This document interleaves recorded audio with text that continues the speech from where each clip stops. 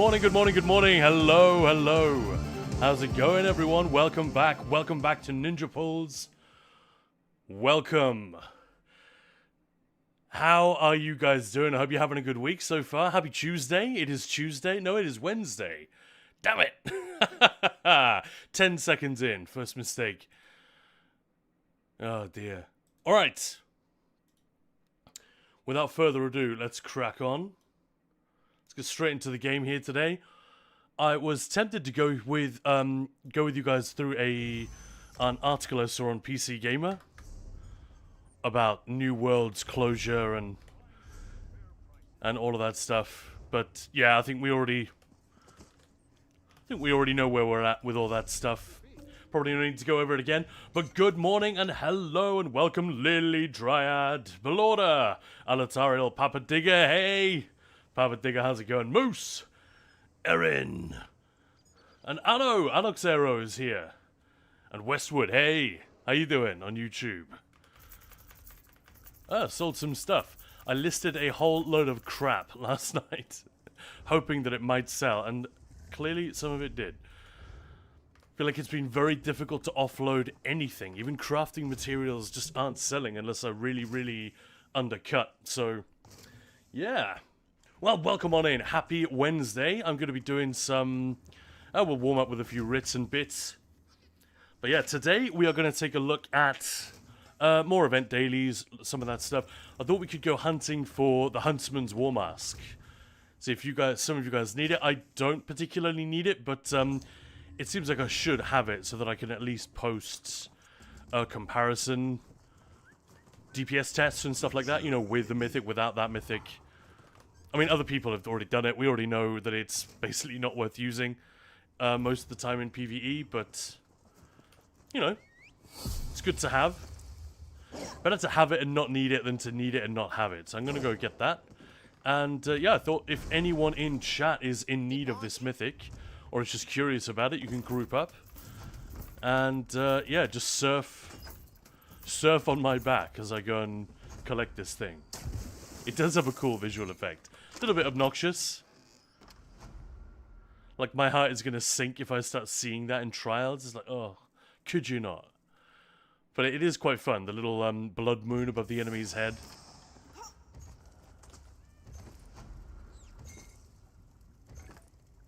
I honestly...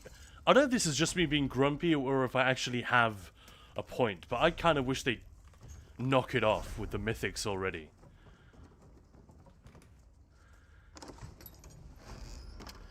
I feel like it's a losing game. All they're doing is relegating other Mythics into irrelevance or obscurity. There are too many now. They're struggling to find a purpose for any of the remaining, you know, any new Mythics or any remaining stuff that's sort of out there. Am I out of food? What's going on here?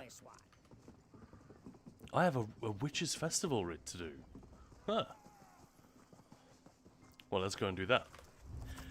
Yeah, any of you guys have the same feeling, or is it just me being grumpy and getting old? The idea that alright, we've got enough Mythics now. Enough. Maybe 1 or 2 per year. Not like 6. The equipped Mythic cap should increase from 1 to 2. No, Erin. Bad.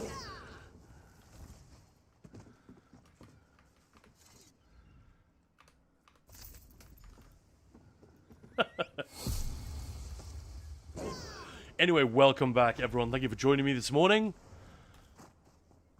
Going to be on for most of the afternoon. And heading off sometime before Maya comes home from work. But she will be here for lunch, I guess. So we can look forward to that. That'll be nice. Oh. Witchly gift. Let's see. What delights? Nothing. Your gold.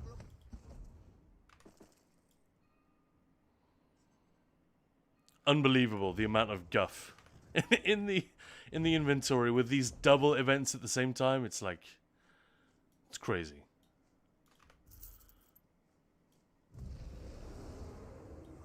That can be destroyed. I have no idea. They retired these from the daily rewards a while ago, and it was a genuine hallelujah moment, I thought. And now they're back. Why? It has always been a bit of a pointless item, but especially these days.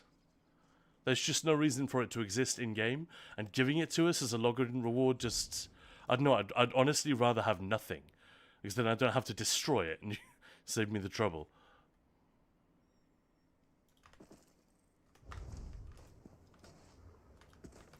But how are you guys doing today? Hope you're having a good one. And is anyone tempted by the idea of getting that new Mythic? Anyone fancy it? You are welcome to join. There are a couple of dungeons that we need to do. I figured we could go in there. They're pretty easy. Well, they're very easy. But things that are easy with a fixed group, where everyone knows each other, can quickly become more challenging when it's just an impromptu assemblage of players. So we'll see.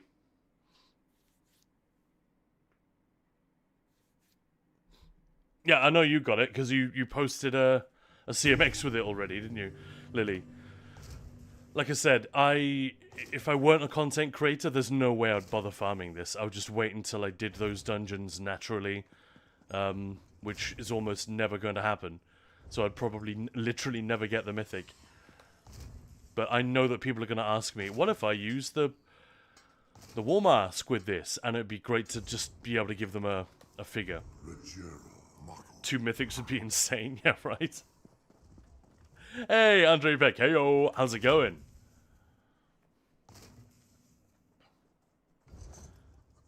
My ideas have tempted one. No, I think by saying it's insane, that's a bad idea, Erin. Should we rob a bank today? That's an insane idea. All right, that's one in favor. That's not how this works. That's not how any of this works. I think I've got settings turned down, haven't I? Let's fix that.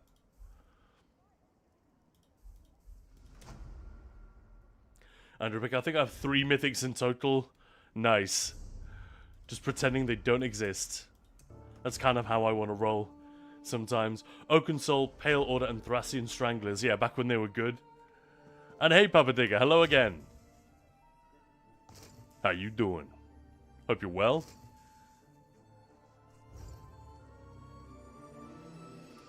Belorda, responding to Moose's question from yesterday. Consider you are not limited to 1 style page a day. This is the Worm Ride, specifically, right? Got 2 yesterday. Nice. What's better than Velothi? Velothi plus War Mask.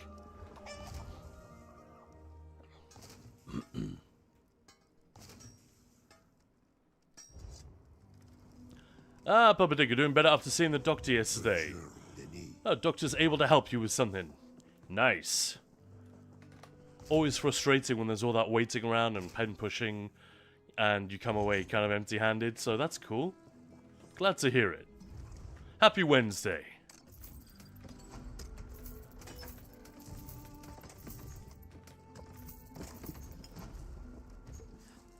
Hey, MBG.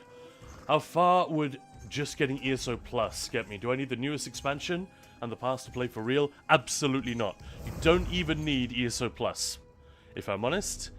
ESO Plus is great, and if you're playing the game regularly, you know, X number of hours a week, then yeah, I'd say the cost is reasonable and the benefits are pretty huge. The only downside with getting ESO Plus is that you'll get access to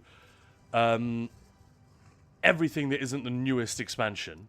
All the dungeon DLCs, all of that, plus a thing called the Craft Bag, which is just infinite storage, as you can see here on the right-hand side, for all of your crapola that you don't necessarily need, but it's nice to have it there, so that when you need to craft something, boom, it's all available at your fingertips.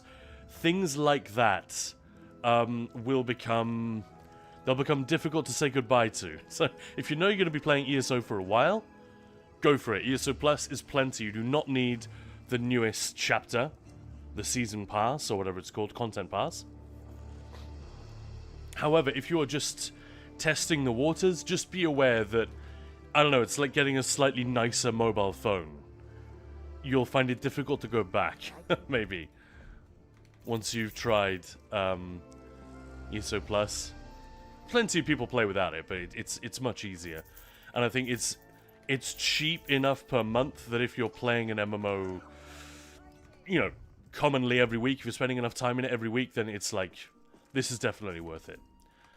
The only thing that you would really need the content pass for is if you are desperate to play the latest story right now. It will be coming to ESO Plus in 6 or 7 months, something like that. And if you really, really want to be part of this wall event, you know, there's a wall separating Western and Eastern Solstice, which is the newest zone in the game. So no one can access this part just yet. Well, we were able to last week because of a bug, but never mind. That's closed off, and that will be falling in, oh, I don't know, a couple of weeks. Something like that. Maybe a little bit longer. And, yeah, the only thing you will miss out on is being able to see that happen, I guess, because the wall event, the Writhing Wall event stuff takes place over here on the island of Sturk for people who don't have the new zone. And Phase 3, we're in Phase 2 at the moment, Phase 3, when that starts, that's going to be exclusive to people with the Content Pass.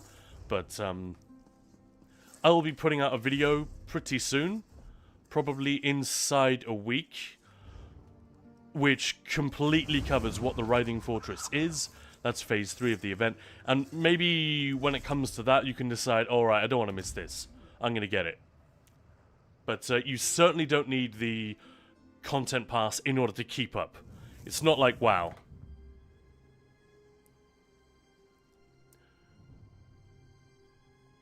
So yeah, I hope that answers your question, MBGs.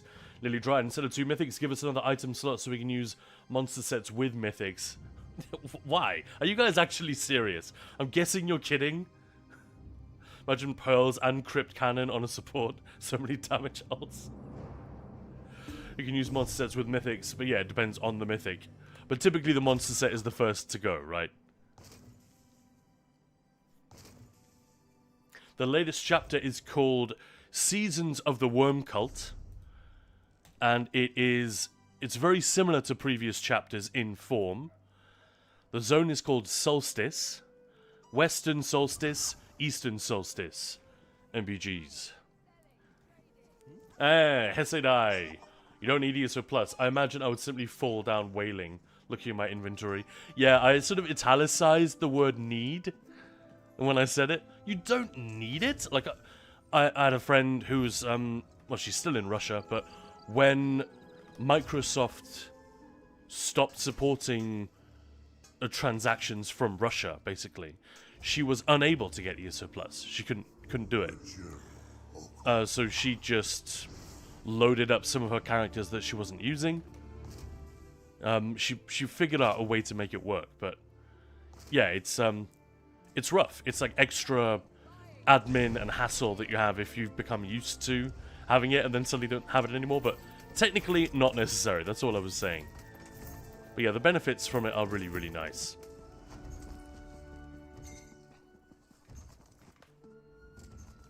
Yeah, Lily Dryad. 2 5p sets and a mythic and a monster set, but then there's no trade-off. Again, I can't tell if you're actually serious or not. And alt! Hola, mi amigos! How's it going? However those Germans say it. Moin moin, I think is the phrase you're looking for. Are we good? Yeah? Nicht so schlecht. Und selbst? Have we brought down a wall yet? No. Unless you're talking about, you know, that wing of the White House. Aaron, what if somebody had a way shrine discovered on the other side? Can they not access it anymore? I think not, yeah.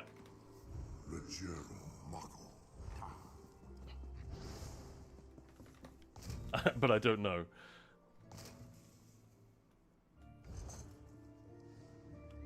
Two Wormwrithe. I know you can obviously get one and one. Whatever knew the Witcher's one. Yeah, 2 Wormwrithe pages, yeah. 1 body and 1 weapon. MBGs, I read somewhere they were planning on buffing overworld content so it wasn't as easy.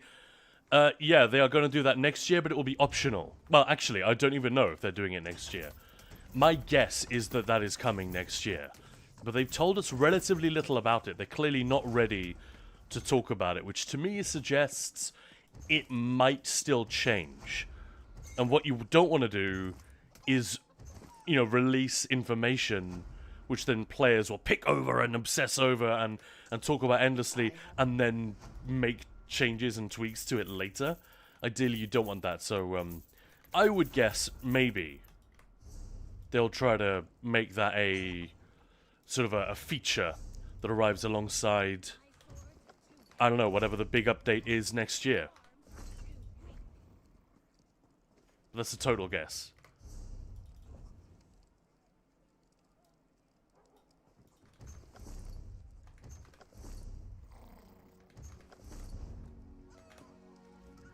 Do not waste my time. Poo and a Cuppa, good morning! Hello there! Hey guys, give it up for Poo and a Cuppa! Sharp and blunt, and have no qualms about using them.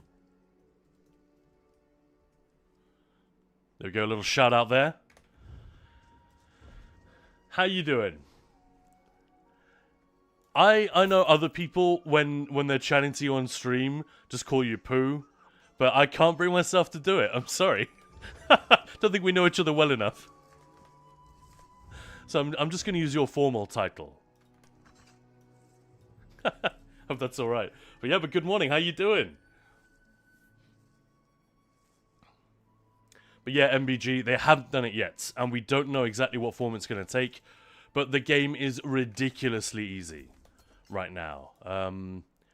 I think it's probably smart that they are leaving... Apparently they are leaving the option to keep the game, the overworld content, as easy as it is, but frankly they do not need to, because it is sort of unspeakably easy in a way which actually causes problems, because the game isn't telling you you need to do anything more, you know?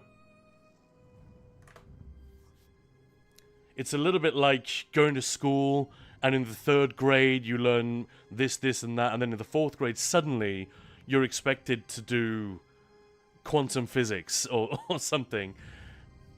What? And you just haven't been prepared for it at all. There's no ramp up from the overworld into group content. And yeah, it creates issues for a lot of players, as you can imagine. So it is a cool thing that they're doing. But I certainly wouldn't worry about it. If, like, anyone who's new and is thinking, I don't like the sound of that, the game is getting more difficult just as I'm starting out.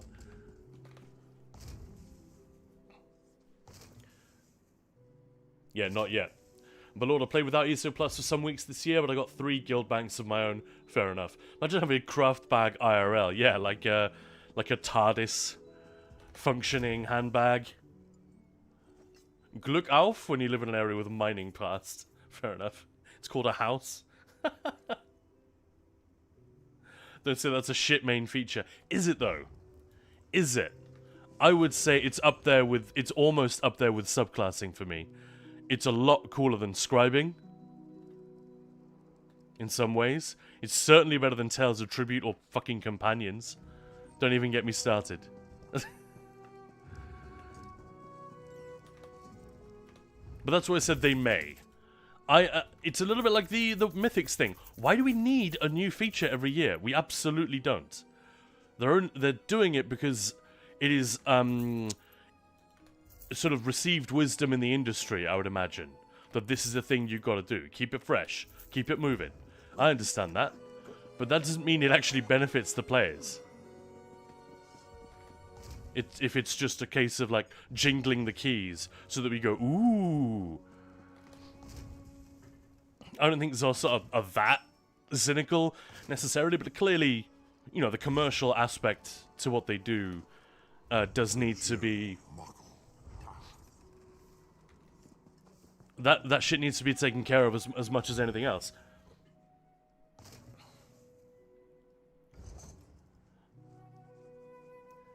Everyone say, you're not really in like my house. I never have to look at everything in my craft pack. Yeah. Yeah, the room I'm in currently is a good example. It's quite neat and tidy, but boy, is it full of stuff. Mostly books. There's a lot of crud. And, yeah, you've got to justify it. Part of me wants to throw it all away and just have an incredibly clean... A house that looks like a Moby song sounds.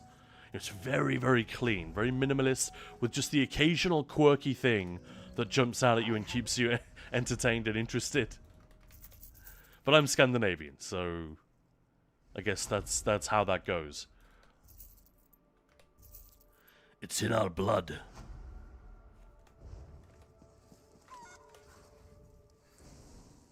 Ted Meister, hey, good morning. How you doing? Moose, Tales of Tribute is way better feature than Harder Overland. Oh, you think so? Yeah, just speaking personally, I think almost anything would be better than Tales of Tribute because I have never touched it. It just hasn't prompted... I literally have got nothing out of it. So, I suppose, yeah, that's an artificially low bar to clear.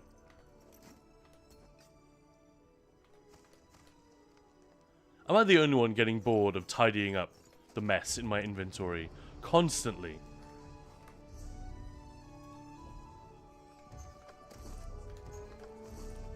I can't be the only one, right?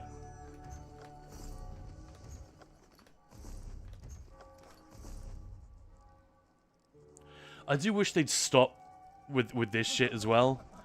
The, like, I'm still missing some of the Wicker Chain style pages. Why am I getting duplicates from years and years past that I've already destroyed 100 times? I don't know, I think that should be curated as well. That if you are still missing bits... I don't know exactly how they would do it.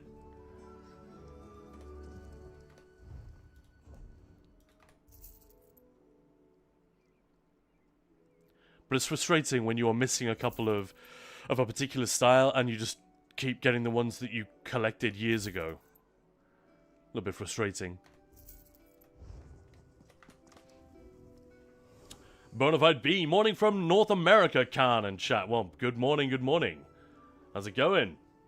What about harder Tales of Tribute? And some world bosses which you can only defeat by playing Tales of Tribute with them? I would love that. What's it called? Like, fight chess? Where you make your chess move and then you punch your opponent. Or is it slap chess? I can't remember. You get one chess move and then one slap, and then it's the other player's turn. So you play a round of Tales of Tribute and then fight. And then another round of Tales of Tribute. Hey, LeBro, thank you so much for the sub. Thank you, man. 7 months. Whoa! That's amazing. Lurk while I'm at work. Have a lovely work and a lovely lurk. Thanks, man. Now, Moose, don't get me wrong, I prefer Harder Overland to Tales of Tribute, but as a feature, yeah, oh, I see what you mean. Yeah, then I think we're in agreement. That's why I was saying they might try to sort of pitch it as, or spin it as a quote-unquote feature, but probably not. I don't think they would...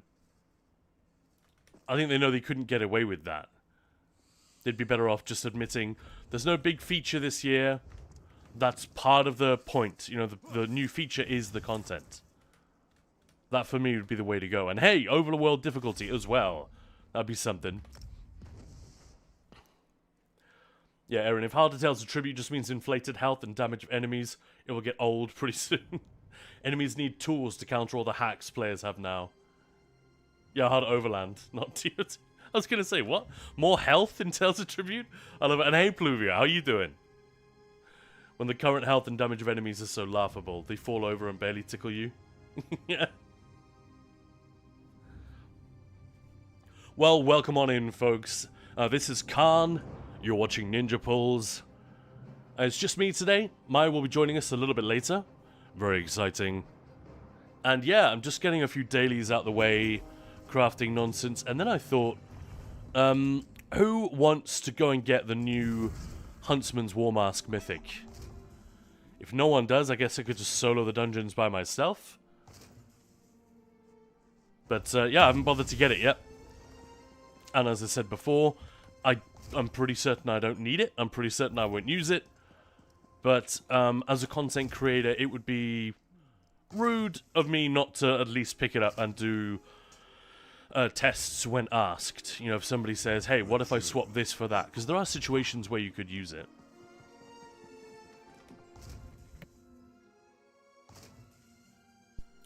Talcon Turnips, Vox and I need to get that Mythic. When were you thinking of doing that? Right now? Well, whenever. Whenever people are available.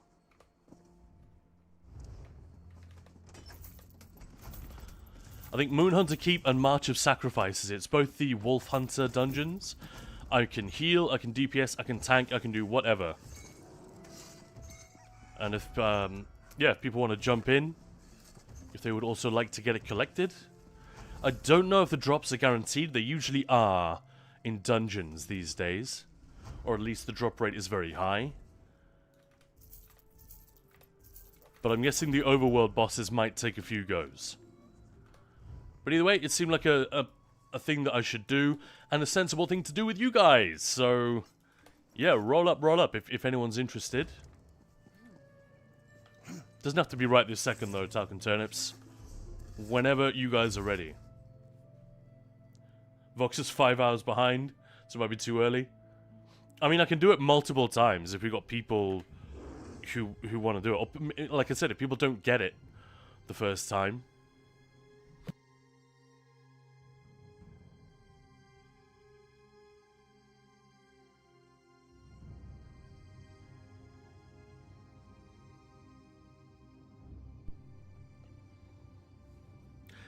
I'm curious, has anybody done anything besides dummy humping with it? Have any of you used it in PvP? Have any of you put it on your setups in a trial context? Be interested to hear. Danilo Albagati, hello!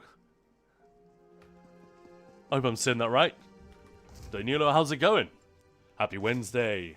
I've seen quite a few players asking for fewer players in instances because they think it ruins their immersion when there are too many players around. One player in particular cited hating the Green Ray players. Hope we're not seeing solo players taking over here. So, no need for toxic casuals here. There is a real drive by players to, I want to be able to solo everything. I don't want to have to group up. I want this, I want that. Give it to me. You know, I don't have to learn the game. I don't want to have social skills. And more disturbingly than that, we're seeing devs right and left capitulate to this idea, this bizarre sense of entitlement. I don't really have a huge problem with it, but I don't think it's the right way to go. It never even occurred to me that I'd be able to get stuff in this game just playing by myself. I knew, and I'm not an MMO guy, right? This is the only MMO I've really fallen for.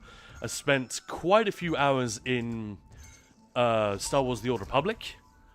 Maybe 60 hours. Not like anything crazy, but, you know, a long time for a single-player game. But I just didn't dig the combat. WoW, I tried repeatedly, so I probably have close to 100 hours in WoW, spread over like 5-6 years of trying. It just never clicked for me. This one took a while, but it never even occurred to me, as a non-MMO guy, that I should just skip the social part of it, or the group dynamic part of it. The whole MMO thing, you know?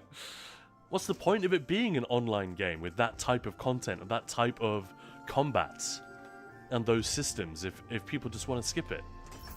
It's also the best thing in the game, ultimately. If you play for long enough, no matter how much you love and how many things you love in this game, whether that be trials, housing, Tales of Tribute, Cyrodiil, BGs, whatever, there comes a point where the social side of it, the people you've met, the groups you're in, the hangs that you have, that pretty much overtakes everything else as like the main reason to stay. Maybe not the main, but it's certainly up there. It becomes one of the main reasons you're here and enjoying yourself. That's the thing, the players are the content ultimately in a game like this. Not the only content, but yes, I don't really understand the mentality, and I think in an ideal world I'd love to see devs just standing firm and say, you know, there's Skyrim, right? Yeah, Skyrim, you heard of it? Fuck off and play that instead. But of course they would never do that. And if they did, those up, you know, the suits up above them would not be happy, probably. You're supposed to cast a very wide net. That is the that's, again, the industry standard, the received wisdom, I guess. So yeah, I think that's why we have this. And we were talking about the Huntsman's War Mask, Danilo, that was it. Solo players can fuck off, Moose says. Nakana's reading comments that didn't show up for me. Twitch chat just stopped. Why do you constantly do this, Twitch? Sorry, man. Talcon Turnips, yeah, there we go. Erin. Imagine entire trash packs from vet trials, but in Overland. People shit their pants. Oh, that would be unfairly difficult, maybe. But it's a good question. If they had to fight Soul Reaver, which has that weird shield mechanic. Hello there. Oh yeah, the Soul Reaver from Rockgrove. Yeah. Moose, I don't go to football practice asking to use a tennis racket. You shouldn't go to an MMO and demand insane things either. Yeah, well, maybe we lean too hard on common sense. Can't expect a bunch of people online to be guided by common sense. And hello there. But yeah, Moose, I've used exactly the same analogy. You don't go to a football practice in a tutu and high heels or whatever. You bring the gear that is appropriate. You bring the mentality that is appropriate. Pluvio, it's bad in PvP. It's the Huntsman's War Mask because it can be cleansed. Of course it can. Yep. And a lot of setups have access to that now. In PvE, it's good in the same fights that Highland was good in before. Except purely single target, yeah. Maybe a bit more usable in other pure single target fights that have a bit more movement. Yeah. But the advantage is so slight that I feel like a lot of people just won't bother. Well, I'm sure we'll see it used, and if we don't, I suspect we'll see it tweaked, buffed ever so slightly. But, yeah, I've already said, I'm probably just being a bit of a grumpy Gus about it, but I do feel like enough with the Mythics already. Like, I am tired of it. What must newer players who haven't got years of context, they must be so overwhelmed by, like, oh my god, what... Should I bother with the Mythic system? Like, what's good, what's rubbish, what's in between? I just think it gets to a point where it's diminishing returns, or even inverse returns. My heart sinks whenever I see a new Mythic that might actually be good. But like I said, that's not necessarily me being objective.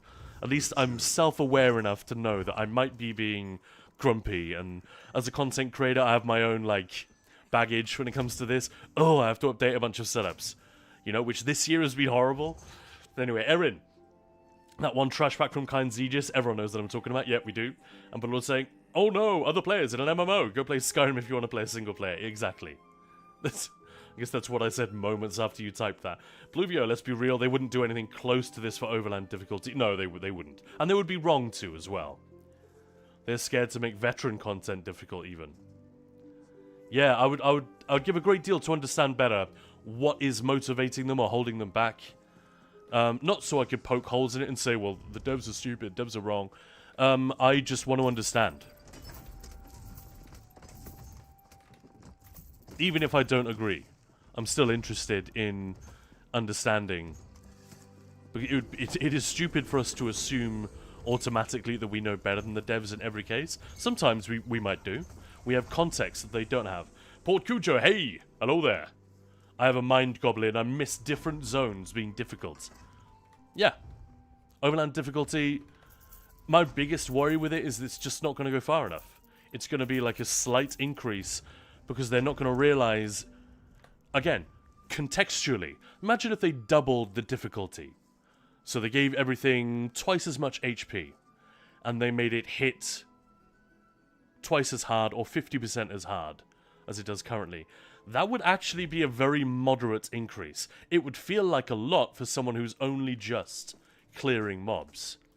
And the danger is, I think, that the devs walk into that trap, but to somebody like Pluvio, who's doing a quest, and is quite enjoying the quest, then he gets to the big bad at the end of the storyline, and nukes them in 3 seconds.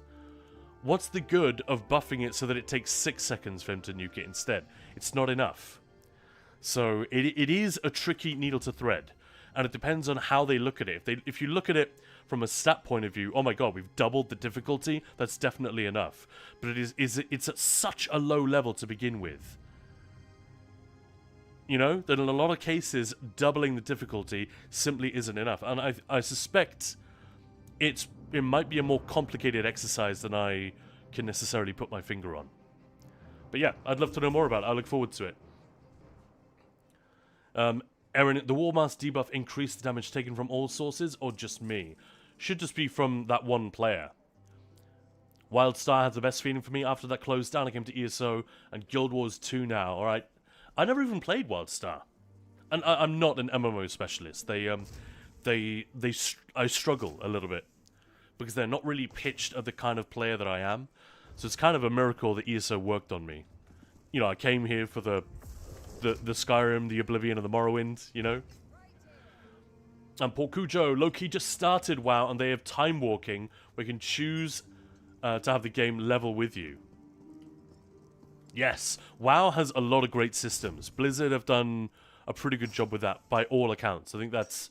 Even people who don't like the game tend to say this, so yeah. And Aaron, if it increases damage from all sources, then it will be too good. Yeah, it's not what it does. It reduces your damage done to all targets that aren't marked by it, so you can only have one mark active. But yeah, it's I think Aaron was asking if I have the mark from another player, I'm only taking extra damage from them, correct? Which, yeah, everything I understand about it suggests that, yeah, that's how it works. Loved Wildstar. Best housing I ever saw in an MMO. Nice. New Mythic is going to be nasty for 1v1s, Paul Cujo. Not so much. It can be cleansed. Which it kind of needs to be. I feel like it needs to be cleansed. Or purgeable. Hello there. But, that also means it's kind of bad. Unless you're fighting a player who doesn't know what they're doing, or who hasn't bothered with a purge. But since subclassing, it's pretty easy to get one. Loads of people running around with those netches. Yeah. Pluvio, I see what you mean. Not only increases the damage, yeah. Increases the damage from your own sources. And hey, Dark Matter, how you doing? Hope you're having a lovely, lovely week. Andre Peck combat was epic as well in Wildstar. Super fast. Housing was epic for sure. Wasn't my cup of tea, but I made random objects when I had the chance. Fun. Hey, Pride Claw, how you doing? We are good, Dark Metal. How are you? How are you today? Pluvio, yeah, barely an advantage from Huntsman. I don't know if they would buff it. It was buffed on PTS, then immediately nerfed. Yeah. They overdid it, though, didn't they? We'll see. We'll see. But this is another reason I'm a little bit tired of Mythics. I don't feel like they generate much excitement anymore. At least not for me. But like I keep saying, I'm very conscious this is my own perspective. Welcome on in if you just joined. This is Khan. You're watching Ninja Pulls. Happy Wednesday. Hope you're having a good one. We are going to be doing some Huntsman's Warmask in a little bit. That's why we're talking about it. If anyone is on the PCEU server, you haven't got that Mythic collected yet, and you want to join me while I grab a couple of the leads, feel free. I'll be doing that shortly. Sounds like Talcon Turnips is up for it. Aaron, only the expansion selling Mythics needed to be OP. Zos, probably. Who knows? And Talcon Turnips, the grind of doing the scrying excavation for a new player is quite overwhelming too, with everything else they got to do. Yeah. The grind in ESO isn't too bad, but there's just so much stuff for a new player. And just understanding it is kind of a barrier. Because what if you look at a YouTube video that's a few weeks old? You know, you might get information which has suddenly changed. And if you're unlucky enough to find something that's 2 years old, and you don't check the date on it before you start watching, you could very easily be sent down a dead end. And I guess there's not much you can do about that, but it is regrettable. And the plethora of new mythics added every year, which often they look really good. There are so many things in this game which look amazing. Look at Leeching Plate, right? It fucking sucks, objectively. But you look at that tooltip, and without the knowledge that people have tested it, it's very easy to think, well, that seems pretty nice. It's just when you actually put it through the ringer, use it in content. Yeah, Paul Cooge, a lot of people don't even use cleanse. Sure. But, I don't tend to make a PvP build that's just for squashing noobs. I want it to be able to hold up against anyone but, like, an awesome player who's... No build is going to help me defeat them. Or no build is going to allow me to magically defeat them because they're better prepared and more practiced in PvP than I am. You know, the muscle memory and all that stuff. Dark Metal devs are developing it, but it feels sometimes they don't play what they develop. Yeah. X-Fury, sorry, I saw you come in and just got round to your comment. I've come back from a 5-year break, console, now on PC. Welcome back. This one welcomes you back. I'm okay with the regrind from scratch. Yeah, I guess I would be too. At least I have experience which reminds me how extensive the grind is. But so many changes overwhelming me. I can't even imagine how brand new player to ESO would feel. Okay, thank you for backing me up. It gives me confidence my take on this isn't wildly out of step. But yeah, welcome back. If you are on PC EU, feel free to join the Discord and get some tips, get some farming help, whatever, get some crafted gear, anything we do. Teaching trials as well, we're starting to run those again. I went back to Hoff yesterday. First time I've been in there in, a shit you not, it's probably been 2 years since I was in there.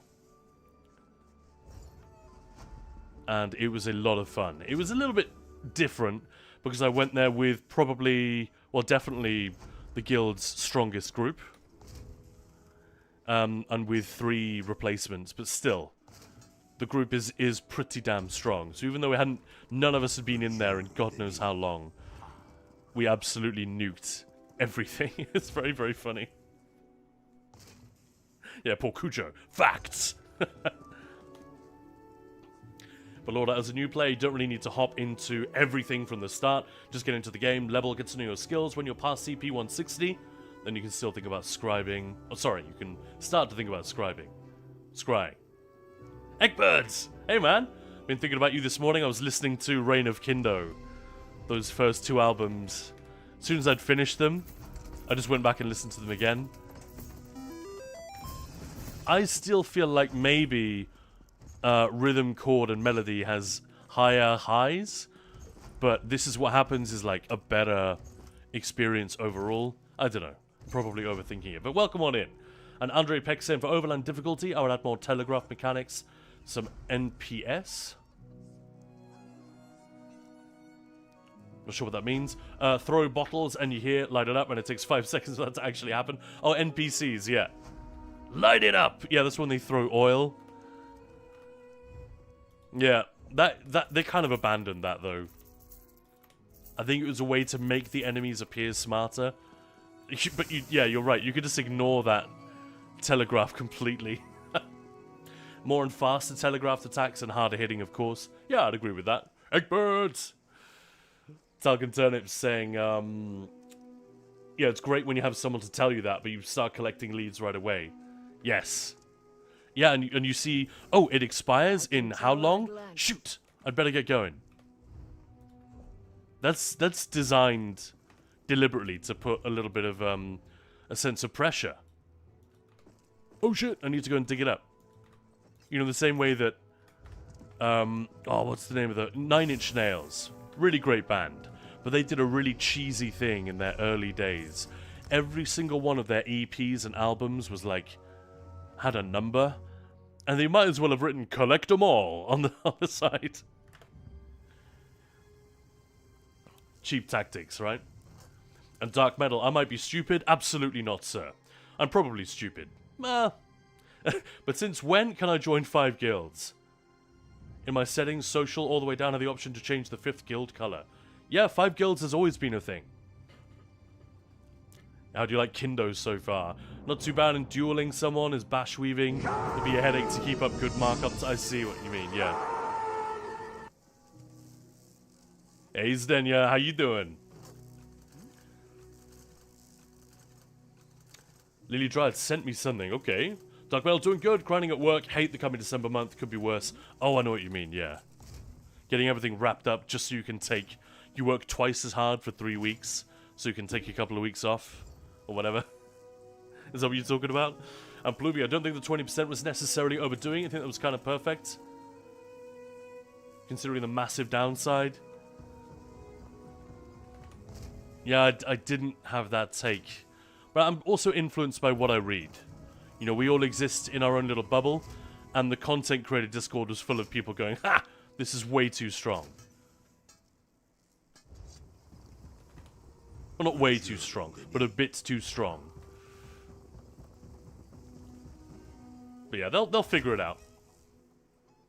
Lord, I got the leads, but would join if a player is needed. Thank you, Bonafide B. You think the more mythics they add, the less mythics they feel because there's so many options? Yeah, I do. I just become less and less interested because in the same way that Zos have signaled very strongly this year in 2025, we are abandoning the chapter release model, you know, the format, the arbitrary format where there is a huge chapter update which drops June every year, and it must be fully fledged with 1 trial, 2 public dungeons, 6 delves, overworld bosses, this amount of dialogue, this amount of quests, this amount of overworld sets, this number of mythics. Like, when you think about it, that is... What a great way to kill creativity. I know that constraints can breed great creative decisions as well, but when you just have a format which you're sticking to every year, sure, it works, but a conveyor belt is no way to tell stories or create interesting experiences. I think that it's remarkable they've done as well as they have for so long. And yeah, sure, abandoning that format doesn't necessarily mean everything they do from now on is automatically going to be much better or effective, but I do think the mythics are a great example of, oh shit, we need 3 mythics. Come up with something, quick! I'm oversimplifying. But that, I just feel slightly wearied almost every time when I see them, especially if it's one that looks like it's designed to be competitive. My heart just sinks because it's either going to be overpowered, in which case everyone's going to be scrambling to get it and there are going to be misunderstandings as to how it's supposed to be used, where it works, how it works. And yeah, we're just going to have to be knee-deep in that shit. As boring as it is to just use Velothi everywhere, sometimes I feel like I would rather it stay that way.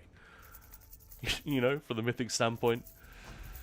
So I feel like it is a, hey, get this, I feel like it is a synecdoche of the broader issues with the content schedule.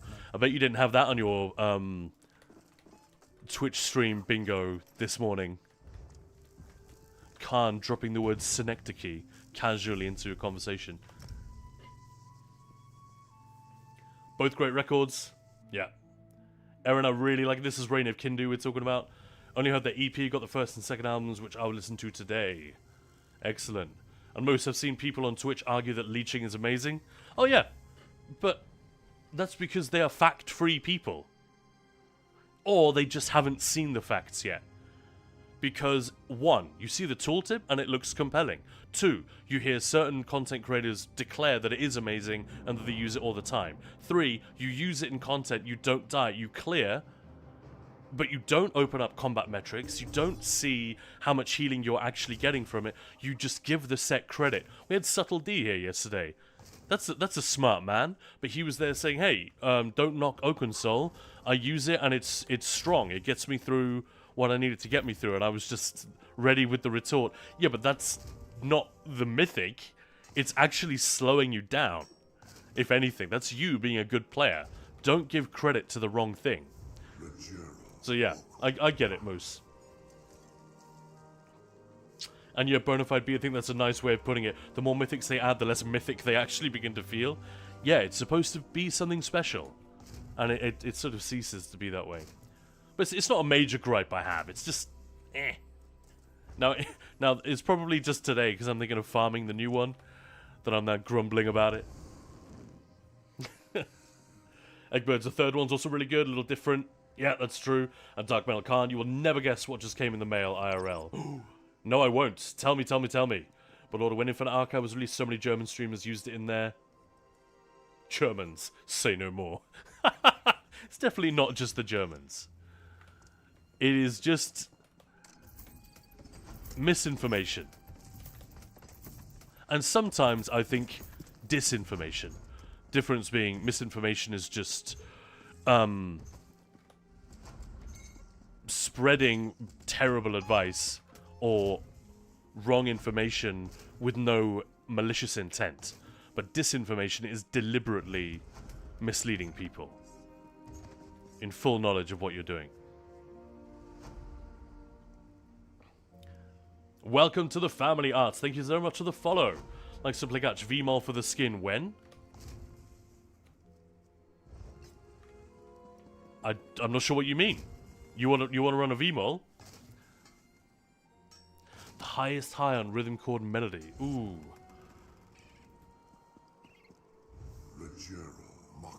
I'm not actually sure. I'll have to come back to that one, Eggbirds. Like to play catch, I've decided I want to collect every skin associated with dungeons and trials. Well, good news, they're all just hiding behind veterans, so they are extremely easy to get. Fuck's sake, I could have joined the trade guild for so long. No! Hey, Bonafide B, thank you so much for the sub. Wow! How generous. Thank you! Welcome on in! Really, really appreciate that. That is very kind. I'm sorry, I'm slightly lost for words. It's just a sub. I should be used to it by now, but it is a little bit of a reality check every time. Thank you so much. Much appreciated. Welcome on in, and hope I can earn that sub going forward. Right. Where were we? And hey likes to play catch. Teaching trials. Who do I accidentally have to hit with my car to make room for a tank in there? Nobody! Let's go. And Erin was saying, also got Billy Joel, Piano Man, Tame Impala, Currents the Lumineers, Jeff Buckley, Grace. So, I'm sorry, Erin. I'm going to sound a bit patronizing. Are these, like, records you've never listened to before? And why? Is music just a thing that you denied yourself? Or are you like, did you grow up in that town from Footloose, where no one's allowed to dance?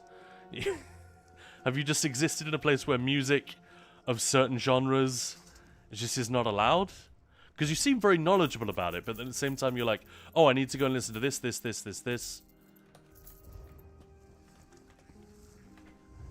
Just interesting to me. No judgment whatsoever. It's curiosity. Take it as a compliment. I'm interested by a very interesting person and what they're up to. Dark Metal, yeah. Get on that trading guild. Let's go. I'm in 2. Xenia, the officer today had to check in. Thank you, man. Eggwords, Grace is also a terrific album. Yeah, Lover, you should have come over. Still fucking destroys me.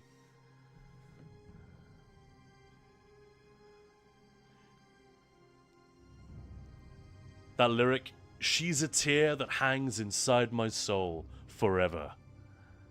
Brutal. I mean, I was, the age that I got into that, I was very young when I first heard that.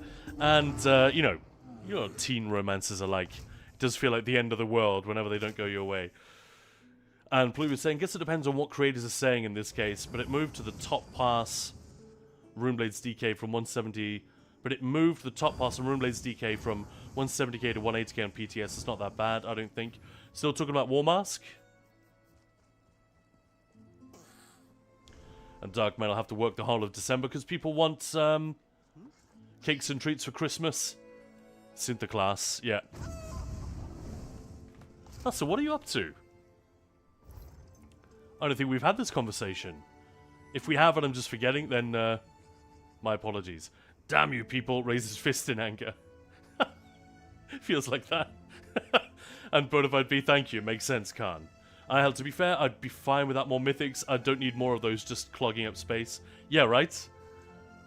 Almost every day, 10 hours at the least, 10 plus. Yikes. I don't get why people still think leeching is good. Yeah, when I was just explaining... I'm trying to both sides it a little bit here. I'm with you, man. The set is rubbish.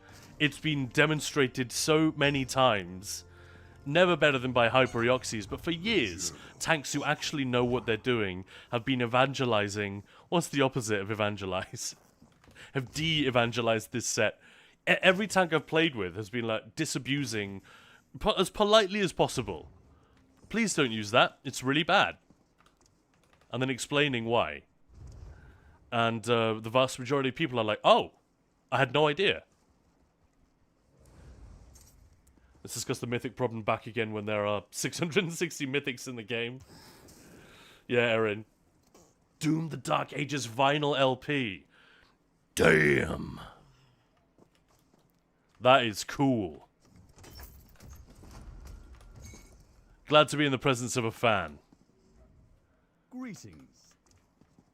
That's very, very cool. The soundtrack has grown on me. Initially, it was just...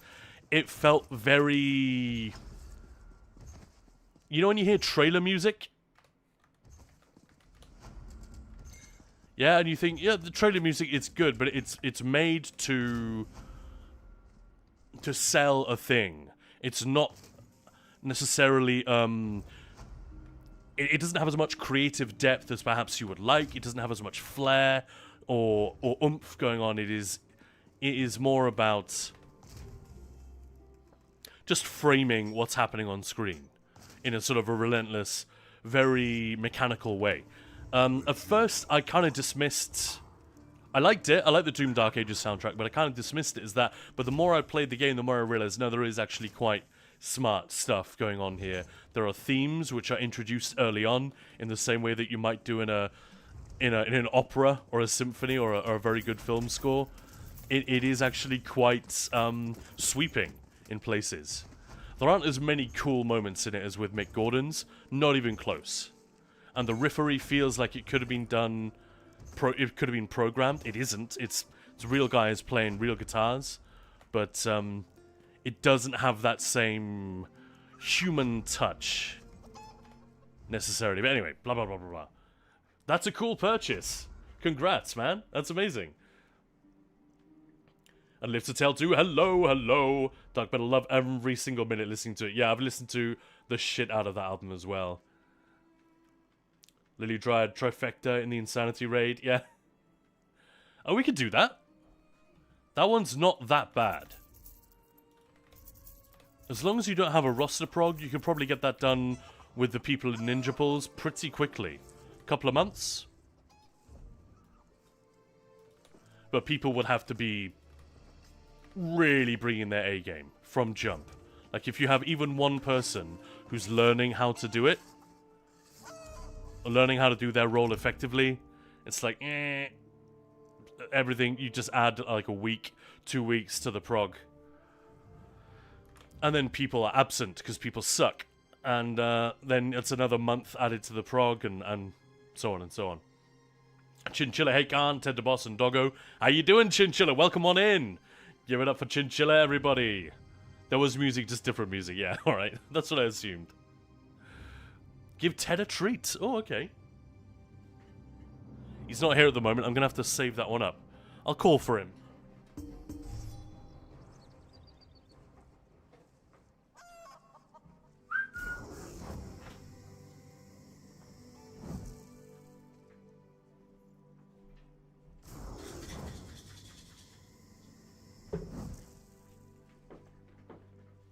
Well, I whistled for him and I shook the treat jar.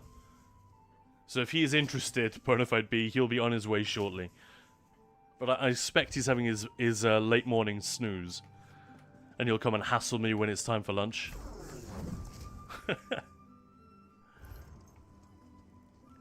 I'm a pastry chef, Khan. That's unassailably cool. I mean, I figured. I thought we'd had a discussion about your work before. But I guess not. Wouldn't call me a chef, but well, yeah. Clearly. That's the word for it. DJ Chiller. Yeah, man. The most chill. Little Dread Leeching, can you show that set quickly? Yeah. So it's Leeching Plate. It's from White Gold Tower. No, Imperial City Prison. DLC Dungeons. Health, healing taken health. When you take damage, you summon a cloud of leeching poison. The cloud deals X amount of damage every second, and then heals you for the amount of damage caused. That's going to occur every 5 seconds and scale off your max health. So it looks like it might be good, but A, what the hell do you need a 5-piece to heal you for? This is what healers who are new to the game, and sometimes tanks, just utterly fail to comprehend. What do you need a 5-piece to heal? Like, what? It's like taking a backpack on a walk with you that drips water on you every 10 minutes when you could just take a fucking bottle and drink it when you need to. Do you know what I mean? That's a terrible analogy, but that's what it is. You're taking a set that does absolutely nothing useful and then using it to do an extremely simple thing that you should already have built into your setup. It's very strange. But the concept is quite cool. It's just that the way it works means that the amount of healing you get from it is trivial, and it's simply not worth sacrificing a 5-piece for it. I highly recommend checking out Hyperioxys. He did a video on it about a year ago, maybe a little more than a year ago, where he literally runs the numbers on it. He ran an entire dungeon with the set because he was tired of people arguing with him and saying, "Oh, you just don't know what you're talking about."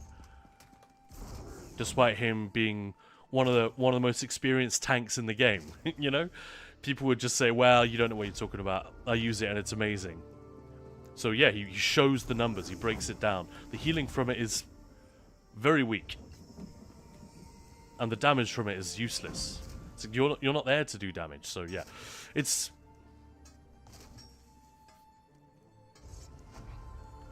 Dark Metal, the soundtrack was also very silent on launch, which they fixed. They had to after the Doom Eternal soundtrack, which is also such a bob. It was very silent. Like, in the game, it was quiet. I don't remember noticing that. There is a clip somewhere here on Twitch of me... I hope it's still there. Of me firing up Doom the Dark Ages for the first time. And there's this, you know, slow build-up of, like... Boo! Like, booming sounds. And you know, this sort of build-up, like the start of a heavy metal album. And then, as I was saying, guys... Here we are. We did it. And then the chord drops and the beat kicks in. And I didn't know it was coming. I'd never heard it before, but it was like perfect. I was very aware of the soundtrack. The moment you come around that corner after you see the spaceship crashing and there is the first real big group of enemies and they're just teaching you to shield charge around. That bit, oh, that was so good. Great fun. Anyway, we're not playing Doom the Dark Ages today. Sorry. So who wants to join me and go and get this mythic? The Huntsman's War Mask. It's the new mythic.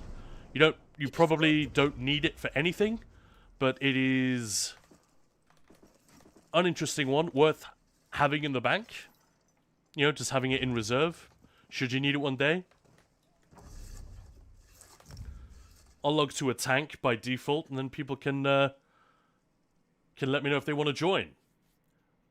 Welcome on in, by the way, if you just joined. This is Khan. You're watching Ninja Pulls. I'm about to go and get the new mythic. If you guys want to join me, you are very welcome to. We can obviously only do dungeons with groups of 4, but world bosses and all that stuff, we can have as many as we want. I've seen a DD run this. Yeah.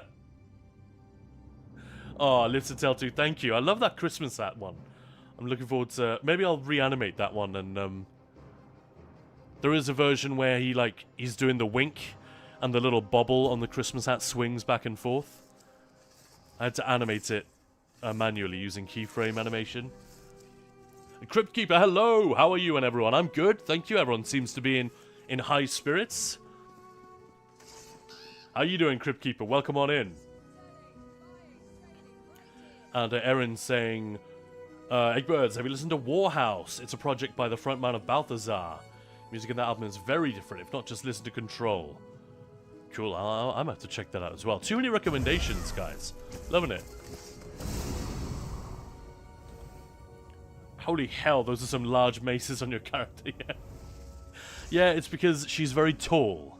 So the size of the mace scales to her height. There you are. I have been expecting. Crypt Keeper doing okay, thanks. Awesome.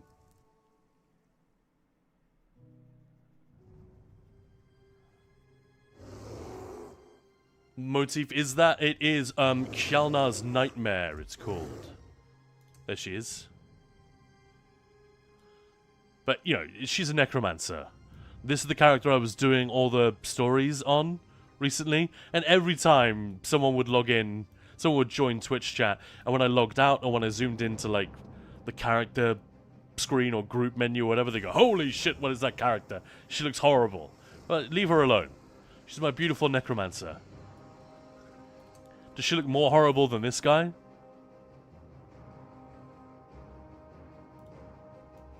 When I made this character, he was originally a Bosmer. He's a Dunmer now. He was originally a Bosmer, so he was even tinier. And when I first logged in with him after making him, my buddy from Denmark just went, oh, your character looks like a little creep. You look like a little creep. That just really made me laugh. I was like, yeah, I think that's the point. They're both amazing. I wouldn't go that far, but thank you. Looks nice. Yeah, the Kjalnar style is pretty cool. Shiny skulls and whatnot. Alright, who wants to come and do this this mythic hunt with me? Well, I just made a soon-to-be healer, dark metal, and it is ugly. Why'd you make it ugly on purpose?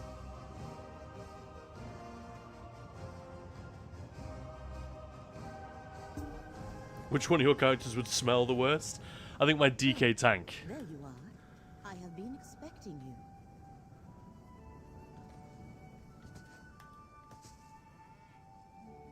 Dark metal because I can, and I normally never do. Yeah, fair enough. Well, if no one pluses up, I'm just going to have to relog and bring a DD instead, because I'm not soloing world bosses with a tank.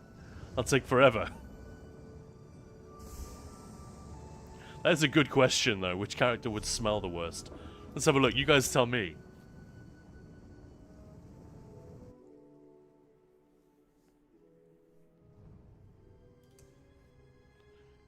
That's my main. Should be fragrant as a spring morning. You'd smell a little bit of hay, I think. You know, like a feral cat. They have that sort of horsey smell, you know? She just keeps it clean. The Arcanist just cleanses himself with fake carver. That's how he gets those cool...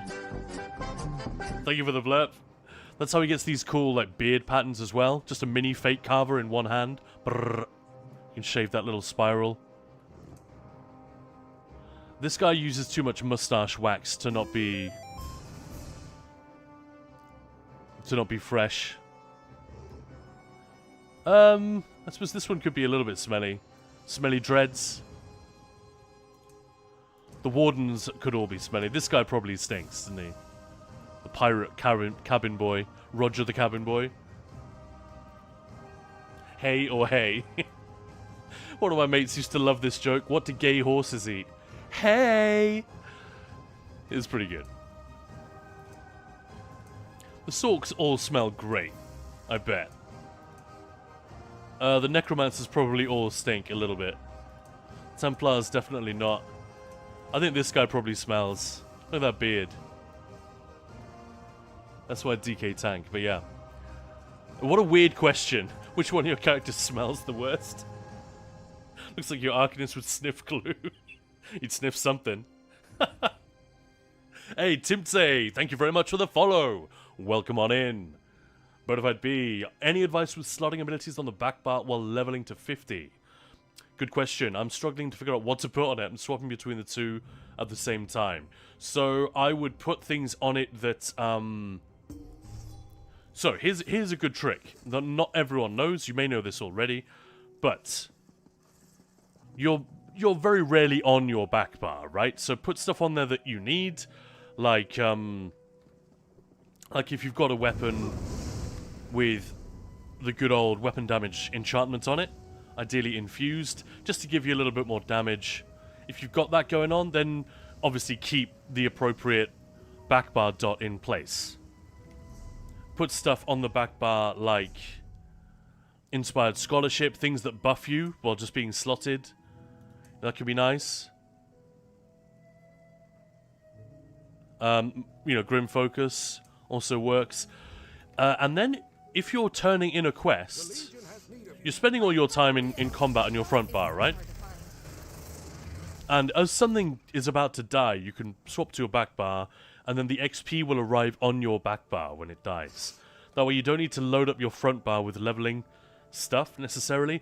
Or certainly when you come to turn in a quest, swap to your back bar before you go there. You can even use Wizard's Wardrobe or a similar add-on to make a new, just a back bar setup full of stuff to level. It's not needed, but, you know, if there are things that you need to level but you don't really want to use, like, I don't know, say you're leveling an Arcanist. You want to get Soldier of Apocrypha and Curative Rune Forms to 50, but you don't want to have to slot lots of stuff because they're not useful. Then you could do that by putting the ult on the back bar and stuff like that. Whoa, Erin! Erin gifting 3 tier 1 subs. Thank you so much, Erin. What a genius. Give it up for Erin, everyone. He looks like he's made of brimstone ghost, yeah. Necromancer with all the death. They definitely smell bad. You'd think so, yeah. That weird, sweet smell. We once had a... Ah. We got a healer. Womb Stealer. That's worrying. Let's have a look at this character then. Oh, he's not ugly. He's just Maverick.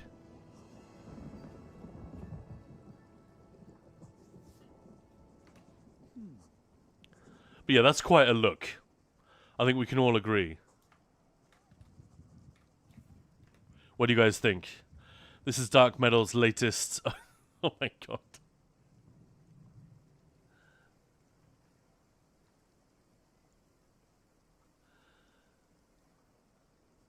Yeah, the dancing does feel a little bit inappropriate. Oh, Lou! Lose your throne, gifting subs as well. Thank you so much, guys. Thank you. Thank you for supporting Ninja Pulls. We owe it all to you guys. This is the lifeblood of the guild and the channel. There's the hype train. Exactly. Oh, treasure train incoming. Holy shit. Hey, guys, if we can get to level 2, we will unlock 35% off gifted subs. So, what do we need to do to get the hype train? This is a treasure train. I've only had one of these before. I hate to ask, is there anyone out there with their finger on the gifted sub trigger to get this treasure train incoming? Then we will unlock that 35% off limited time. That's crazy. I don't know what triggers these. I'm guessing it's total RNG. But thank you, Luzotron. You got that started. That's amazing. And Dark Metal gifting subs. Crazy. Great. Oh, Dark Metal, you absolute genius. Thank you for spending money on Doom soundtracks and on Ninja Pulls. You absolute class act. And thank you for spending time on this... on this fine fellow. 35% off gift subs now, guys. Wow. We just need 3 subs to complete level 5. Goodness me. Wow, let's go. Let's go. What are we waiting for? Thank you so much for getting us started. And what shatter did I miss? Live to tell 2 laughing. And there's the hype train. Valerina, good morning, good morning, good morning. Likes to play catch. Hype, hype, hype. Lily tried. Oh god, poor Morlock Bal. Imagine losing to that character in the main story. Right. Now, Dark Metal, you have to do this. You have to kill Morlock Bal with that character. And make a little clip at the end. Oh, Erin gifting subs as well. Thank you. My trigger finger itching. Erin. Oh, you legend. Thank you so much. Thank you, guys. I really, really appreciate the support. Maya and I we would not be here doing what we're doing. I would have to get an old management consultancy job or something comparable to that again. It was fine, but it's not what I want to do. What I want to be doing is making content and entertaining you guys. So thank you so much. Morlock Bal scares me. Well, that is 35% off. And we are halfway through level 6 here. goodness me. 3.5 minutes to go. If anyone else wants to jump in on that, this is a treasure train. I don't even know what triggers these. I think it's just RNG. I've only had one before, like, ever on this channel. Maya may have had more when she was running it. But thank you so much for getting us there. That's amazing. I do the crafting quests on my alts. They can also drop from camp chests. I see. No way, Herway's here. Hey. Bonjour. How's it going? I almost asked you V-Gates. That's not correct. Herway, thank you so much for the sub. Guys, shout out to Herway. If you don't already know the guy, I'm hoping you do.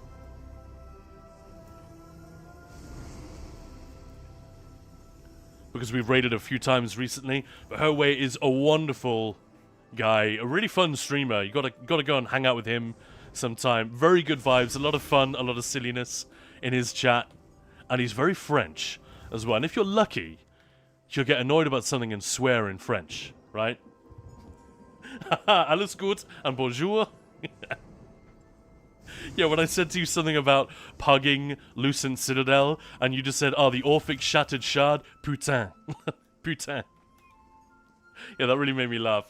Alright, guys, we have got 2 minutes, a little over 2 minutes to get a few more subs to complete level 6. Is there anyone else out there? I gotta do this. These opportunities do not come around very often. It's over a year since I saw one of these. And thank you, Belorda, for the updates about getting multiple style pages per day. That's really handy. Good to know.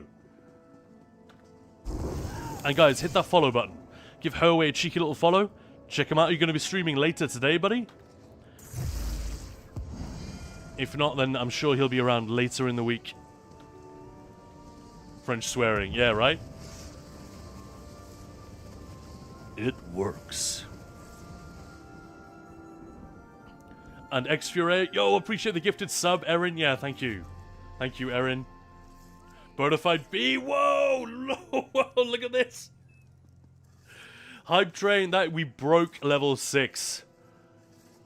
Crazy. Thank you so much, guys. Bonafide B.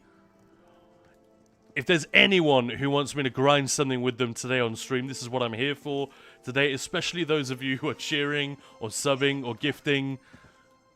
Seriously, as long as it's PCEU, I'll do my best to accommodate. Dark Metal just cheering bits and bits and bits.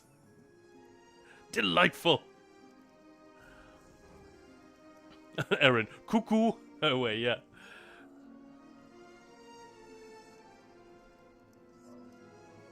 Likes to play catch. Hype! Yeah, exactly!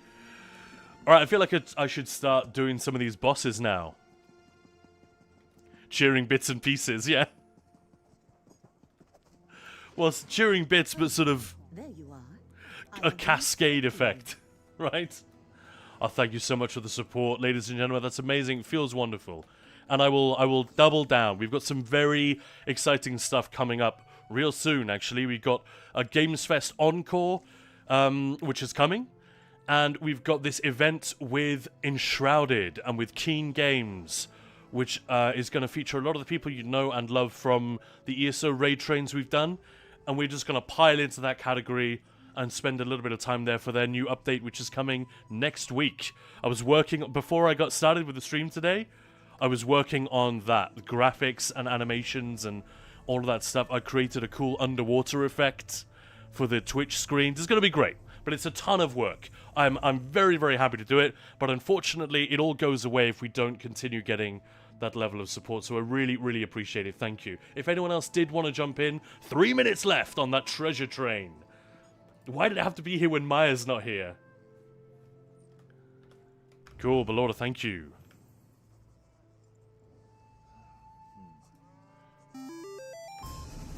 So, Belorda, do you have the leads already? Le bro, l'amour de sang pour... l'amour de sang pour Herway. Might be wrong. The love of monkeys? Monkey love. Thank you, thank you. Alright, Belorda, let's go and do it then. Anyone else want to get in on this? This is for the Huntsman's War Mask, ladies and gentlemen. If you already have it, absolutely fine. Ah, shoot. I just need to look up. They haven't been added to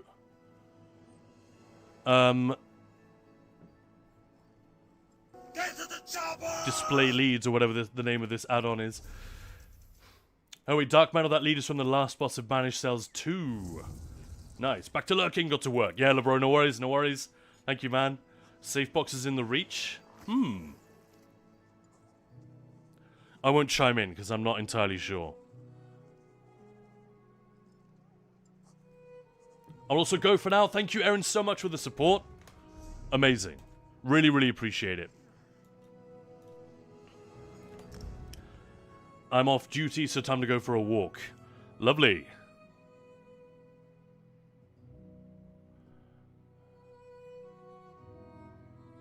Alright, I'm just going to remind myself where all of these leads are.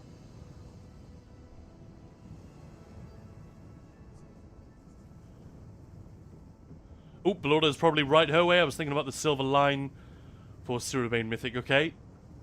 Display leads is discontinued. No way. Really? They've just stopped updating it, but the add-on's so good. I didn't even know that. Thank you. Misread and missed the for the pearls Mythic. I see, yeah. Now we're getting all the delightfuls on a delayed basis. Alright, we have 30 seconds left on that treasure train, guys. Thank you so much for all the support. If anyone else did want to jump in at the last minute, now's your chance. 35% off a gifted sub. Thank you so much. It means a great deal to me and Maya, and we will endeavor to keep this thing going as long as you guys will support it. Delightful. Delightful. Delightful.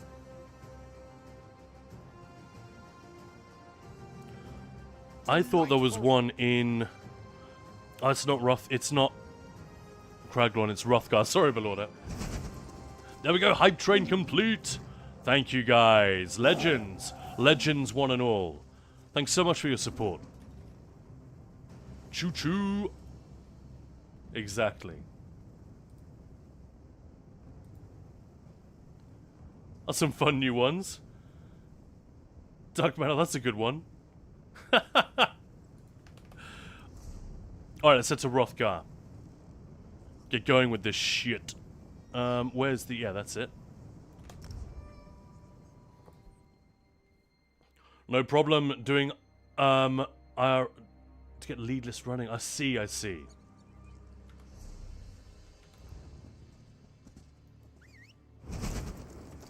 Yeah, I had no idea display leads was done. I guess if you're not, if the person who's updating it is not playing anymore, that's probably the reason.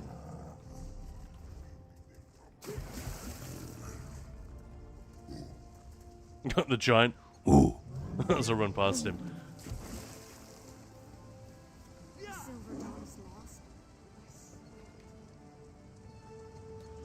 Always a little bit tricky to get up there in one piece, like mountain biking. But yeah, welcome on in if you just joined in the middle of that treasure train. Excuse the crazy hype from me there. I was genuinely excited. These don't come around very often, and the community was amazing. You guys like really stepped up and made the most of it. Massively appreciated. Chinchilla saying, "Oh hey, how you doing today?" Yeah, welcome on in, everyone. The gang's all here. Right, so according to my list, we need to kill Magna Child Eater, which is an incredibly disturbing name for an enemy.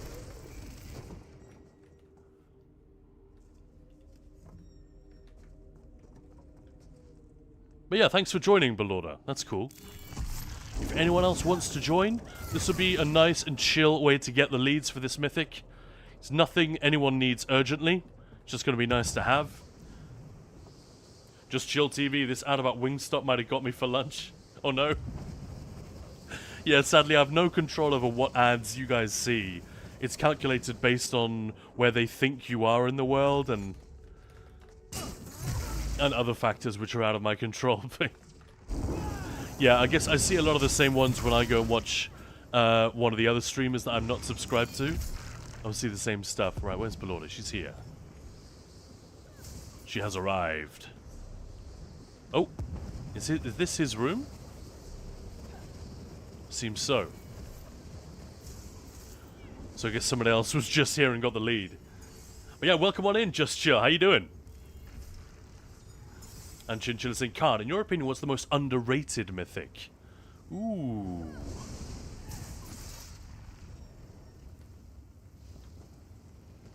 That's a great question.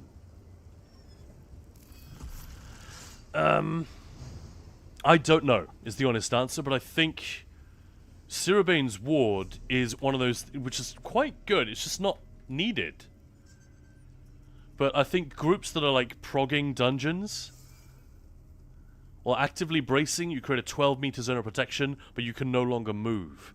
Group members within the zone increase the amount of damage they can block by 30%, and their health recovery is kind of rubbish. But and it's so I don't think that qualifies. But it's generally not used at all, as far as I can tell. But like there are situations as someone who's progged some dungeons where I can imagine that could be pretty handy. I don't think I've ever noticed that before. See these guys up there? In the Indiana Jones Temple of Doom style mining carts. Belorda just shaking it.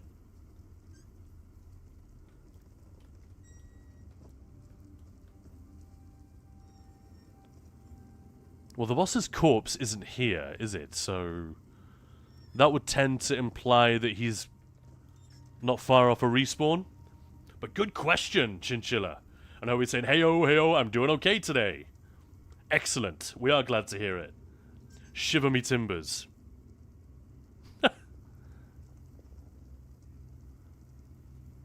Yeah, what other ones are there? Let's just have a look. No. Set items, miscellaneous. Crypt Cannon. I don't think that's that underrated. It is really strong. It's probably not as used as often as it could be. That could be really handy in trials. Death Dealers actually is really good, isn't it? And you don't see that used very often. It's actually really decent. It buffs your damage and survivability by quite a bit.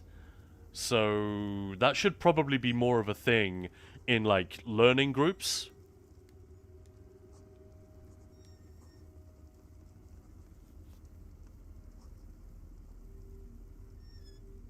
I don't think any of these are underrated. Gaze of Sithis can be handy, but like again, it's like a set of training wheels. The Mad God's dancing shoes are definitely not underrated, in my opinion.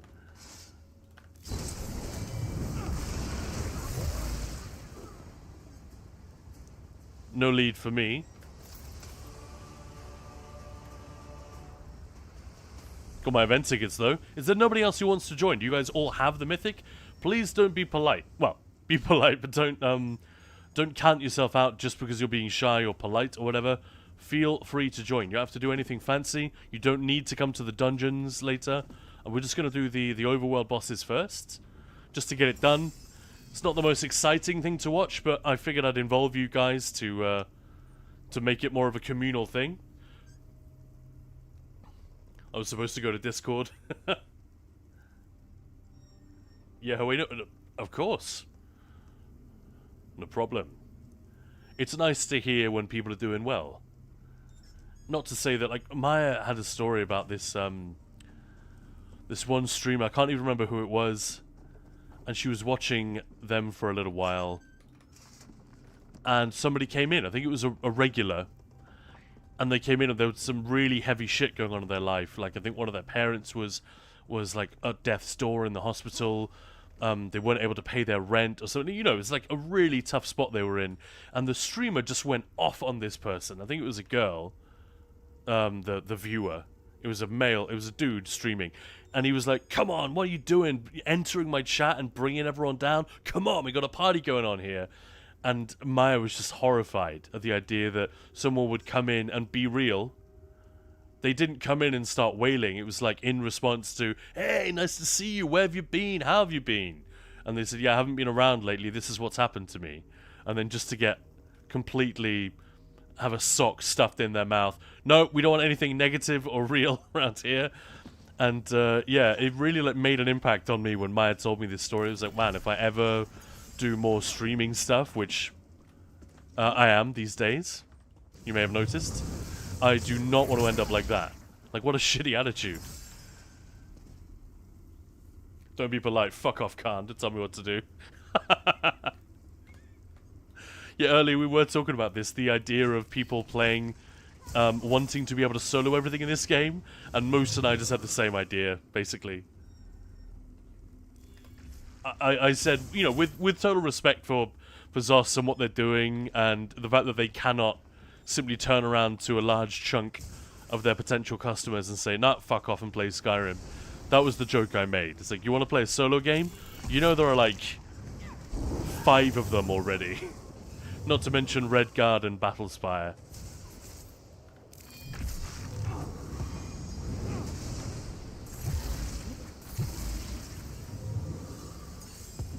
Pluvio, I think the girl was one of the guy's mods too. I think I know this story. Yeah, I think it made the press. And Maya just happened to be there when it happened.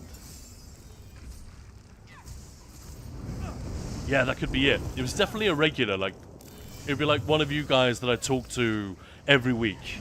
Been gone for a couple of weeks and they show up and I'll be like, hey, how you doing? Where have you been? What's up? And then you hear something you don't want to hear, bad news, and you just go off on that poor person. Asmongold did a video. Yeah, probably. I think it was one of those that got a bunch of reacts. That's one of the reasons it stayed with me. But yeah, those kind of things being shared, I don't mind, because that is like a salutary story, isn't it? Just a reminder of like when if there's a real dickhead, or if one of your parents growing up has a parent who just really, really does not get it and does it wrong. Those kind of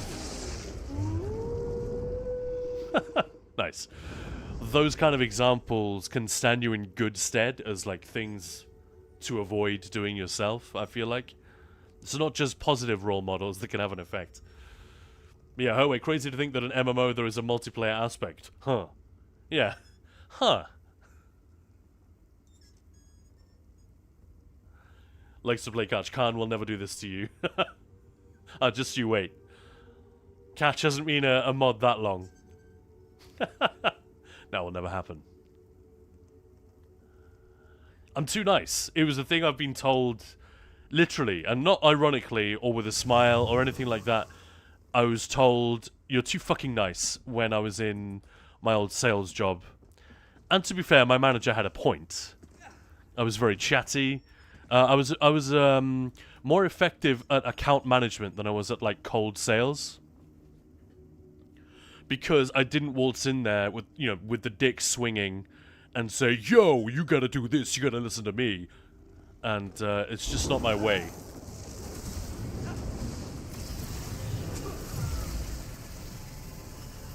Damn, no lead.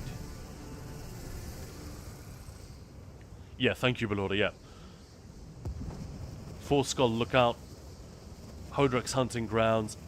Yeah. And there are only 5 in total out there. Or shall we go and do one of the others? We can come back here rather than just sitting around. So Western Skyrim is the next one. I like the idea of a little trauma dump on Twitch. My hamster ran away, stole my egg timer, and a bunch of left shoes when he left. Any advice for what to do, chat? Make a TikTok about it. You make 5 grand, you can buy a new hamster. Erin, I'm really glad that the communities I hang out in are mostly made of sensible people. Mostly. With the odd exception.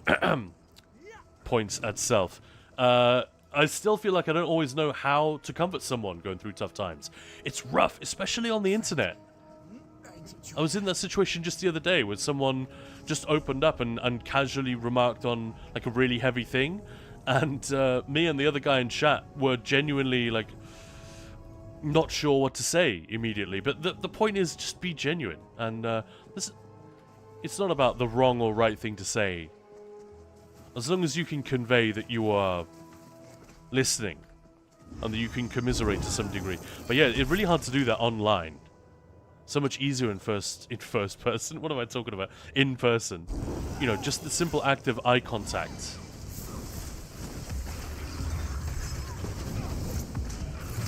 You know, you can achieve a lot just with a meaningful look.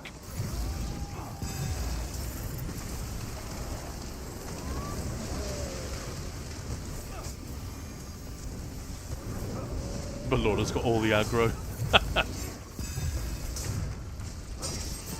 That's 1, 2.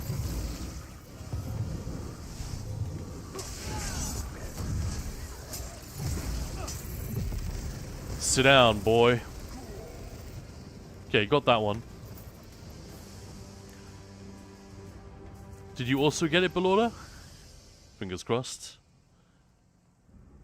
If not, then we'll stay. We'll do it at least one more time. But yeah, Aaron, I feel you. Absolutely. I'm guessing Belorda did get it.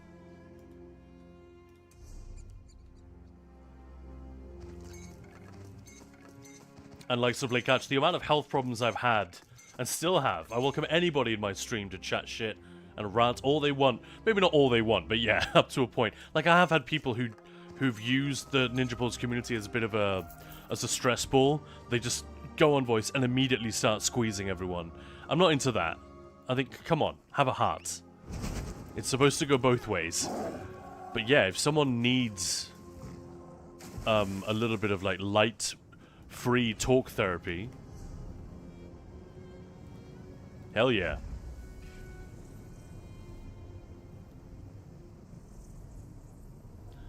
Oh wait, I'll get your eyes checked. Probably not a hamster. But yeah, like Silver Catch. I welcome anybody in my stream to chat shit and rant all they want, as we all need to vent our frustration and have someone just to talk to from time to time.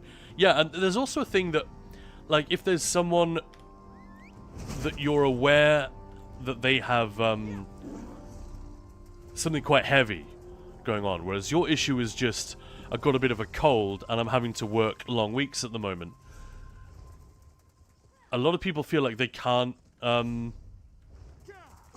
share that because it's like there are people with so much bigger problems by comparison, and that's not the way to view it, I think. Because everyone has their own shit. And our shit is our shit, so to speak. It doesn't matter, the scale of it isn't important. It's a bit like if you've got lots of money, you will still find things that feel like a big spend. I don't really know how else to put it. But yeah, I feel like these issues scale with our circumstances. So yeah, it can help a lot to talk about it. Even though it's a cliche.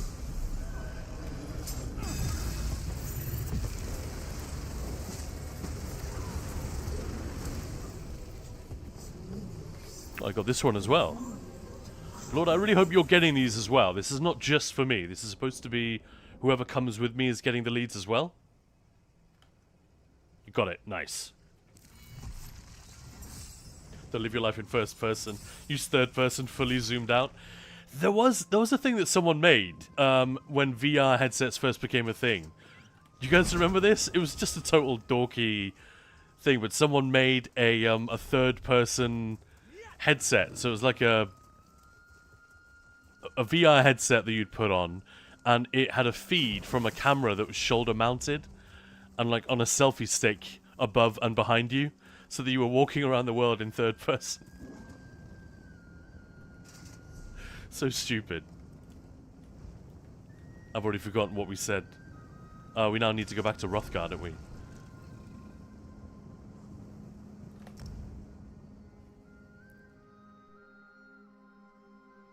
Yeah.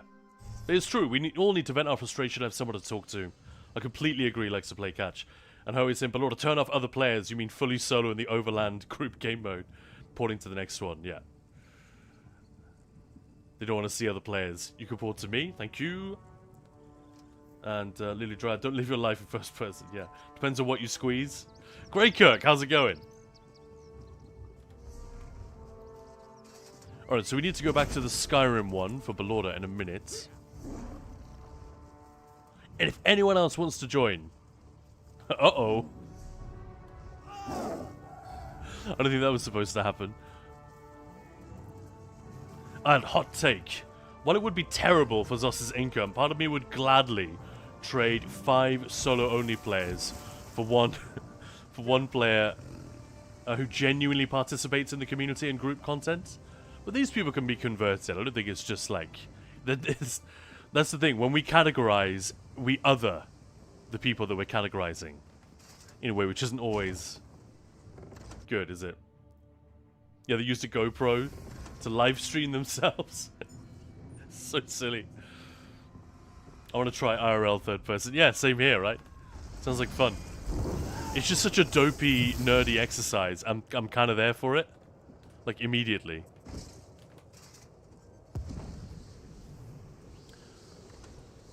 Yeah, Ahel saying, solo players who talk about the ESO community is not really something that clicks for me. It's an MMO, so participate. Yeah, it's an MMO, so participate. A little rough, I know, but not very diplomatic. But the point was made. Yeah, I think you're good. You good? Likes to play catch. Yeah, for some reason like myself, for some people like myself that have fibromyalgia. Yeah, my mum has a bit of fibromyalgia. That can be really tough. Just a common cold is actually pretty awful. Sure, yeah. For us to deal with, so you never really know the extent of what they feel like. So yeah, a little sympathy can go a long way towards making that person feel better than they did already. It reminds me of something on a podcast I was listening to the other day. It was some guy who lives in LA, and he said he'd started seeing an advert on the side of a bus, or like on the back of a bus or somewhere, and all it said was everybody is struggling with something, or something like that. It was just, remember, everyone is struggling with something. And, you know, problems, big or small, whatever your biggest problem is, you will tend to magnify it to fill the available space. It's not quite that simple, but... And he was talking about how this is a really nice reminder as to, you know, when you're having a shit day, don't take it out on the person at the checkout, or the person who's on the phone trying to help you.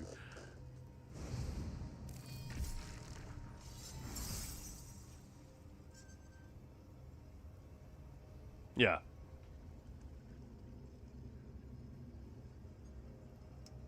I know he's saying, yeah, then I'll be cold, but for those players, just means ESO is not meant for them.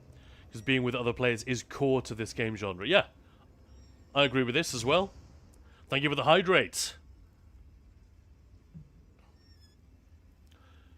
Chameleon, thank you so much. Alright, don't mind if I do.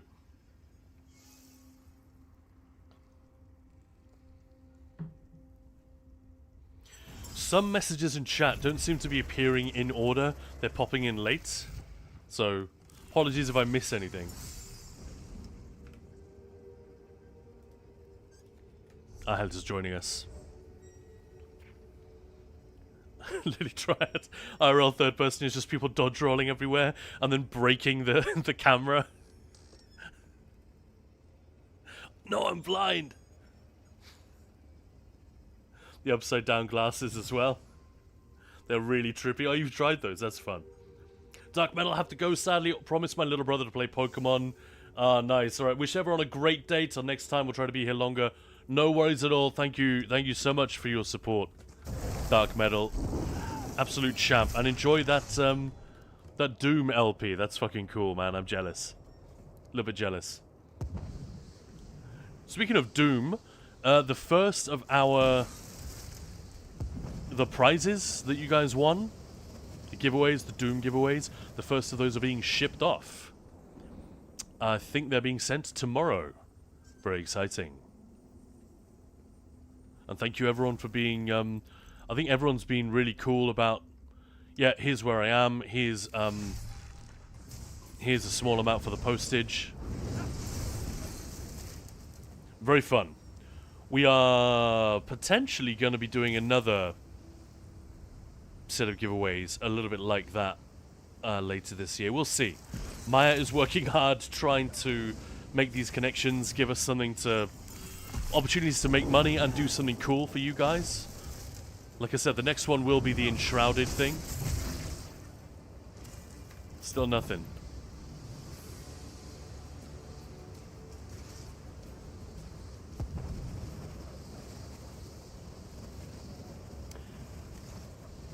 Alright, everyone, Bonafide B, have a great day. I've got to head into work. You too. Thank you so much for the support. Thank you.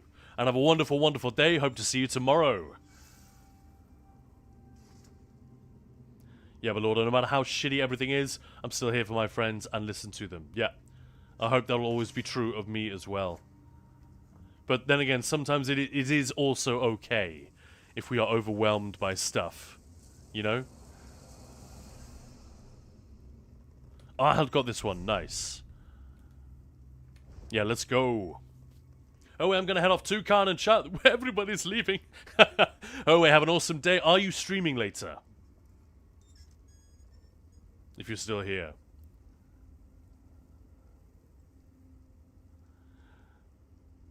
Yeah, but Lorda, it's like, they're like, I don't want to burden you, but I'll tell them that they can because they're also there for me all the time. Yeah, and people say a problem shared is a problem halved, right? That's a little bit glib, but there is truth in that, you know? Simply in the act of communicating with one another. This is one of the things that kept us sane during lockdown. I mean, Maya and I were already pretty lucky. We get on very well. We are interested in the same kind of stuff. Films, TV, music, activities, gaming, whatever. Whereas a lot of my mates, you know, they love their wives very much, but they do...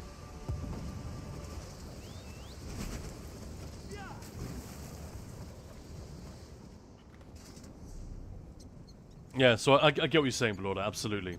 And Mo's asking, should you try the glasses long enough for your vision to flip back to normal?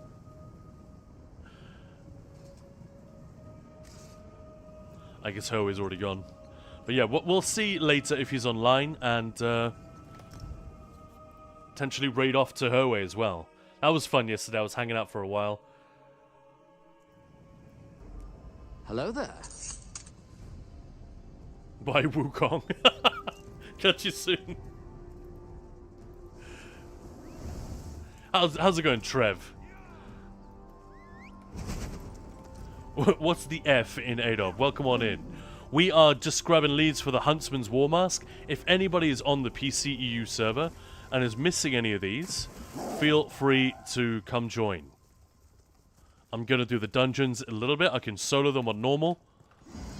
Or I can get a group together, we can have a little bit more fun and do them on vet.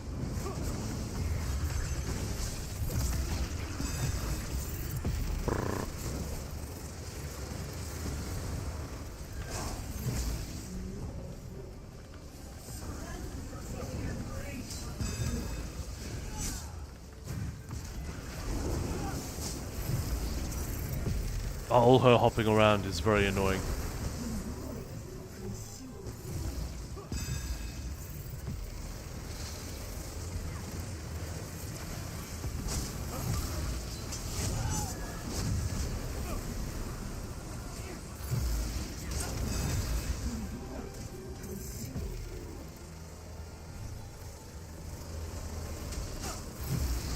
Stop doing mechanics.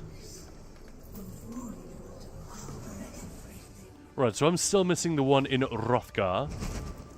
How about you guys? You can use type in-game or on Twitch. It's all good.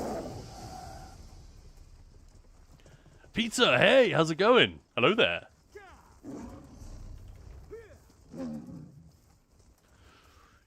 General Kenobi. That was bad. I'll do better next time.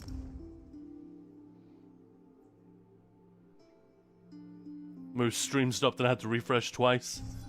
Yikes. I'm heading to the Delve.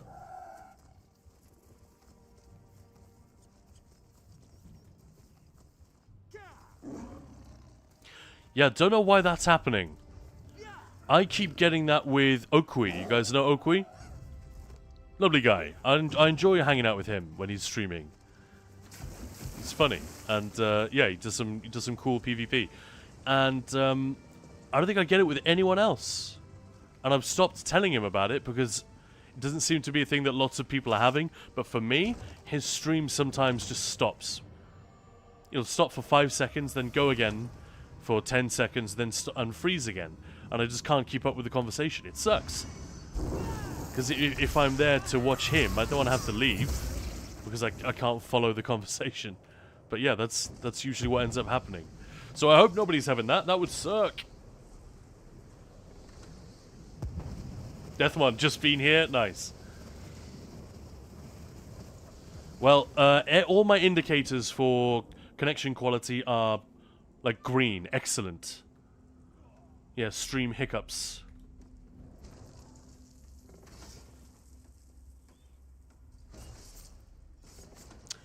Sounds like it's a Twitch issue.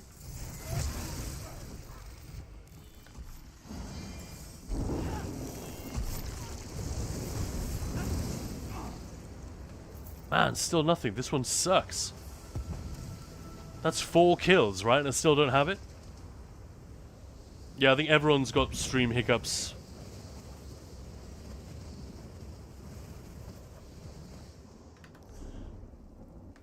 Just let me investigate.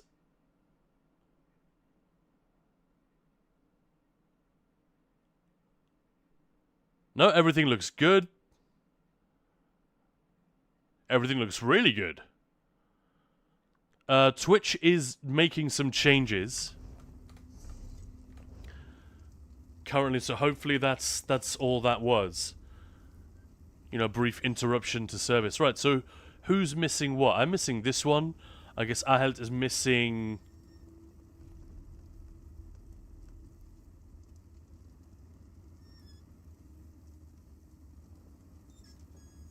Like to catch, even I'm stuttering here and there.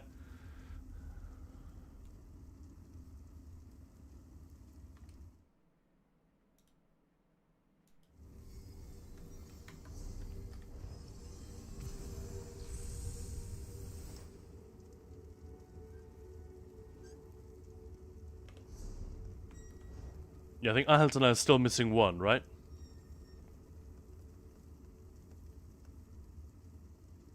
Yeah.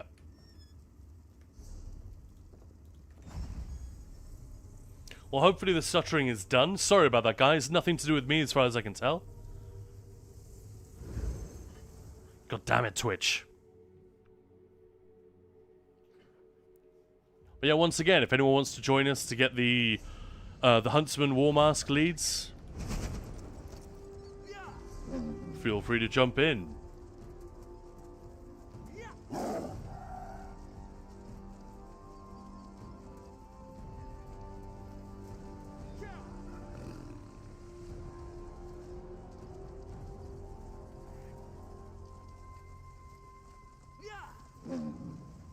Yeah, the stream quality took a little dip, didn't it?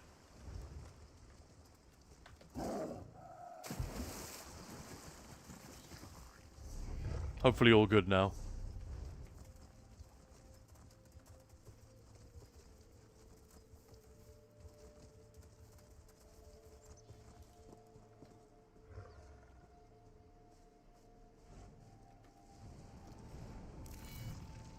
Oh, there we go. She's up.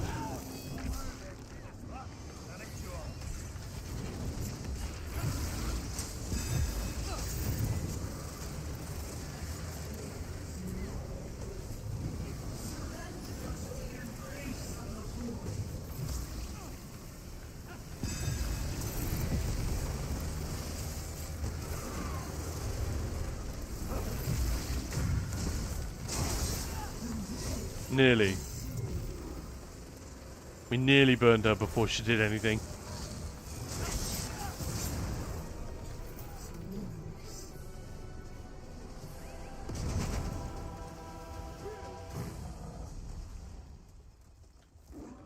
Lily Dread, don't know what to do now. What do you need?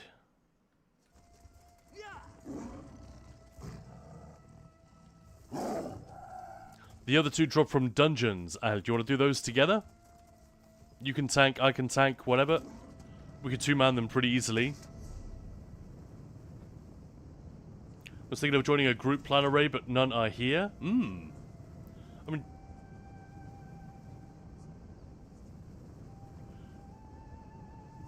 oaken shelf fishing rod updates. No, we're definitely not doing that.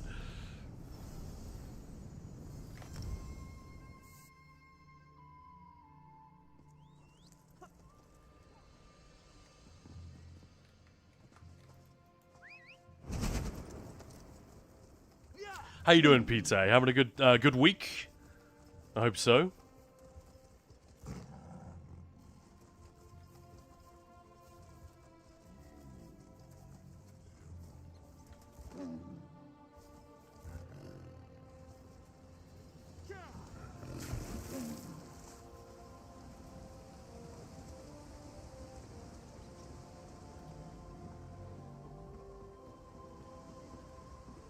Lily, you're welcome to join. If you don't want to do the dungeons with the lead for this, because I know you've already got them, we can always do something else.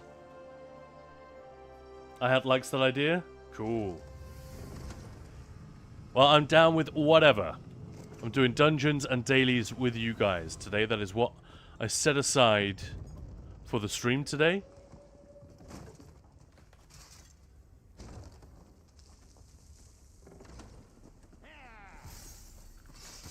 Yeah, the stream is a little bit delayed now. Something's going on with Twitch. I don't know what it is. But yeah, the lag between what is happening on my right screen, my game screen, and the screen where I'm watching my stream back is a lot wider than it normally is. A lot longer. It's normally just a few seconds. Now it's like 5 or 6. Crap week so far. I'm sorry. Was down for 4 days with crappy fever. Yikes. Yeah, Maya, as you may have noticed, she had quite a lot of illness plaguing her this last couple of weeks. I managed to escape, mostly consequence-free. Hey, the cat just arrived. Time for treats, maybe. Right, we will kill this boss, and then I will feed both the dog and the cat. Yeah, meow.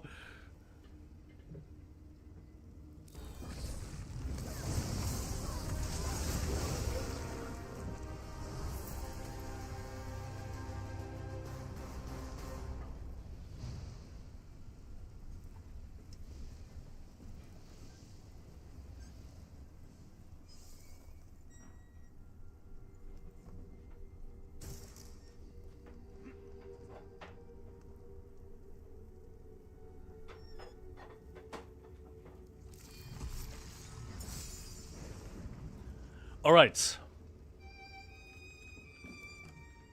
The tiny violin. Love it. All right, folks. I think I'm going to go and feed the dog. I'll be AFK like a minute and a half, maybe. Tops.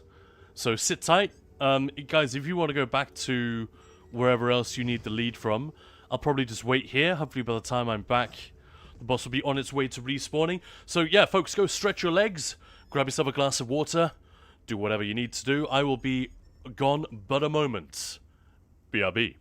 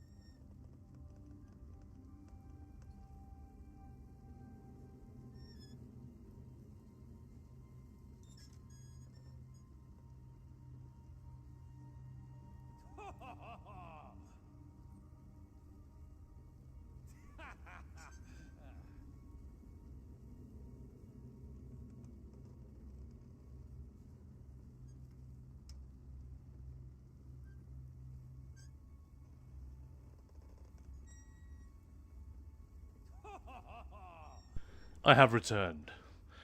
Glad to see you guys are having fun.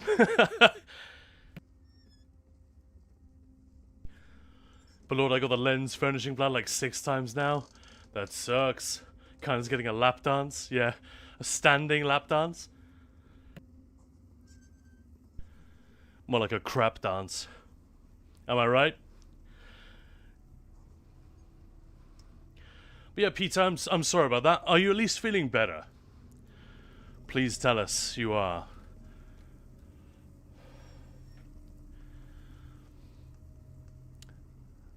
Many winters you just can't escape the damn thing. You are going to be laid low with some sort of flu or fever for a little while.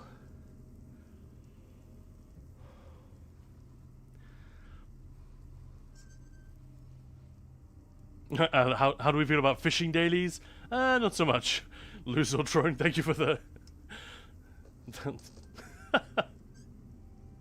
hippity hoppity emojis. No way, I'll be dancing erotically for you on stream, no leaving here. Alright, fair enough. Moose, you know those wall event pages that keep cursing? Now I had 2 battle axes drop. Yep, I gave the duplicate to a friend who now had a battle axe drop, so seriously, fuck the drop RNG. Yeah. That sucks.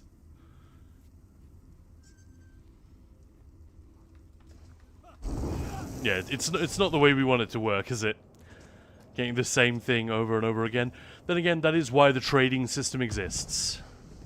But all is just like switching between exotic costumes.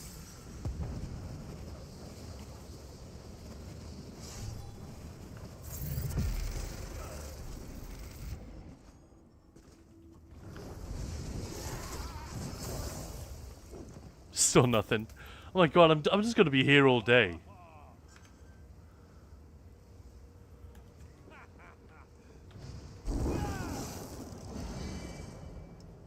Peter, I'll survive. I mean, of course you will. But yeah, thank you for sharing at least. We were just talking about that. How it can be nice to just grumble, get something off your chest a little bit.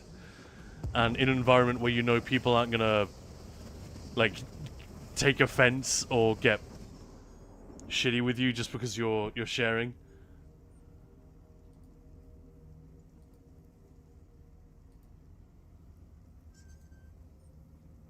Crap dance, that's it. No more erotic dancing for you. At least 15 minutes, alright. Lancelot, been a bit absent because I'm taking a break part-time right now from ESO. Playing the other online Bethesda game. Is that Fallout? How are you finding that? I've played that a little bit. I quite like it, but it runs into a bit of an issue for me, and I think this is probably just arbitrary. But I have that thing with a lot of these big, swirling, sweeping online games. It's like, why am I here? Why does this need to be like a never-ending story? I always felt like there wasn't quite enough story in Fallout 76. But there's not enough there for me. Clearly, that's just my wrong opinion because, you know, it's a very popular game. Lots of my friends play it. I've had a lot of fun in there, but I feel like Elder Scrolls Online has kind of a reason for its existence, but a lot of other big sort of live service games, I get the opposite feeling. It's like this exists in order to make money and not much else. Does anyone else have that? And actually, the commercial thing isn't it. I'll shut up. But it's the thing we talked about back when Dune Awakening came out, which is a really lovely game. It's really beautifully made. The UX experience is really fun. The sense of progression is very palpable. It doesn't take that long. It is quite grindy, but it rewards you regularly enough and generously enough that you never feel like you're just beating your head against a brick wall. But at the end of the day, I was left with this question of like, why am I here? Why am I doing this? Why is this game here? And I don't know why ESO escapes that. Maybe I'm just used to it. I don't subject it to the same rigorous questioning.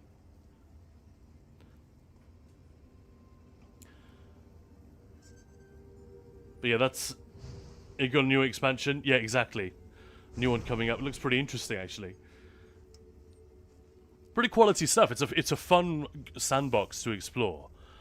That's for sure. Maya and I had quite a lot of fun playing there, but we've got maybe 20, 30 hours tops. So not like a huge amount. I'm old and shit, I'll survive. Well, one of those we can't really help. The other we can do something about.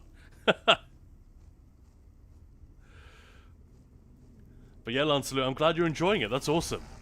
Started last year, took a break from there too. Just returned for Spooky Scorched. Yeah, fair enough. Yeah, there's a lot happening right now with the Season 2 of the Fallout TV show coming out. I don't know, man. It's a little bit... I'm a little bit the same with that. I'm not sure what Fallout really has to say. It's a really fun setting. And it's very easy to sell. But...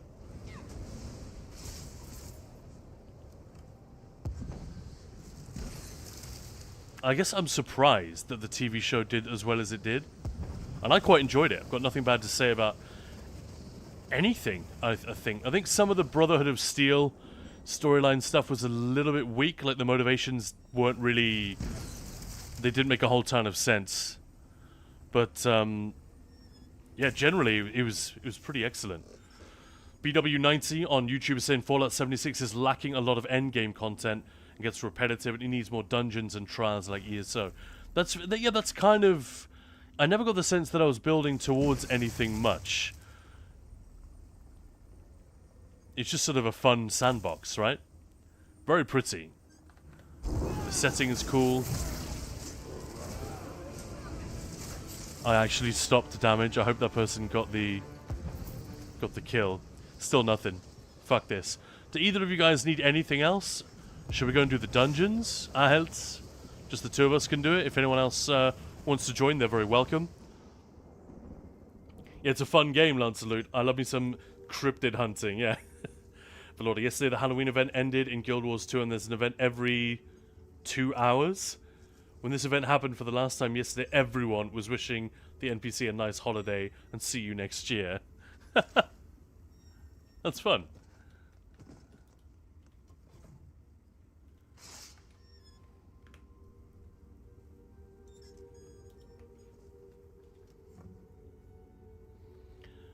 Right, Al, should we go and do a couple of dungeons? Looks like you're on a tank right now, right? So, don't want to impose if you've already got the leads there. No, I don't. This is the only one I'm missing, except for the 2 dungeons. What are you running on this tank, by the way? I don't see no balls on you, boy. No pearlescent. Unknown position. It says right there in the stream title. Dungeons and dailies with viewers. Learn to read. So yeah, if anyone needs the leads for the Huntsman's War Mask, that is this mythic here. We're going to go and do a quick March of Sacrifices at Moonhunter Keep. You do not need to bring anything or do anything special. Ahelt and I will 2-man it easily. We won't do hard modes, obviously, but we'll just, yeah, it's a tank. Drakes, Sax, and Archdruid. Sounds lovely. Alright, Belorda, did you want to join? I know you've already got the leads. Feel free to bounce from the group. or come with us if you want. But did anyone else want to join? I mean it, guys. If you're on PC EU, you don't need to run anything. Or you could literally just follow along.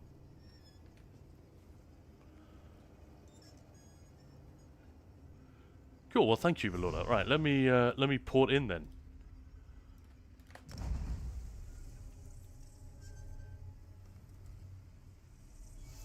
I would queue, but since we're streaming, I don't want to risk the incredible damage that a random person might do to my sanity.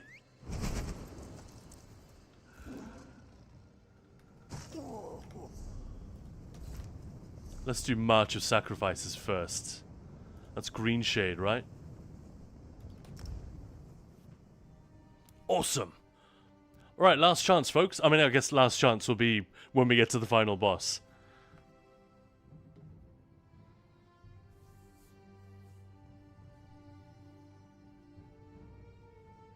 But yeah, if anyone's got a DPS or a healer, you guys can port to me, by the way. If anyone's got a DPS or a healer they want to bring to get this lead, we're giving it away. We could not be making this more easy. So, take it or leave it, but we are starting the dungeon. And welcome on in, by the way, if you just joined us. This is Khan. You're watching Ninja Pools. In fact, I might just... Belorda, I'm going to go to the dungeon channel on Discord if you want to join. Shall be given to the hunter who brings me the heart of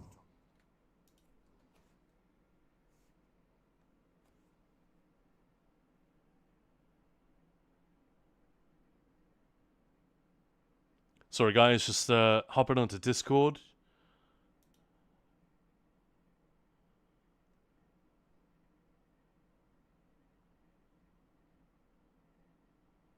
In fact, I'll tell you what, I'll go to the Prog VC. The Prog voice channel, and it's not quite so public.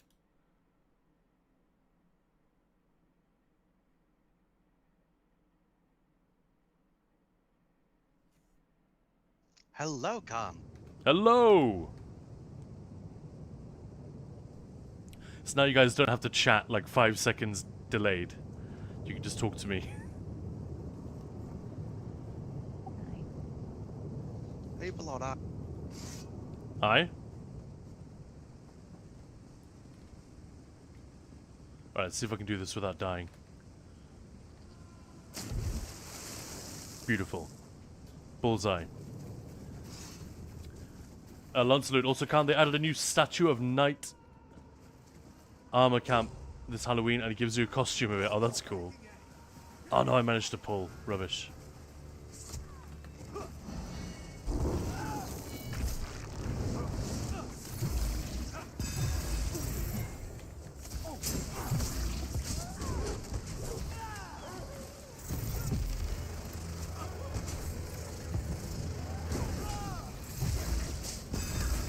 These guys with their freaking stuns. By the time we come back to you, right? No. Yeah, they're nearly dead. They just keep stunning me in the middle of my beam.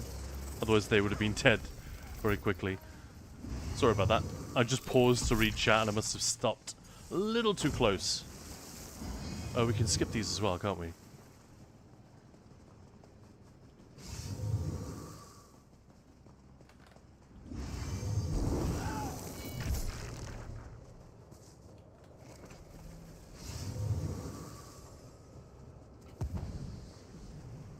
That sounds cool, Lancelot. Yeah, we should... I wish I had more time during the week. Fallout 76 is definitely a game I would gladly make a bit more time for. I'm going to take out the ranged one first.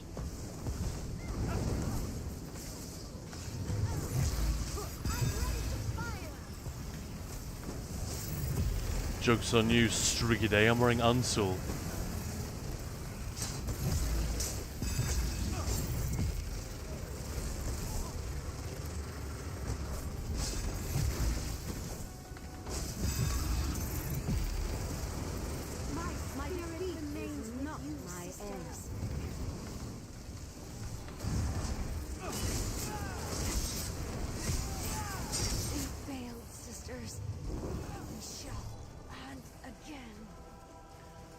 I love it because it's way more chill, honestly.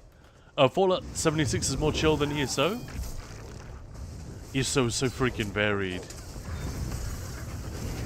But yeah, a lot of the stuff I play is not that chill. Although, often on stream we've been doing story stuff and whatnot. That's very, very easy. Very low stakes.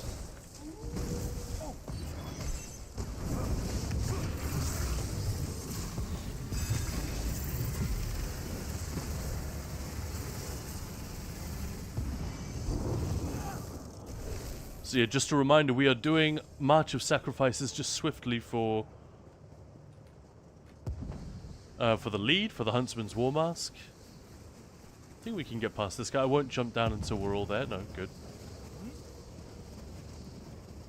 Let's hope the drop rates are good. Yeah. I think they are more favorable on in dungeons, you know. I'm not sure that it's guaranteed, but I think they are more favorable generally. I'm over here! I found... Whoa! You've returned. The voiceovers in this dungeon are cool as hell. We're trapped within this eternal hunt. Let us leave. Maybe not that one. But Hanu and her father, they kick ass. Hanu's father is voiced by Keith Zarabaika, the guy we talked about a lot. He voices all the Dunmer in Skyrim. You know, the man with the really deep voice. That one. I can't do an impression of him very easily. And he's the one in The Dark Knight that tries to beat the shit out of the Joker in prison.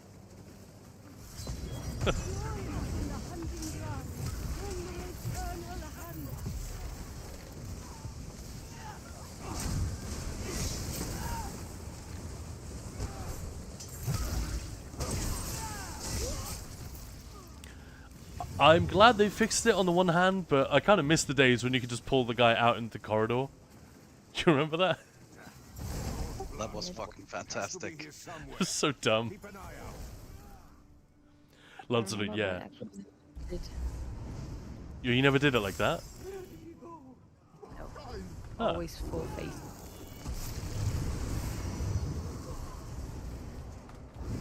Time for the hunt to truly begin. Burn beneath the flames. No, he's not going to survive long.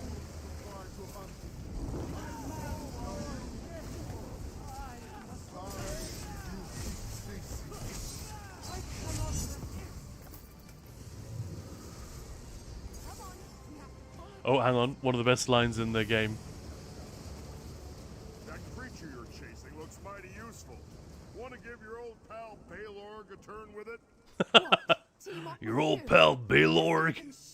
I love this guy. Don't you know? It's hunt or be hunted within the Like he's a piece of shit, but he's got a sense of humor. Makes him a little bit more relatable.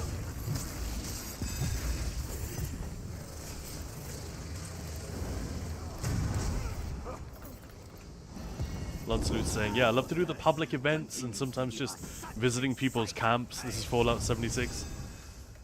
Do dailies here and there, loot scrappable items. Yeah, that's kind of what you're saying reminds me of the type of fun that I had when playing Dune Awakening. You're right, there's something low-key about it. With ESO, I am often thinking of where I want to get to, and I could have sworn I dodged it. Is that not dodgeable?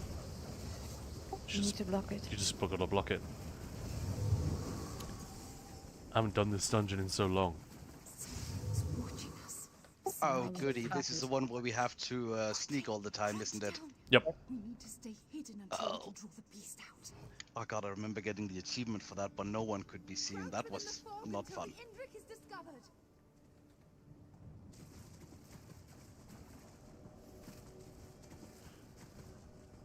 Noble order. It's mine. God damn it. Mine.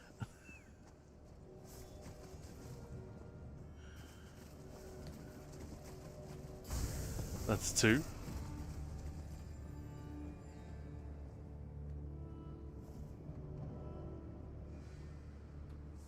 Yeah, like the most hated mechanic. Why did they choose to revive this concept for the Hollowjack guy?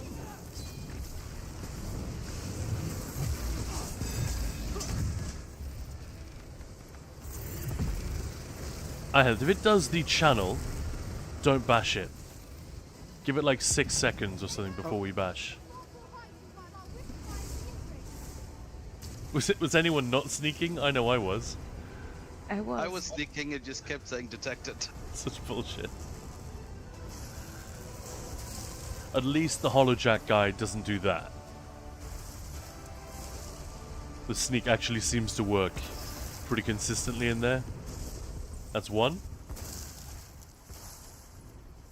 Lily, how about a vet cloud restaurant? Oh, we did one of those on Monday.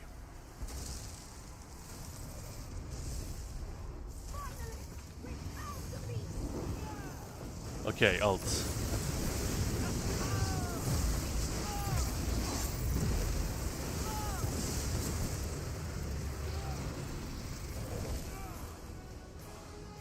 We must use stealth while our wisp searches for the ingredients.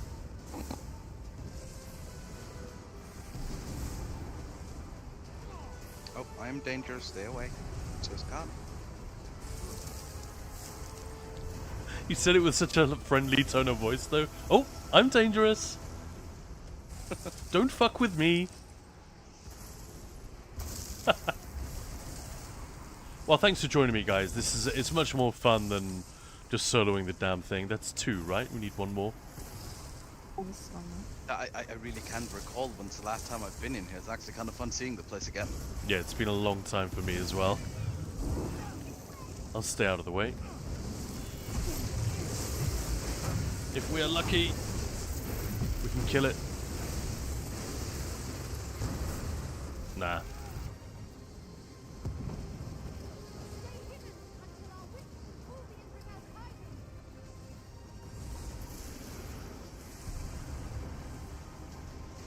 Be a Lancelot saying get jump scared by cryptids too.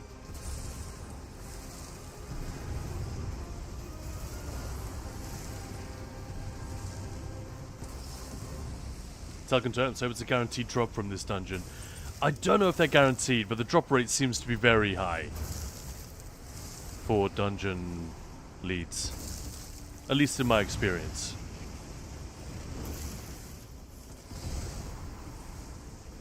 And that's the last one, right? Yeah. Yes.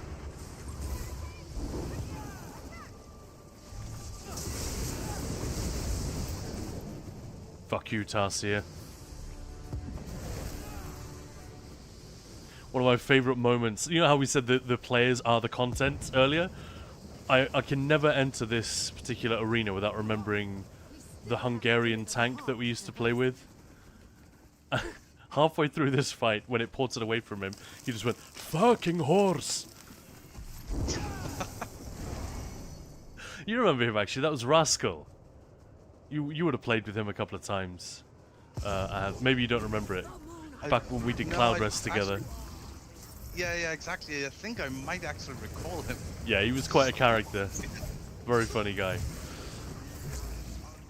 To be fair, I mean, in his defense, it is a stupid horse. Yeah, it is a really stupid horse. But just the heavy accent combined with the level of rage. Just comedy gold. Brought you the heart. Yeah, but you are not the one who cut my hair. Why should I grant this favor? You want For years I didn't play this dungeon because I hated the Indrix so much. Heavy set. intriguing. Yeah, loads of people do. Very well. Bring me that. Random normal getting the dungeon, leave the group. Yep.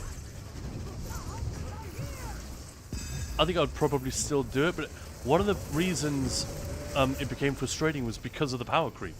It became so skippable that the immunity phases become more annoying. They're not so annoying when the fight is, like, difficult, you know? Hey, thank you very much, Pink Ninja Turtle, for the follow. You to pay me a visit. Saves me the trouble of hunting you down. Let's finish this off. Just a casual light attack on Belorda there. Boink.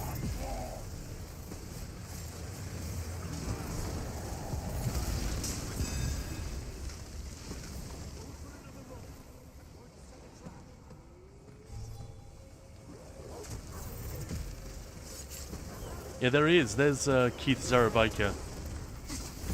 I love that guy's voice.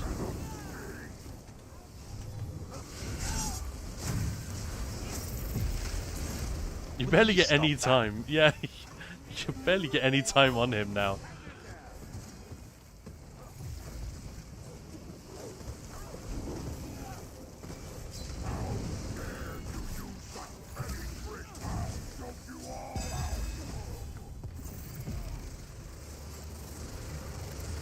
It's a pretty good monster mode he has, the Baylorg actor. Because at the beginning he's much more cocky.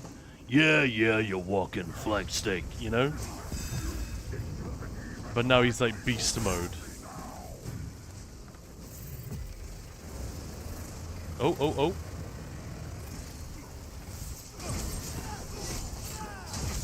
Yes! Got the lead. There we go. That's a lead drop. Thank you. Sweet. Thank you, Belord. That's very kind. If anyone else wants the lead for the other one, we're going to go and do that dungeon next. I just need to bank some of this stuff. And I recommend, after completing this dungeon, always talk to... Oh no, if you're on the quest. Unless you have the quest, you won't be able to. But yeah, talk to the dad. Every chance you have. One. You must choose. A heart for a heart is only fair. Oh, hang on. Is it the same actor doing the Dunmer and his scene? Let's check this. I think so. I mean, it definitely sounds similar. Because that's Like, Keith. eerily similar. That's Keith Zarabica as her scene we just heard, for sure. What about Tharas? By defeating Baylor, Yeah, it's the same guy. you've given my That's daughter funny. a chance at freedom. Hanu can now join our ancestors and give wisdom to our tribe. Please, Thank you. do not allow her to refuse this opportunity on my behalf. Yeah, Lancelot, imagine you don't get the lead. That would suck. Although, as you saw, it didn't take us very long. And you can solo this on normal pretty easily. You can two-man it on vet pretty easily. Like, this was vet, and it didn't look like it. The power creep is astounding. What it's done for this game. Tulkin Turnips by Mora's Whispers lead from ICP took ages. Oh, I'm sorry. And the Dragonstar Arena lead wasn't a guaranteed drop. Yeah, that was the worst one for me. I had to do Which it one was that? 12 times. 12 times. Death Dealer's Fate. What? Death Dealers. Do I have that one? I think I might. And thank you for the follow, Wolf It's a little Castle. red. Yeah, it's a little red ring. Yeah. I remember that one being particularly annoying too. Curses! My cause will not be Get stacked.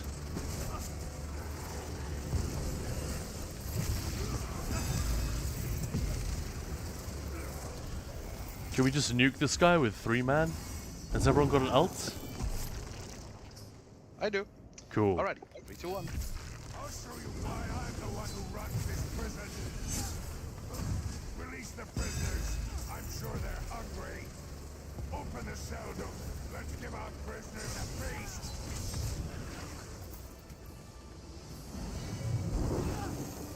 Hell yeah. Baylorg the Madman, yeah, Lancelot. By the way, speaking of voices, one of the archers or so in Valkyrie Hold, where Mammoth is voiced by Overwatch's Torbjorn. I didn't know that. There's some very funny voices in the Valkyrie dungeon, though. And, what's the other one? Bloodroot Forge? Like, the Jarl of Valkyrie. I said to keep the fight out there! Like, I know Scandi accents can be a bit dopey, but... Come on, give me a break.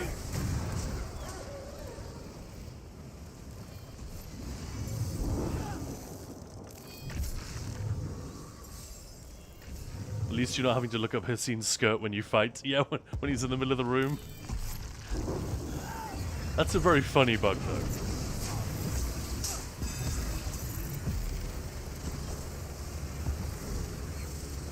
There was a version of that bug where Mini Hassine would appear. I don't know what tech it uses, but it's one of these like development hacks where Hassine is just a regular sized model, and then the game projects an enlarged version of it off on the horizon. And it used to be that just before you'd reach the end boss, you could just walk up and talk to Baby Here Scene. If you bring them back here, I already knows this tech. And you could just talk to him, and he was shorter than, unless your character was like a tiny Bosma, he was shorter than any of your player characters. That was very funny. We took a lot of screenshots there with Baby Here Scene.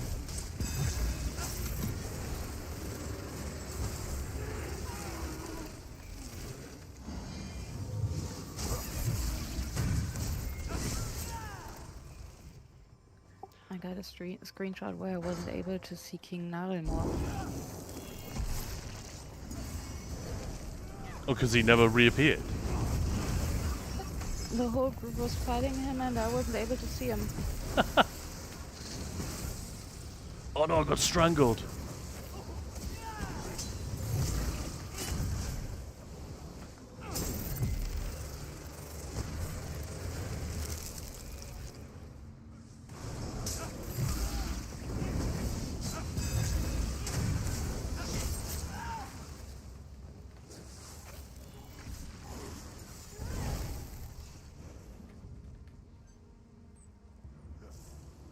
That'll be me when I run it later, talking turnips, yeah. I'm gonna hold my ult, because he's gonna go into immunity almost immediately, isn't he? You can do it. You can do it!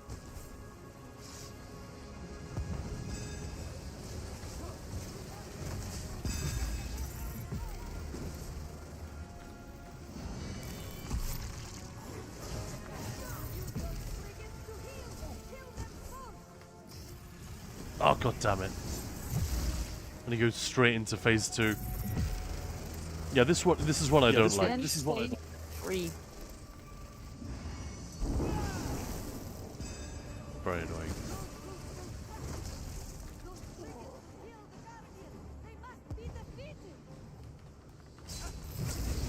So, like, he just keeps on doing the Spriggans things right now. Yeah. Yes. Yeah. All 3 phases in a row. Great.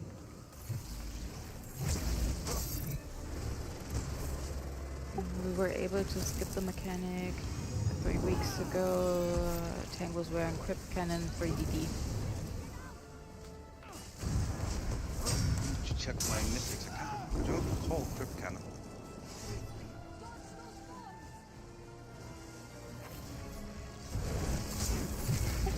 Every DD played 2 language eyes in a row. Oh, that's rather helpful.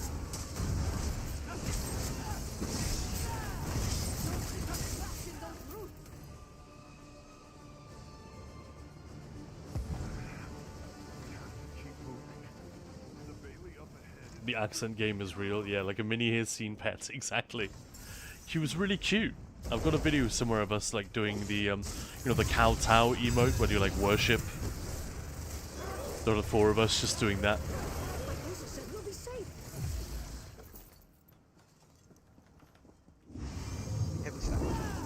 Burning this doggo is always fun. That's for me.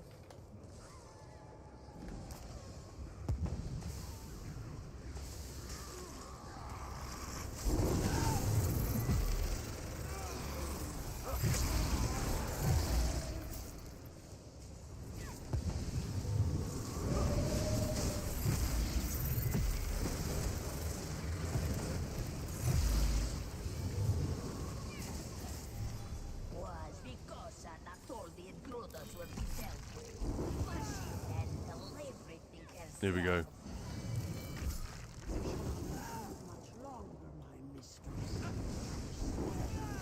I shall relish the taste of your flesh. To me, you curs. We mustn't fail. Come out, my pack. Defend this. Come, my packmates. Feast.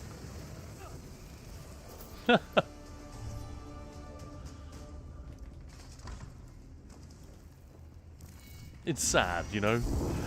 seeing them go down like this.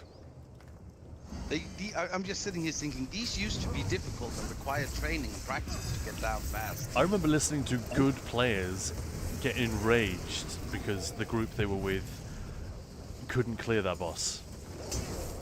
And not because they were crap or anything, they just... It was just hard.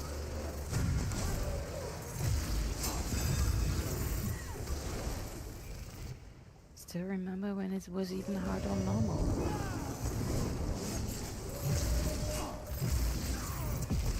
Yeah, Moonhunter Keep was a place people would just straight up quit if they got it as a rando, because... Not because the dungeon was bad, but because they just knew they wouldn't be able to clear. I was never quite... By the time these dungeons came out, I would guess I was confident enough to do it on vet. But I knew we wouldn't always clear. Hang on, my banks are completely full again. Let me just sell some crud.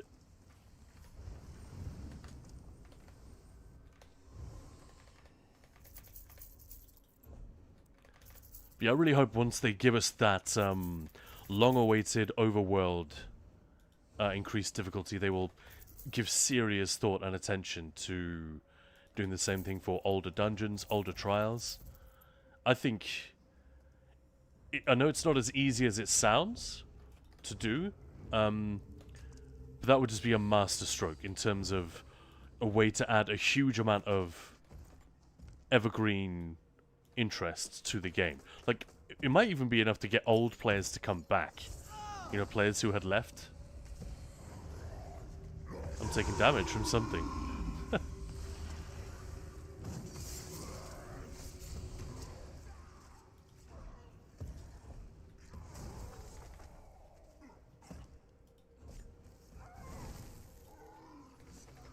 But yeah, like the Craglorn trials, Hoff, Vass, Vimol, obviously, you know, getting those back to the point where they are comparable to VLC, or maybe even harder. Oh, I'd love that. It'd be amazing.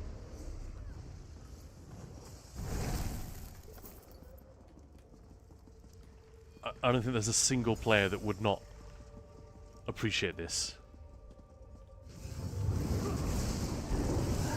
I guess there are some who wouldn't care, because they don't do trials.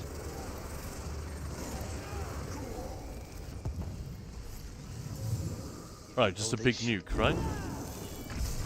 Yes. Yes. You shall invade this.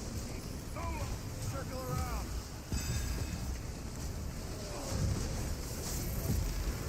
You can fiddling. You can feel lightning's wrath.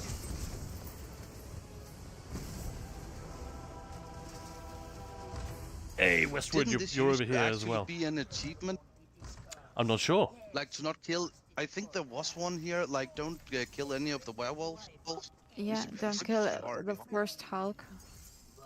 Make no mistake, she will not become the hunted.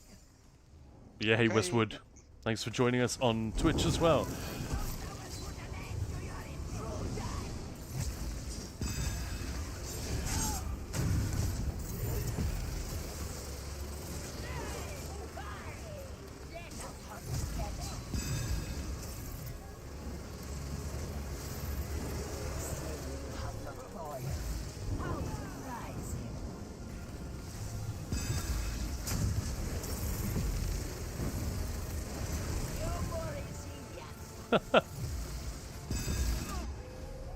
Oh, whoa, that was sudden death. That was poorly telegraphed.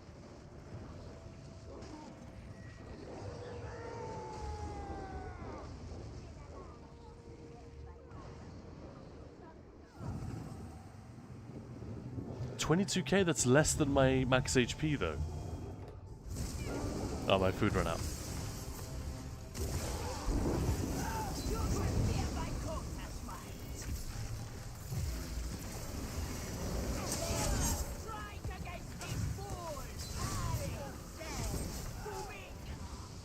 Yeah, got it. and a natural for good luck. Attack. Hey, there we go. Aedonatus has finally transformed. And Lancelot was saying, by the way, if you know RuneScape 3, not old school RuneScape, they're removing Treasure Hunter mega microtransaction thing. Yeah, I know very little about that, to be honest. But when, I don't know, just gotta say way too late. Yeah, fair enough. But thank you guys, that's awesome. That's 4 out of 5. Just gotta go back to All is well then, yes? Ooh, let's go back and kill Kant's boss. You are cured. that's alright, A happy ending all around. I can manage. But thank you very much for the dungeonage. Guys, if anyone else wants to do these, if you want to get the leads, or if you just want to do a dungeon, feel free to hit me up. I won't guarantee I'm always going to say yes. And Belorda and Ahel, obviously I'm talking to you guys as well, but I guess primarily I'm talking to people who might not have a dungeon, or they're not sure, maybe they're not in a guild, or whatever. Feel free to try it. Like, what's the worst thing that happens? We fail, and maybe learn something about the dungeon, but always happy to do these kind of things with viewers, especially on a day when it's in the title of the stream. That means that I've set aside the day. Let's do some stuff with people who want to do stuff. Lancelot, to be fair, the RNG, I think that is guaranteed. I think the dungeon drops these days are guaranteed. I mean, it would be kind of stupid if they weren't, if you ask me. Or they should be like an 80% drop rate. It's the ones that are like delves and overworld bosses and things like that. Those are shitty because Zos knows that we will just stand there and keep grinding. I mean, I can't think of a dungeon lead in the last couple of years that I haven't got first try. Or of any instance where someone hasn't got it first try. First try. I got several, not first try. Oh, really? Or maybe it's just a very high drop rate rather than guaranteed then. Like end boss boss, no, I didn't get it first try. Or corollary bonus boss. That one haunted me for weeks. I don't even remember these leads. I got them so long ago. I think it was for esoteric breaches or something like that. Yes, Oh, those something I like don't this. have. I got every mythic. Because in they terms added of the achievements. They added achievements, so I had to get everything. that's the right attitude, Belorda. It's not my attitude. Like, honestly, so many mythics. That's the wrong attitude, Kant. So many of these, I've just got them because I dug up a lead one day, and it'll say, you know, Monomyth Reforged I went to get, but most of these, Rakat's Void Mantle I went to get, but that's because Hyper was doing it, and we were already grouped. But like the Snow Treaders, Shapeshifter, probably even Sea Serpent, all of these, I just dug up on a mythic one day, not knowing what I was doing. It was just, you know, I checked the lists. You know, what's about to expire, do the thing that's about to expire, and it says, yeah, Death Dealer's Fate, you've completed it. I was like, oh, that's 5 years old. Cool. I'm using Death Dealer's Fat on my healer PvP build.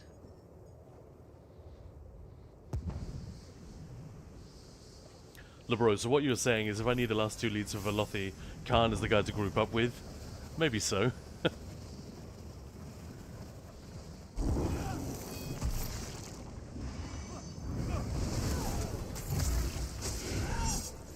Got it. Finally, yay! Now we can pick up that shit. Right, Magnar Child Eater. So long until the next Rothgar celebration event. Right, all of these are going to be in Solstice, aren't they? Deadmeister, how are we, Mr. Khan? they Doing alright, thank you. Thank you, Ted. How are you? RNG King in the house. Yeah, but what you may have missed or failed to remember is that that's like the 9th or 7th, 8th or 9th time I killed that boss today. It's definitely the 7th, if not more. But yeah, let's dig them up. Let's go.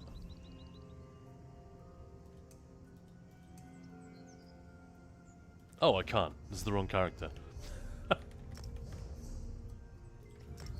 Awesome. Well, Belorda and Ahel, thank you so much for your help. Especially in the dungeons. That is awesome. Thank you for having me. I mean, feel free to stay in voice if Easy. there's anything else you want to do.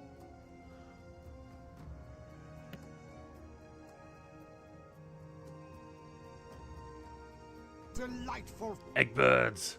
Would be hilarious if all the leads would be buried on the east side of the island. Well, we know the tech. You can get them to reset. You just re-scry until it appears on the correct side. But yeah, that would be hilarious. One of them keeps spawning on the eastern side for me.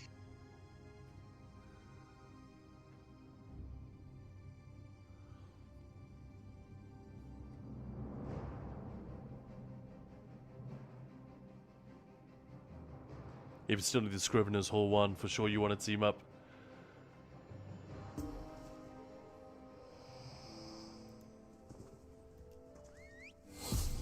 But doesn't the lead drop only with those scamps? I think that's the point. Yes, In order to yes, nuke the scamp, you'll probably want more than one person. Is that what you meant? Yes, and also the bosses aren't that easy solo. Alright. They're annoying.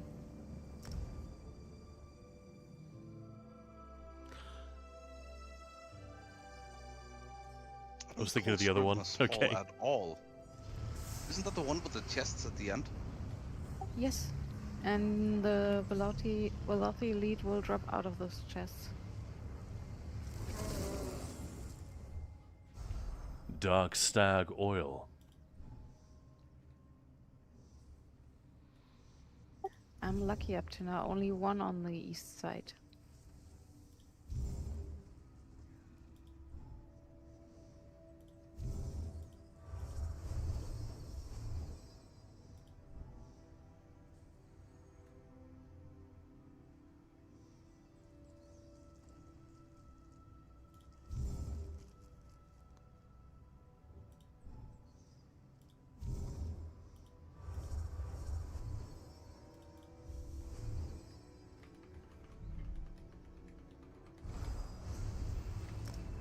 Which other one were you thinking of, Ex Furai?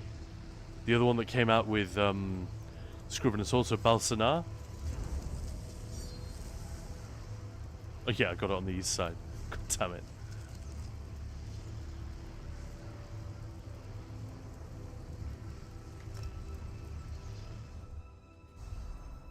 Can't remember what it was for. Soloing Balsanar. You must have really wanted something. Sounds like a pain in the ass. Although you do get to hang out with David Shaughnessy.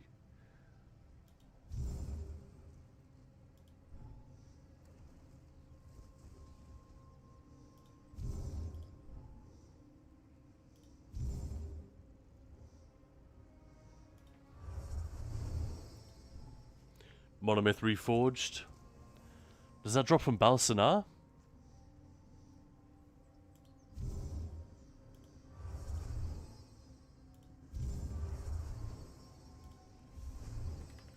Alright, come on, be on the correct side of the island. This is dumb. Depths of Malatar. The stuff of Monitor, first or second boss. It's still over there. God damn it. Which one are you scrying for currently? Dark Stag Oil.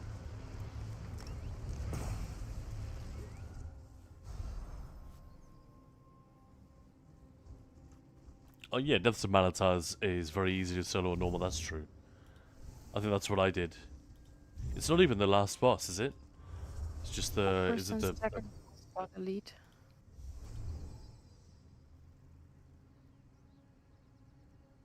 I just remember we So had a... it's really easy.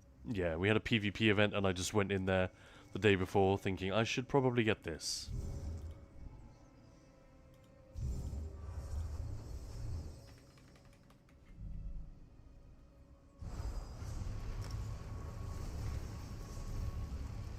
Oh my god, Sim again. Yeah, maybe I'll just do this off stream. This is dumb. This could just be a chill thing that I do in the evening sometime.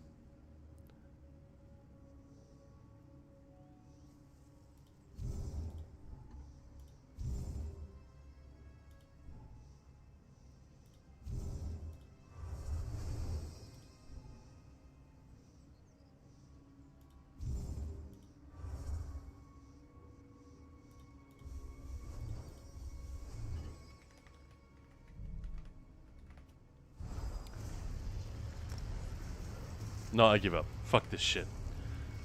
Do you keep getting it on Eastern side? Yeah, that's 4 tries now. Forget it. I'm just gonna do. I'll just remember to do that off stream sometime. Don't want to bore you guys with that shit. But yeah, so guys, if there's anyone want to do dailies or anyone want to do dungeons, anything at all. I mean, if we get enough people, I suppose we could do a trial even. But let's just start with dailies and dungeons. Hey, Forge 2052.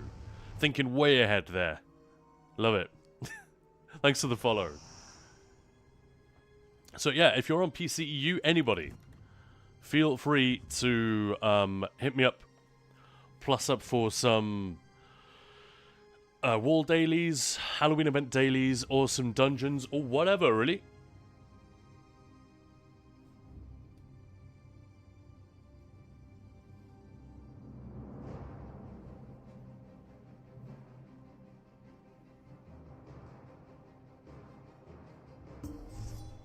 Dead Mice still need to level all the mythic stuff.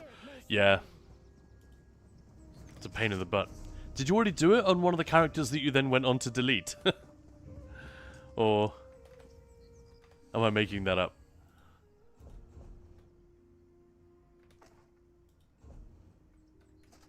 I'll have it grabbing on every character.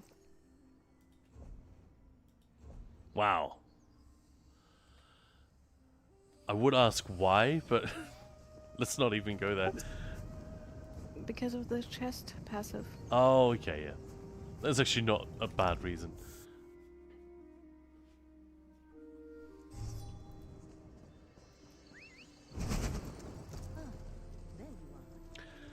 My first year at university, I lived with a guy who had that passive. His head was always on a swivel, looking out for a nice chest. He was terrible. He was one of those unfortunate guys who had no idea how obvious it was that he was staring. And my friend, funnily enough, his name was Adam as well. My friend Adam and I were always saying, "Buddy, it's so obvious what you're doing. Could you not?" So whenever people talk about the chest passive, I always think of my mate Sam from years ago. Yes, that's... Seriously, it was terrible. He was a really sweet guy. He wasn't like a misogynist or anything. He was just very awkward and nervous around girls, and it didn't help that he was a real starer, and like that's not an attractive quality. No, and especially not when you say it like that. He was a starer. There's no better way to describe it. Like his head and eyes would just follow like a pretty girl that was walking past him in a bar, and it was like, dude. Yeah, I always felt really bad for him. We sort of made fun of him a little bit, but also I remember thinking he just isn't aware that he's doing this. So it's a very hard thing to stop if you've got that bad habit.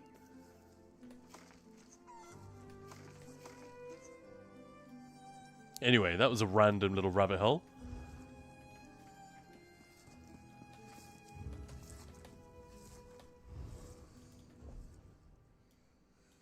Alright, anybody need any dailies or anything like that?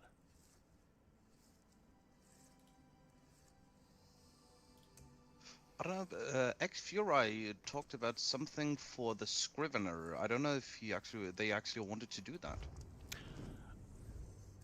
I think that was LeBro that needs to do it at some point. Ah. But I think LeBro's at work. It's probably not a good time to do Scriveners then. Yeah. It's research, honestly. It's research.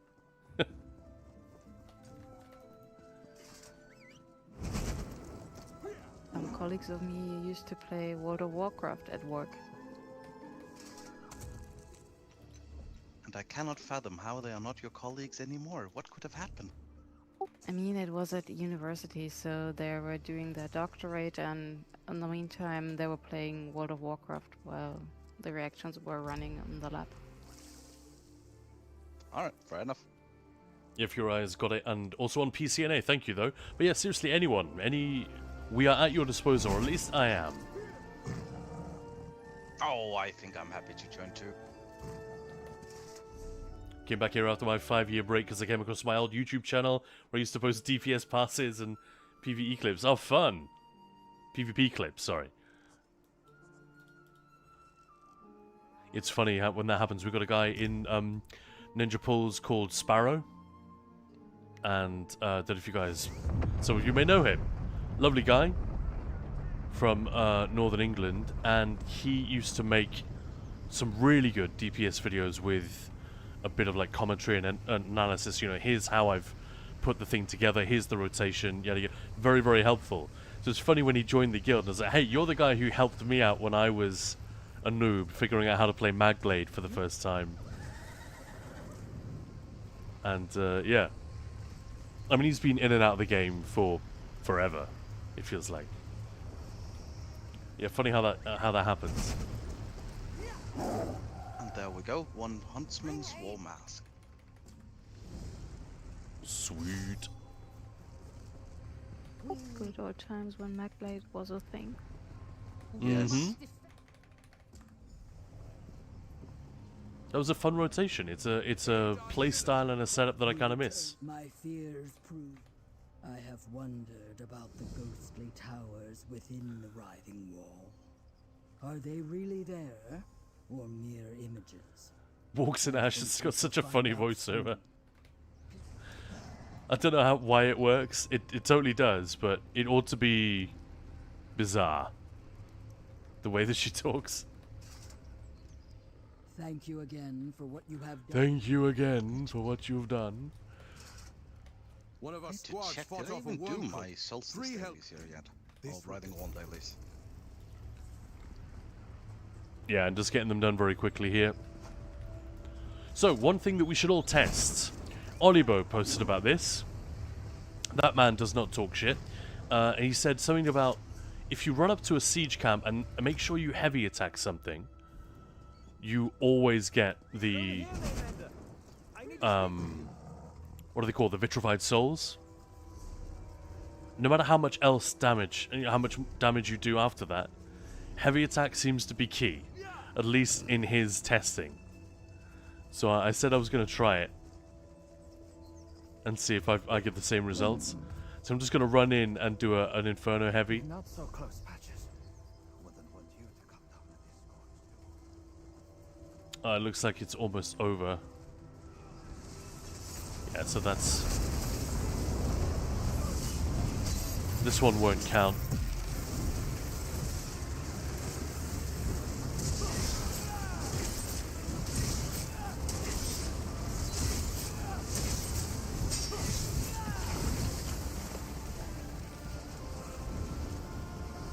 I was wondering why everyone gets so little, yeah.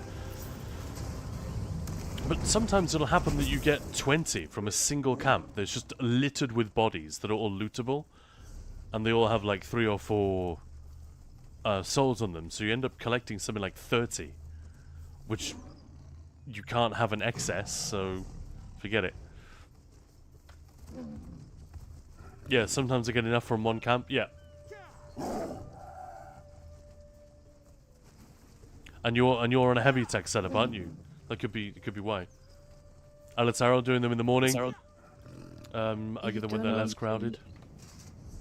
You don't need to hit those. You just randomly get the loot.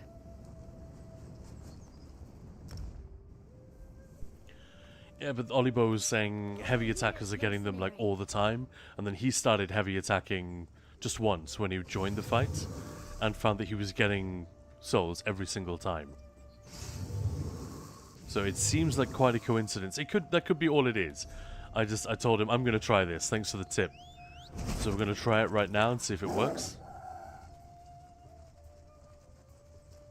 Oh, Alatariel, so are you also heavy attacking a lot? This is not my theory. This is someone else said this, and I'm not saying it's correct. But like I said, Olibo doesn't make stuff up.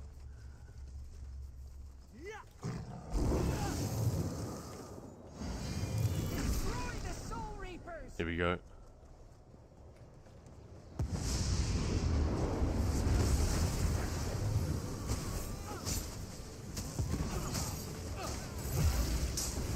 Yeah, immediately.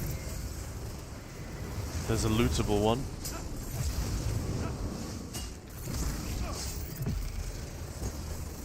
Just one so far.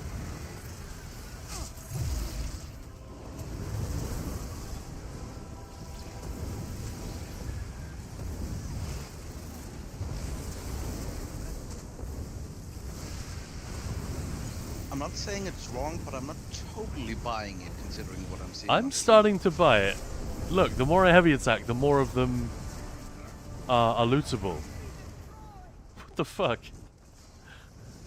I mean, I'm able to loot corpses I didn't touch all the time. And I'm not heavy attacking. Yeah, that happens to me too. Absolutely. But most of the time, I get nothing. I'd say 3 out of 4 camps, there's nothing lootable. And then 1 in 4, everything is lootable. 3 to 4 camps. I'm usually done with one of these after one. Yeah, see, I'm not getting any. I normally get nothing, but look at this. I'm probably gonna be done. I'm already at 12. Look, to be fair, like never, like regardless of whether I'm tanking or DDing, like I usually do heavy attack quite a bit. So maybe I'm not the intended target of this. Well, we'll see. I'll do another one in a moment where I'll turn this in. Well, I can start testing it now. I'm just beaming all of these, and none of them are dropping. None of them are yellow. Although I already have 15 out of 15 souls, so maybe that's the reason. We'll hand it in and we will test it some more. But that would be so weird if that's true. If that's correct.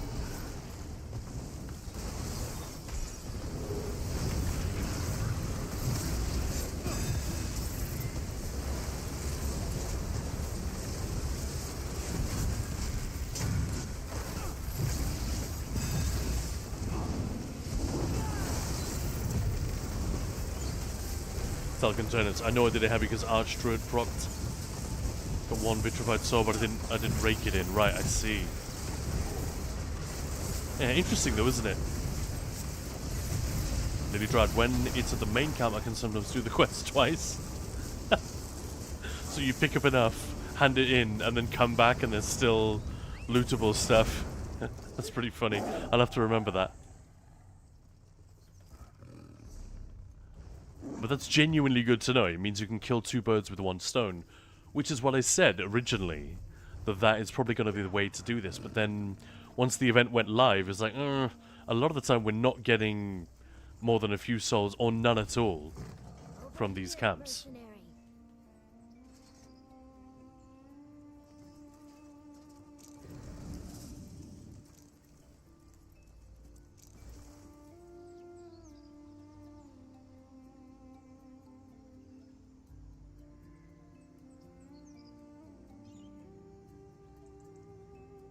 Ah, getting a message from Maya. Hello, Maya.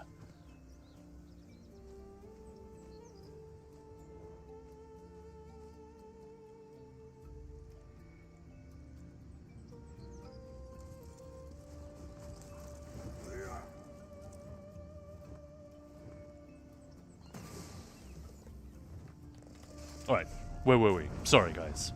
Messaging the missus. It's got to be done. Once again, if anyone wants to join, you know where I am. Yeah, I am showing online. Apologies if anyone did whisper me and I missed it, but it's The Khan, Thekaan. Ah, thanks, Lily. I do not need that one. Oh, Wormwrithe Sword. Here you are, Moose. This one's for you. Num num num num num num. Delicious style page.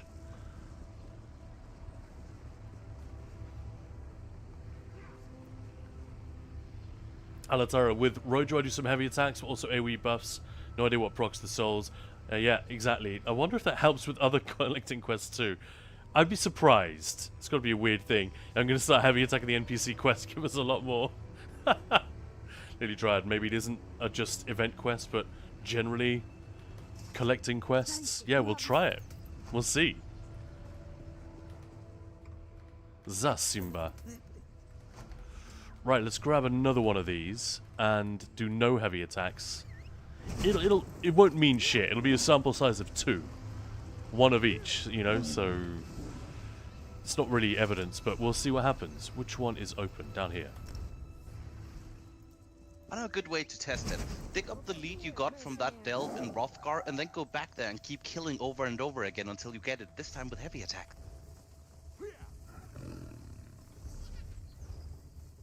Well, It's a mythic which requires heavy attacks, so kill the boss only heavy attacking. you must really want it, yeah. Don't forget the Soul Reapers!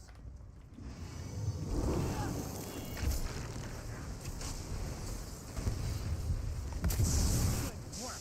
Don't leave any behind!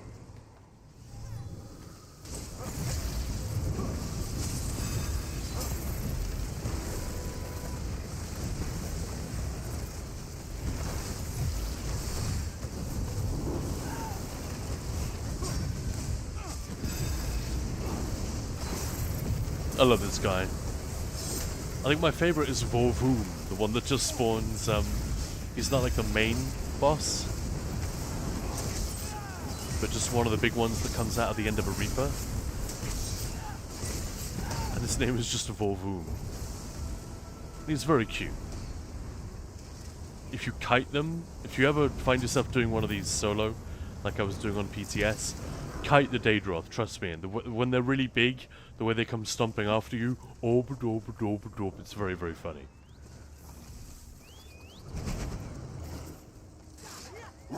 Well, that was not a great example because they only got one wave, but absolutely nothing lootable from there.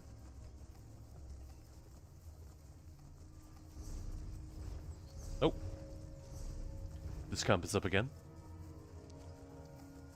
So again, 0 souls out of 15. I'm not going to do any heavy attacks now. Because I'm a real DPS. I'm a real boy! Ah, just kidding. No, we're just going to beam and AoE and whatever else. Let's see if we get any lootable stuff at all. So far, nothing.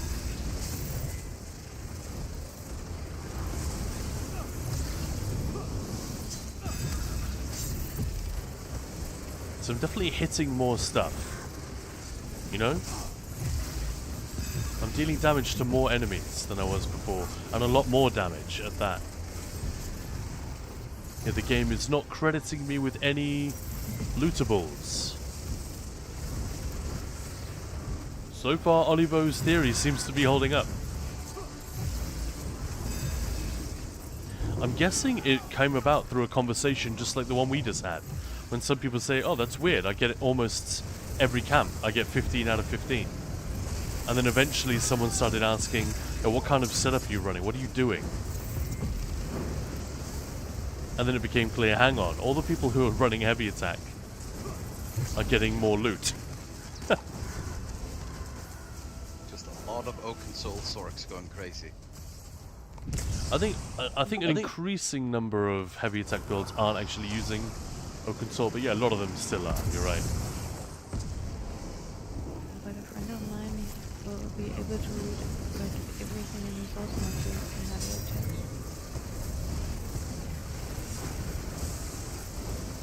I have my game volume quite loud, but also sorry, I didn't actually catch that. Some days I played with a friend, he's also not heavy attacking, and he was able to loot like every mob. Like really every mob. He was finishing the quest for us all the time.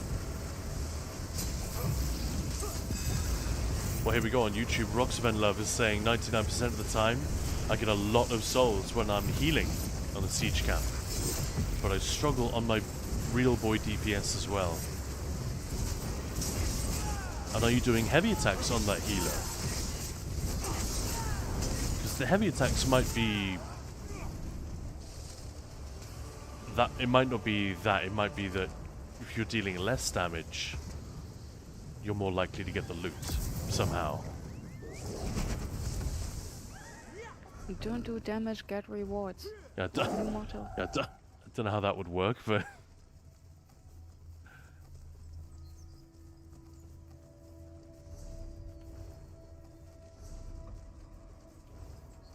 New meta is pacifist meta. God, no. Over here, mercenary.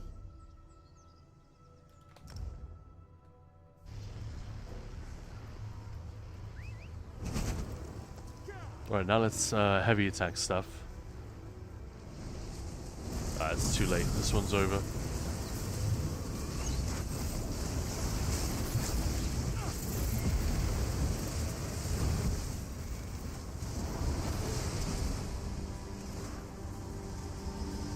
Yeah, X-Fury is the equivalent of a participation award. Participation. Yeah, I remember the participation trophies coming up a while back. Oh, who's the... I want to say it was Man Cave Gaming or something like that. I can't remember his name. It's a guy who used to make a lot of ESO vids and guides back in the day, and he did a video all about this, about how the Zos were, and this is quite a, this is a representative of the casual player community, I guess, is how he might have described himself. Like, he wasn't an end gamer or anything, but he was saying this is not good for the long-term health of the game.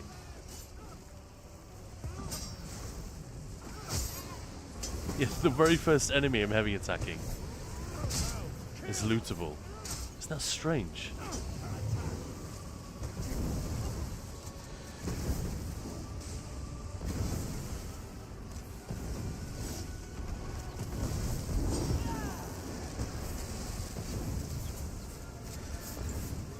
Still only 2 so far. Oh no, 3, 4. Look, they're all over here.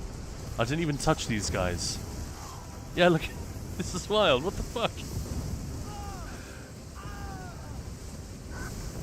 That's what I was telling you before. You don't need to damage, you get the loot. Yeah, and once I start beaming, nothing.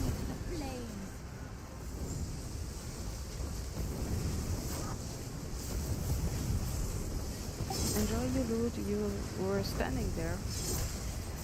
Yeah. Well, you got a heavy attack. I mean, you gotta press that button. Mash that button. One less Reaper to deal with. That's wild. And then there we go, yeah. Completed. Now the vitrified souls. And if I keep heavy attacking, will I get more? Probably not. But if I hadn't looted first, maybe I'll be able to do what Lily Dryad is saying. Complete the quest, then drop it off and head back and get some more.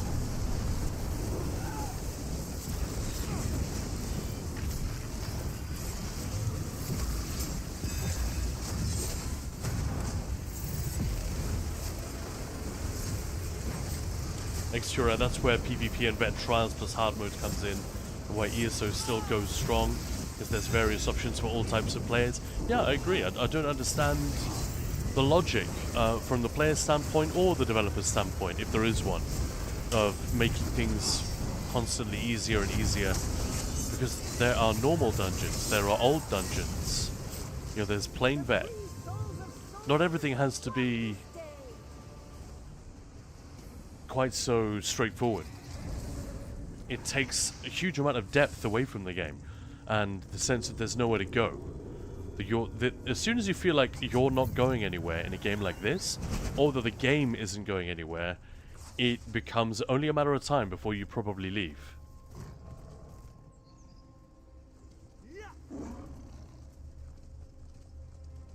At least that's how I feel. And you could probably express it better than that, but you know what I mean? There has to be a sense of a purpose, both to your own progression, but also the game's continued existence. Well, there we go, the sample of 4, and it's 100% hit rate so far. So if you don't heavy attack, you don't get any loot at all, or some. In these 2 cases, I didn't get any. Not a sausage. If you do heavy attack, Excellent. you get everything. That's wild. Ah, Alois, thank you for the stretch. Much appreciated.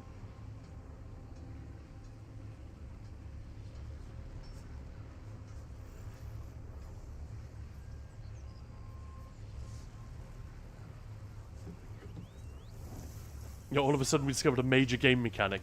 To be clear, this is the only time we're just talking about Siege Camp. This is not a thing elsewhere in the game, as far as I know. We can't leave a camp. Alright? So let's not get carried away. But, yeah, it appears to be a thing.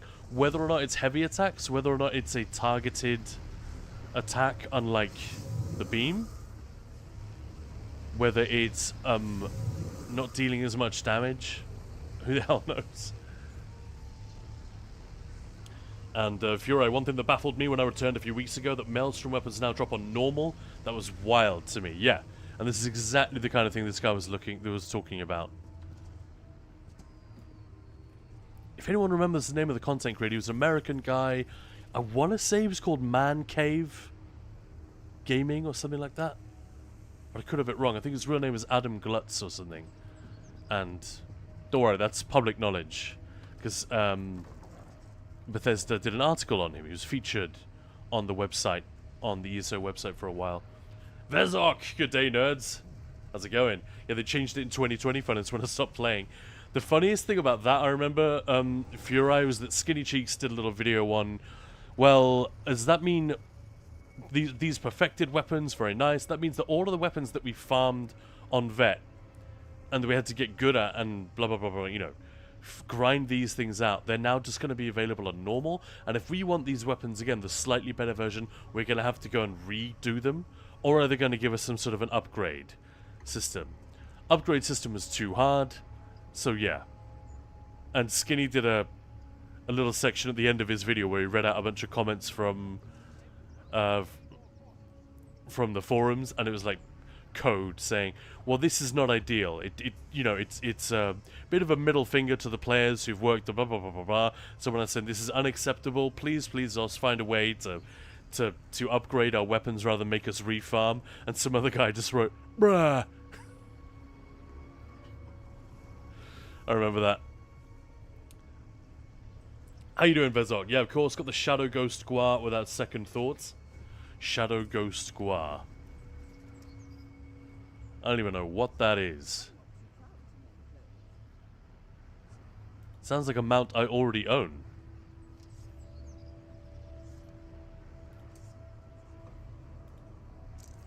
Oh, he's cute. Look at him. What a champ. Good choice, Vezog. It's like a Dalmatian Guar.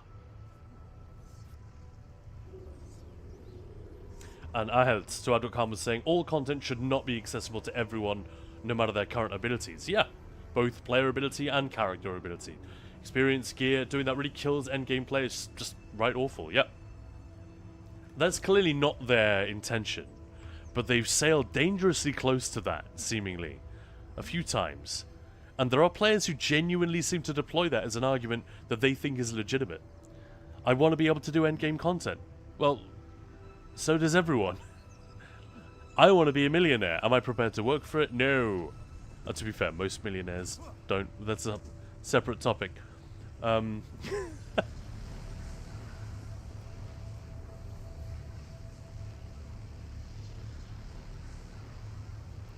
Ballord is saying Greymore releases Maelstrom weapons on normal, and end of the year they introduced that set collection. Yeah, exactly. It was awful. Luckily, I was too grumpy to go and refarm my Maelstrom weapons. But once they added the sticker book, I think a few months later they had an Orsinium event or a Maelstrom double drop event, and then I just went and did it. Farmed that shit. Got it done. Schlafs, welcome in. That would be me. Welcome, welcome. Yeah, if you're right, I would have been pissed. I wasn't that annoyed, but I just thought, I wish they'd said something.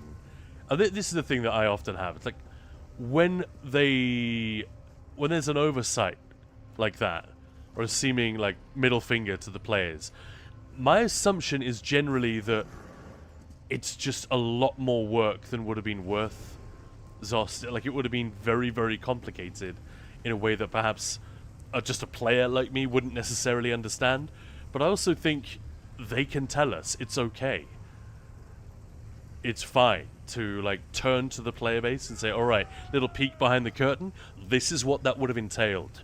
The only real time I can think of that happening was when Mike Finnegan did a series of interviews about boss design and how they design mechanics and what they have to do with the story and the character of the boss. And so that was interesting, but it was very shallow. It was called a deep dive. It was not. It was a shallow dive. It was a paddle.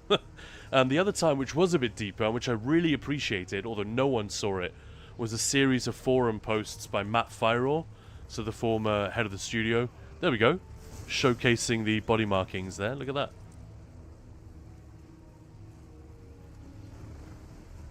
That should look pretty cool. It helps that it kind of goes with the character. But yeah, he posted a series of updates on their efforts to move the server architecture to be multi-threaded. So pretty major performance improvements were potentially at stake. Matt Firor was... I feel like you could read the excitement in him when he's writing these messages. They were forum posts, they were very dry, they were very technical, but it was like relatively unprecedented transparency in terms of what he was explaining that they were doing. And I think the reason for that was they thought it was cool. He thought it was cool, and he was excited about the technical aspect of it and making the game run better. Of course, it didn't work. It introduced unexpected lack of stability, so they had to can it. And these performance improvements, which were, I think, Cyrodiil, as well as Trials, but particularly Cyrodiil, was supposed to benefit enormously from this. That is why we are now dealing with, I guess, very much a Plan B or a Plan C, which was Brian Wheeler's Vengeance testing. Originally, they hoped to avoid that.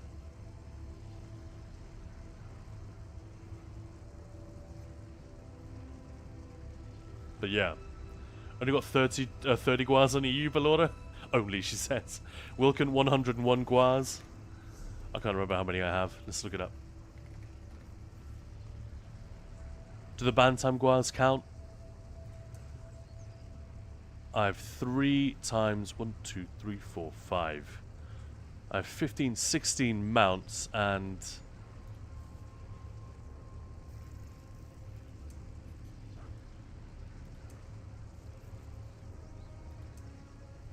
a lot of unexpected. It's 1, 2, 3 times 6. Why is this guy coming up for Gua? That's funny. We have 16 plus 18 plus 1. 24, 35, 36. Yeah, 36, I guess. Fun. Those are Koguti disguised as Gua. That's some I don't want. They made them too ugly. Ah, yeah, there we go, Vezok, the tier maker. I love it. Fiora, in all honesty, no offense to anyone new to the game. Nah, no offense from anyone here, I'm sure. But if people want to get to endgame content confidently, you got to drink some essence of Get Good. Is that like a can of whoop ass? I opened up the essence of Get Good. Yeah, the bitter medicine of learn to fucking play. I get what you're saying. You gotta drink some essence of Get Good and work for it. At least a bit, yeah. Before all these changes, you had to prove you were worthy to be part of the endgame content. DPS, tanks, healers, even PvP. Yeah, when you say worthy, I think it's the thing that matters most to the people you're playing with. You've done the work and you're prepared to do more. You're showing a willingness. So much of it is about that attitude. And whenever people detect a sense of shortcut or entitlement, we were having this conversation yesterday, and at the risk of ruffling some feathers, you know, there is a lot of anti-one bar or anti-Oaken Soul sentiment out there, and it's not to do with the playstyle or the mythic or heavy attacks or one bar. It's because of the behavior of people who've been using Oaken Soul over the years. Not all of them, obviously. Probably not even half. It's probably a very loud minority, but a significant minority to turn a lot of the players against them. And someone was here making a very strong case for why, if you put something in the group finder, you should not be putting first and foremost no heavy attack builds in there. I mean, I'm of the opinion that if it's your group, your rules, that's fine. But this person made a pretty strong argument. They made a good case for, like, these are supposed to be open to everyone. If you want to exclude people, do it in guilds, and yeah. But you can also select the superior player needs or experience. So if you use the tool, you weren't allowed to set any restrictions. So it's kind of weird to say you can't exclude heavy attack or oaken soul or one bar, but you can keep all the other stuff. Yeah, like I said, I didn't agree, but I thought it was a fair point that I think they were. I don't really look often enough at the group finder to know either way, but they were making the case that so many, like most of the trial signups they see, make a point of saying no heavy attack. That may not be correct. It might just be enough to sort of get on their nerves. But if there's a culture developing of like excluding certain people or certain playstyles, I agree that is not the goal. That is not ideal. All I was saying was that I can understand how this has come about, and frankly, it's the heavy attackers' fault. Some of them, if they've turned so much of the player base against them. It's you know, they've made the bed, now other people have to lie in it, and that's a little bit unfortunate, but that's the way it is. They are chicken. The Bantam Guai, yeah. Oh, so Alan was saying, want to do end content? Great, come on in, we'd love to have you. Exactly. That's the attitude in PvP as well, isn't it? But you can't just show up in your green Rubidite gear you got from a quest you liked. It's got to be group tactics, knowledge about the... Yeah, I mean, they will have followed a YouTube guide or an article or a build which is predicated on you can do anything with this build. You know, it's the dumb... You know, this cheesy trailer voice that I do? It's the equivalent of that, but without being a joke. You know, without being tongue-in-cheek. They're actually suggesting, you know, snake oil salesman. It's that thing. But yeah, you can't just rock up with whatever. There's got to be tactics knowledge of the trial dungeon and willingness to learn and change your playstyle if you need to. If you can do that, we need more people like you. That will make the game more fun for all of us. You sound like you're addressing someone in particular there, Ahad. Yeah, and agreeing with what Furai is saying. I regret not getting Scribes of Fate Collector's Edition. The Guai is so pretty. I don't think I got that one either. I got very few of the Collector's Editions. Some of them. I got all the physical ones. I got boxes for the original game, Morrowind, Somerset, Greymore. I think that's it, right? They never did Elsewhere or anything else. I think Greymore was the last one, right? Can't remember. I certainly have all of them. Bantam Guas aren't Gua, they're closer to Scuttlers, yeah. Asterial, hello, hello, good afternoon, good morning, you sweet humans. How's the Wednesday treating you? I'm doing well. Yeah, doing alright, thank you very much. Recovering. And looking at the list of things that we need to do, we've discovered a funny thing here, Asterial. If you are trying to get two birds with one stone, you're doing charging the lens, gathering vitrified souls, and you're trying to get them whilst doing siege camps, we've discovered, well, it was a tip-off from Olibo, credit to Olibo, and whoever, I don't know what chain of custody this theory has, but I'm guessing he didn't come up with it all by himself, but he hipped me to this idea that if you heavy attack the enemies in the camps, you'll get way more lootable enemies. And so far it seems to be borne out. The evidence is bearing out that theory. So I'm not doing anything but heavy attacking these, and let's see if they glow yellow when they die. Yeah, there's one, there's two. And we've been doing that for a while now. I've been going to camps where I deal a ton of damage without heavy attacking, and then I'm going to camps where I do nothing but heavy attacks, and everything is lootable. I told Ollie I was going to check it, and then that got us onto the conversation about heavy attack builds, of course.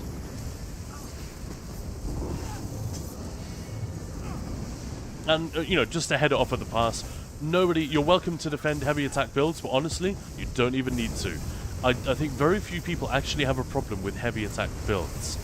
Nothing really wrong with that playstyle. It's a lot of people find it a bit boring, but that's fine. That's to do with them. It's not about telling other people what you can and cannot do. It's actually pretty rare in this game. A lot of the people who talk about gatekeeping have, frankly, they've misunderstood something, or they've encountered someone who's not doing a very good job of expressing why requirements are there. But generally, people aren't anti-heavy attack builds or one-bar builds. Why would we be?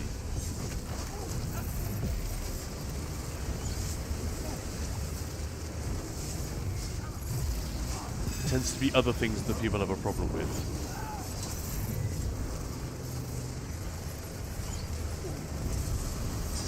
Yeah, Vezok's saying heavy attack builds are fine. For me, Oaken Soul is just a no.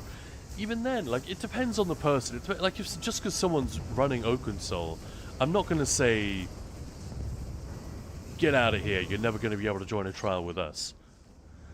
I know that's not what you're saying, Vezok, but yeah. I definitely wouldn't do that. I would say you're unlikely to ever make it into a prog group with that setup. It's just not going to happen.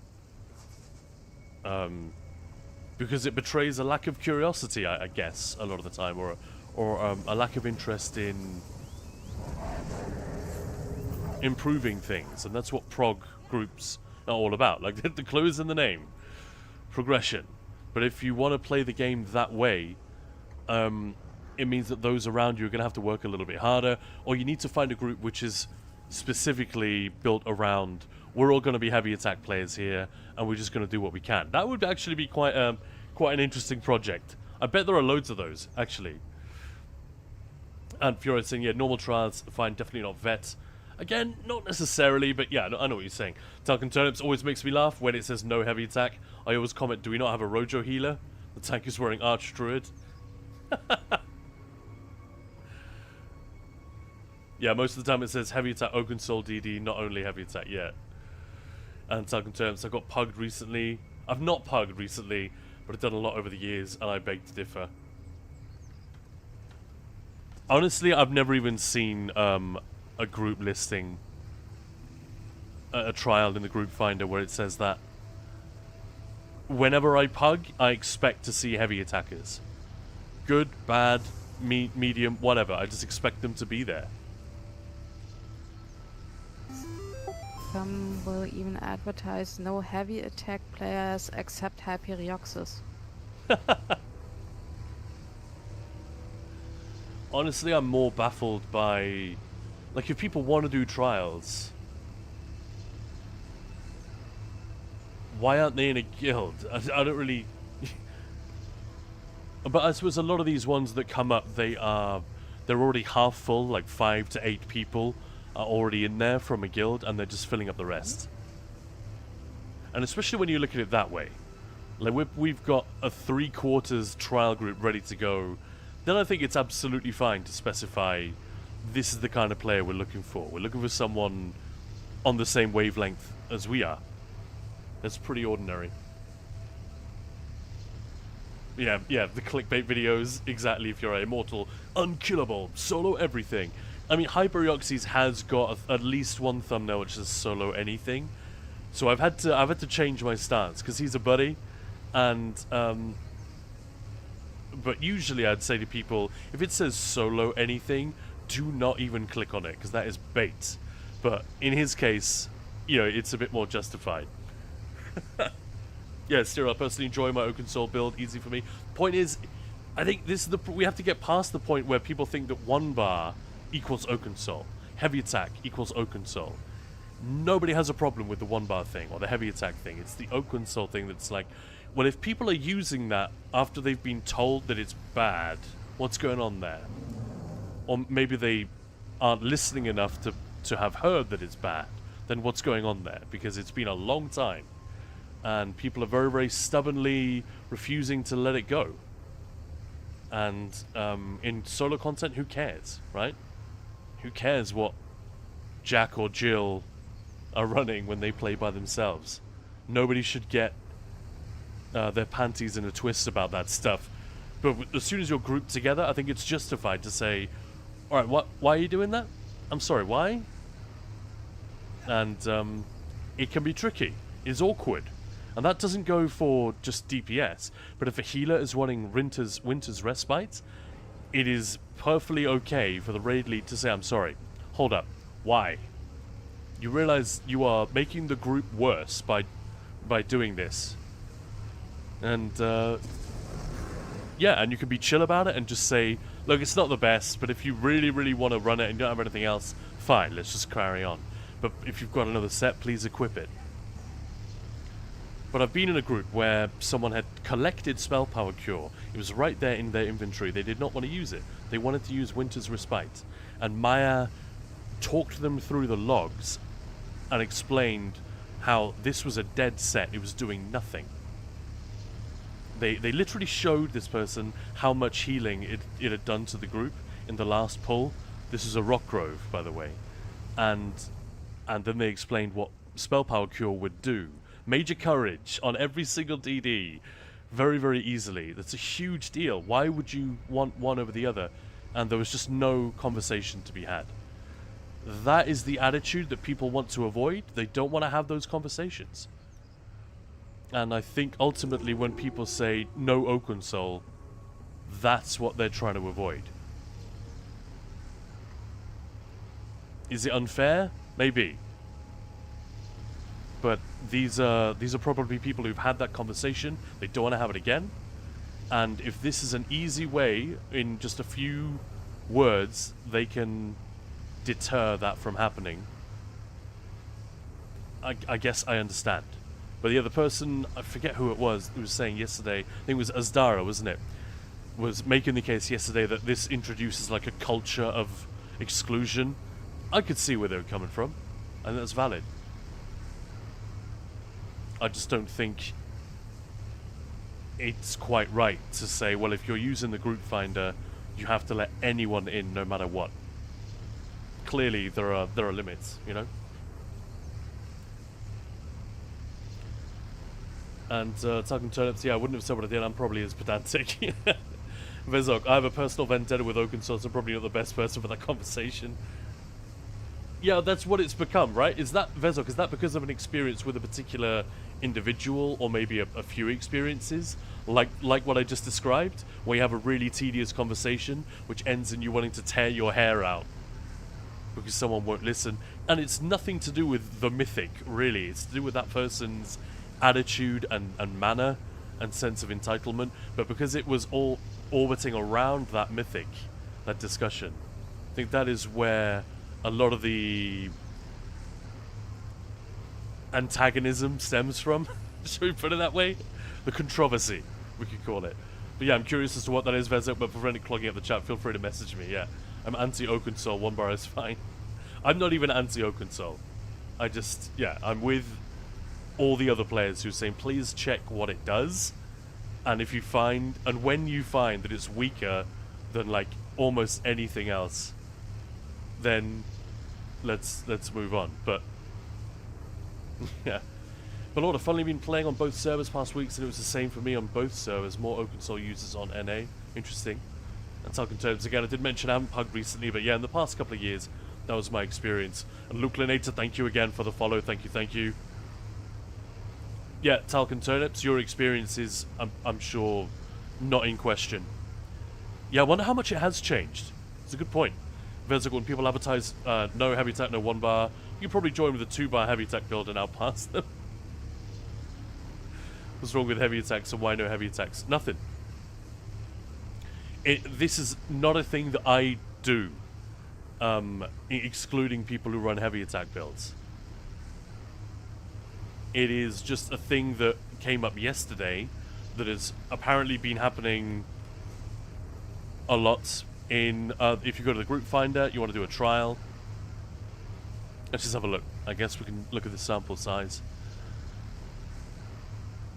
No mention of heavy attacks. Kick if mechanics are not known. VSS with DPS, please. That's it. No mention of heavy attacks. But apparently, you know, there are quite a few popping up where they specifically are saying no heavy attack or no heavy attack Oaken Soul users. I think that's what's happening, Daenerys. Because it's just a weak set, and it's kind of it's totemic of people who aren't super engaged with the combat system, which is fine. But it's a little bit like going hiking with someone who is determined to walk slowly. Like, that's none of your business, their walking speed. But if you're hiking together and you are limited by their top speed, then, do you know what I mean? It's like the guy on the football team who refuses to wear football boots, or the person in the choir who refuses to practice the correct song and shows up trying to sing Billie Jean when you were supposed to be singing Amazing Grace, or whatever. I don't know, it just doesn't work. It's not a team mentality. I think that's what's really the issue here. Oaken Soul is just like this big, fat, white elephant that sits in the middle of everything, and it keeps coming up. And it keeps being sort of... I used the word totemic a minute ago. I think that's the perfect term. It becomes like the hot button issue, which covers so many different things. But yeah, there's like when people advertise, blah blah blah. Yeah, if ESO had the invade mechanic of Souls games, I would invade Oaken Soul users. Jesus. Yeah, I'm really interested as to where that came from, though, Vezza. Was it like a tough conversation? You don't have to give details, but I know that people can have their attitude fundamentally changed from one interaction with a player who represents a certain group or whatever, and then we make that slightly stupid or slightly silly, simplistic leap of taking that experience as though it's representative of that entire group, right? I know people have this with toxic endgamers. You know, they go into a dungeon, someone's addicted to them, and if it's bad enough, it can really color your attitude towards players in general, or players who think they're good in general. It can really mess with your compass in that regard. But sadly, a lot of players have had bad experiences with these people. Yeah, Mysterio apparently significantly out of the loop. Why is it bad? They've been weakening it for a long, long time. Ramming Panda, noob question, what is VSS? It is Sunspire. SS is Sunspire, and the V just stands for Veteran. Perfectly fair question. Why would you know that unless you knew it? Sunspire is a trial down here in Northern Elsewhere. It's the one with 3 big dragons in it. It's a very cool trial. Pretty old now, but... And VRG, for example, is Rockgrove. That's down here. All the buffs on the ring can be gained easily from skills and gear. Basically, yeah. And the ones that are left are generally not buffs that you should care about. But you're absolutely right. Thank you for putting it that way. It's just out of the loop, because it was very strong when it released, and then they nerfed it, and then they changed it, and that's when it became... Because it wasn't originally anything to do with heavy attacks. They then changed it, the way Empower works. So they unintentionally... I stand by this. I'm almost certain, as certain as I can be without the devs straight up telling me, yes, you are correct, I'm certain they unintentionally buffed Oaken Soul and made it into the heavy attack mythic that it was. And because it was unintentional, it was like a week 3 U-turn during a PTS cycle, which has been the most terribly received PTS cycle ever. This is update 35. And they did a hurried bunch of U-turns in week 3. So with 1 week left of testing, and there was so much chaos on PTS, nobody thought to test Oaken Soul, and no one was really paying attention to that. Then it went live, and it was this incredibly broken thing, and groups were showcasing it, getting Planesbreaker with 8 Oaken Soul DDs, who were just like one-buttoning their way through the entire trial. And Planesbreaker back then was unbelievably difficult. Hey, there's her way. I mean, it's still difficult now, but it was 5 times more difficult then. And this was seized upon by players, probably the devs as well. Okay, this thing is out of control. We need to sort this out. But every time they went near it, all the people who sort of drank the Kool-Aid of Oaken Soul is the key to making this impossibly difficult game accessible, they were up in arms and like it was like death threat level of aggression territory. That the amount of toxicity on the forums, in a lot of discords, even in our Discord, which is famously a very friendly place, it was something, and that's why I think the devs have nerfed it over the years to the point where nobody should really be running it anymore. But because they never came straight out and just bonked Oakensol on the head, a lot of people missed the memo and didn't realize that the earth had moved underneath their feet, and this mythic is now... Like, you could make the case that they should buff the living crap out of it. It's really weak. It's really weak for a mythic. And the penalty on it is genuine. Like, if you can't bar swap anymore, that's kind of a big deal. The issue there, I guess, is the people who wanted to use it weren't interested in bar swapping in the first place. But, I don't think Zos are going to buff it because they're fed up with the whole conversation. They just want it to go away. It was an unintended poison chalice. That's about as brief as I can be, but yeah. Does the choir analogy come from personal experience, Khan? It does. I've been in a lot of choirs, yeah. And some of them more serious than others. A little bit like, you know, casual groups, casual guilds, and prog groups in ESO, I guess. You could say I've been in the equivalent, the choral equivalent of all of those, where people would be straight up kicked if they had a bad attitude, or if they were just not good enough at singing, or sight reading. And there would be no question that that was the right thing to do, because, you know, the choir needs to sound good. You can't have someone who's dead weight. Like, that's utterly uncontroversial, but when you have it in a video game setting, suddenly it becomes kind of tricky. But yeah, Lord, especially after they introduce subclassing, you can slot on either bar skills. Yeah, exactly, on your back bar. You still have a 1-bar build. On top of it, you can wear a monster set or use Ring of the Pale Order if you need the healing, or just Velothi. Yeah, use the heavy attack 2-bar build, and it was honestly pretty fun. Misclicked. I just wanted to pour to you. I appreciate the invite. Very flattered. Schlapp's been playing this game for years, and I can't get good DPS stat to save my life. Well, join our Discord, Schlaps. I hope I can help you with that. That's literally what I do. And not just me. There are a bunch of people on the Discord who will help. Yeah, Vezok, when it comes to Oakensol... Hey, Insomnia Aaron, how's it going? Vezok, when it comes to Oakensol, it brings me the same exact thing as Black Templars. Oh, gotcha. I was at one time chasing the Healers set in Sunspire, Asterial. The Navintos set. Yeah, that's been used, like, on a very niche basis here and there, I remember. Eye of Navintos, was that it? Claw of Yolnacrin. Tooth of Lachestyx. Good. Because it was a synergy set, and Yeah. the bonus was only skill cost reduction.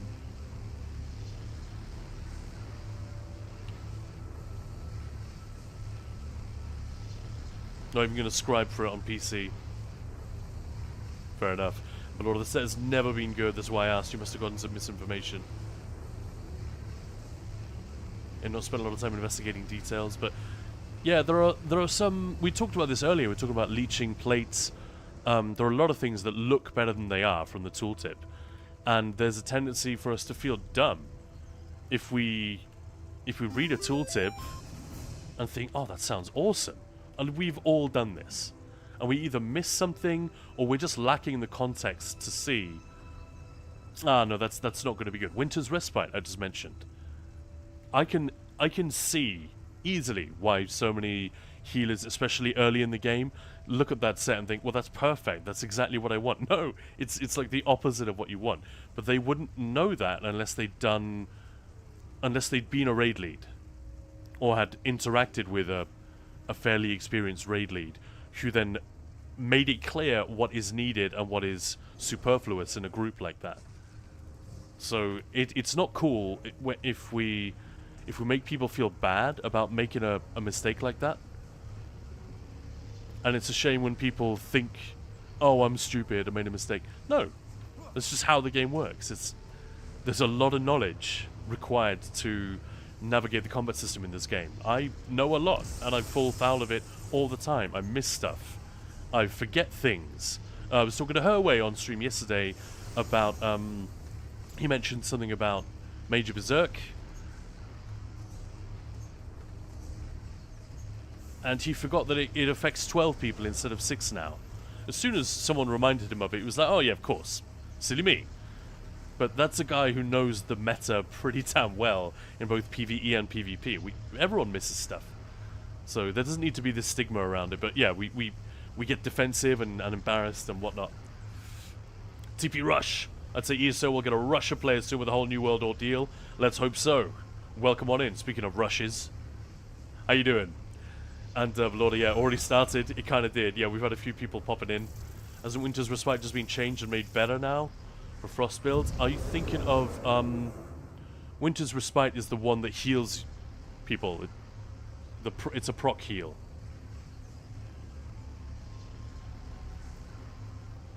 Might be thinking of a different one there, likes to play catch. Yeah, Frostbite, that's it. Thank you, Belorda. Alright. What else did I have left to do? Packed Elder Tallow. Lovely. This is one of the new ones. Haven't done this since PTS. They only changed the thing we have to collect. It's still the same locations. Oh, yeah, they are still the same, aren't they? I wondered why the names had changed from PTS Week 4 and Live. Now I know why. If you're well, Mr. Khan, pleasure hanging out. I've finished work and going to jump into PvP. Catch you around. Yeah, well, we're back on tomorrow. And Maya will be here as well later in the week. She's the other half of Ninja Pulls, so that'll be worth catching. And we've got lots of events in the works for the remainder of the year, so yeah. Thanks for hanging out.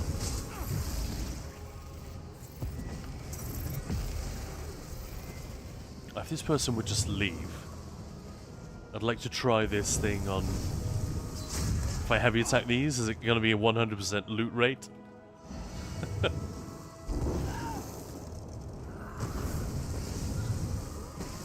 No, it's not.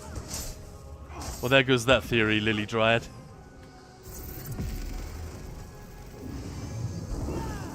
I would have assumed it was just a siege camp thing.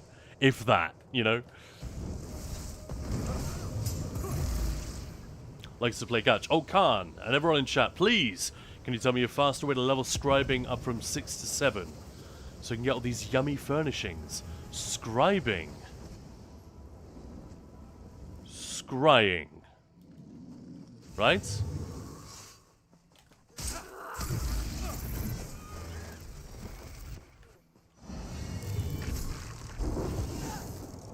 I'm guessing you mean scrying? I hope so. Yeah, that's what Belord is saying is all I've done. Just keep doing leads.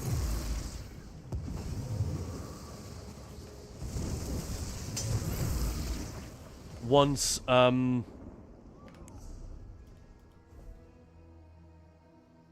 guy can't scry. But once you've done the blue and the green and the purple in that zone, just do them again. You can't redo the purple ones, I don't think. I think that's one and done.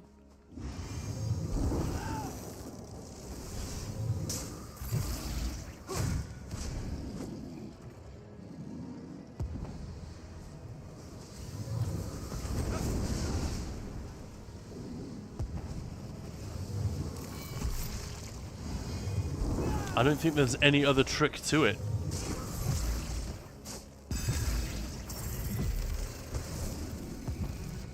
Man, I've got 0 so far. This sucks.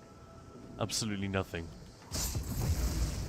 I will always go to Stonefall's Ash Road way shrine and go a little bit away from it, and there are mud crabs and Alit, and like killing 4 mobs and got all the stuff.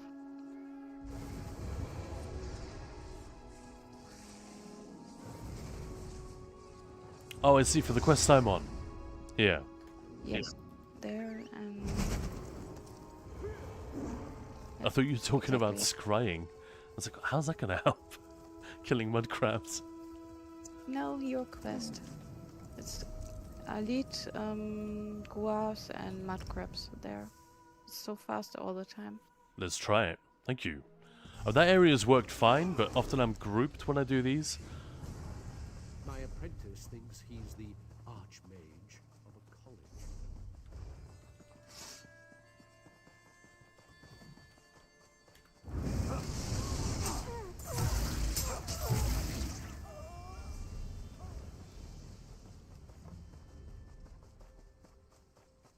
I'm not killing the guas, though. Nah, But they give most of the loot. I'm at 7 out of 8. I'm not doing it. I'll kill the A-lids, though. That's fine. Done.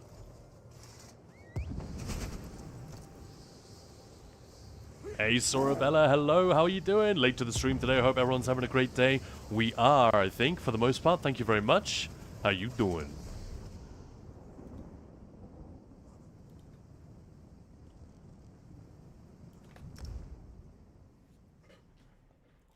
Ramming Panda, okay, so I'm coming from Newark. I misread that as New York for a start. I was like, very glamorous. Coming from Newark, and my UI on my laptop looks nothing like that you've got. Yeah, so we don't have an add-ons video, but if you join our Discord, there's literally just a list. I'll show you the one that I'm working with here. So the health bars and stuff, that is LUI extended. But honestly, you don't really need that. I'm guessing the one you're thinking of is this. So I'm playing in 4K and then streaming at 1080. So that's why it might look a little weird. But this, the thing which makes your UI full height, it's very, very nice. That is called Perfect Pixel.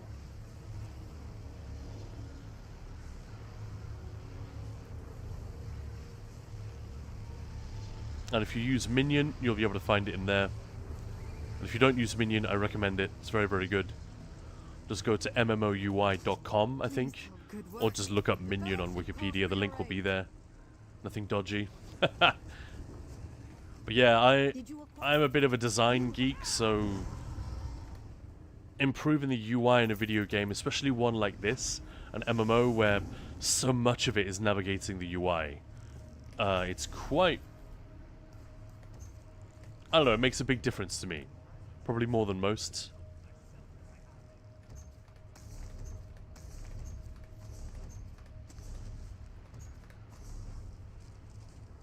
But at the same time, I don't love loading up my game with add-ons, so my loading times get a little bit slow, and...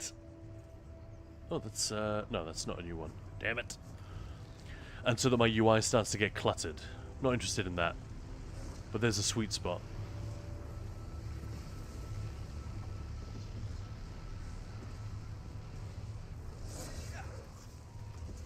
How you doing, Sorabella Katsuki? Like Catch saying, I've got some golden leads for Solstice, like the new lenses, and I want them. Also got some bismuth golden leads for Westweald too. Fair enough. Rush, my group has been running Potentates, Master Architect SPC, and Powerful Assault SPC Crypt Cannon healers, and a support... Hang on, 2 healers on SPC? Support DD running War Machine to complement the MA. Yeah, that's pretty normal. Either you'll have a Rojo for sustained Major Slayer, or for shorter fights, or more tightly organized groups. Certainly for nukes, you know, if you're nuking stuff, like we were in Hoth yesterday, Master Architect / War Machine on a couple of people. Often 1 support, 1 DD. But it can be 2 DDs, can also be 2 supports. That works really well. I don't think you need to double up on SP... In fact, no, let me stop being so polite.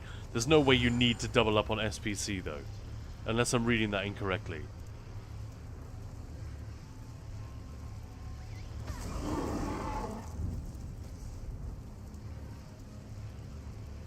Where was I going?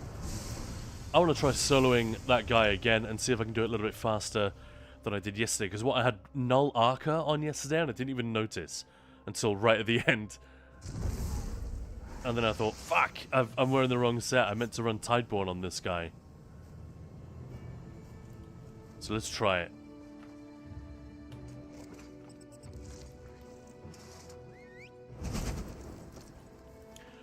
But what I was saying, just open the guide I used in 2020, and you should get to 7 by doing all the zones. Especially since there are more by now. Yeah, exactly.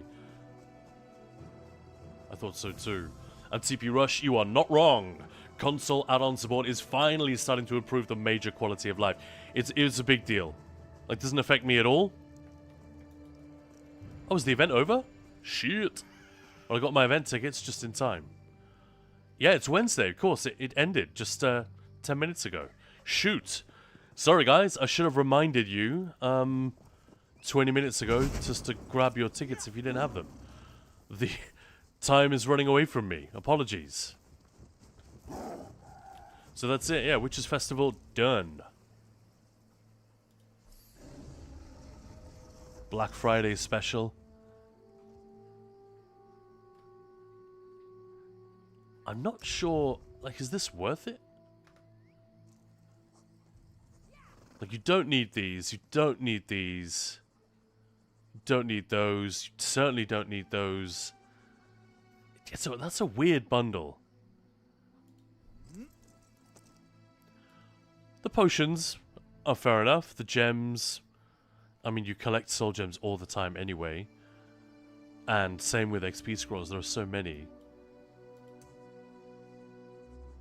I suppose when a mount costs, how much is a typical mount? Yeah, 2.5k for this camel. So 1.9k for a similarly cool camel and a load of other stuff. I guess that's fair. Asterial, is there a service you offer for review of build and recommendation? I mean, yeah, it's literally what Ninja Pulse is, first and foremost. Teaching guild, so the two main branches of that have always been teaching trials and then a CMX channel where people will post their setup and get tips. But it doesn't just have to be, you know, dummy humping and things like that. We've got a whole PvE questions and PvP questions section. Some of those threads can go on for months. Most of them will last a few hours. People will get the response they were looking for and move on.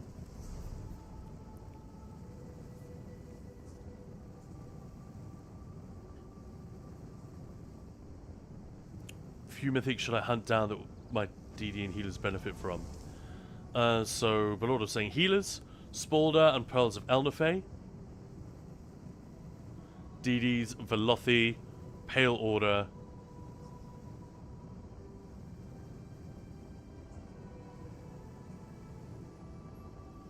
Yeah, I'm struggling to think of much else, to be honest. That get used, like...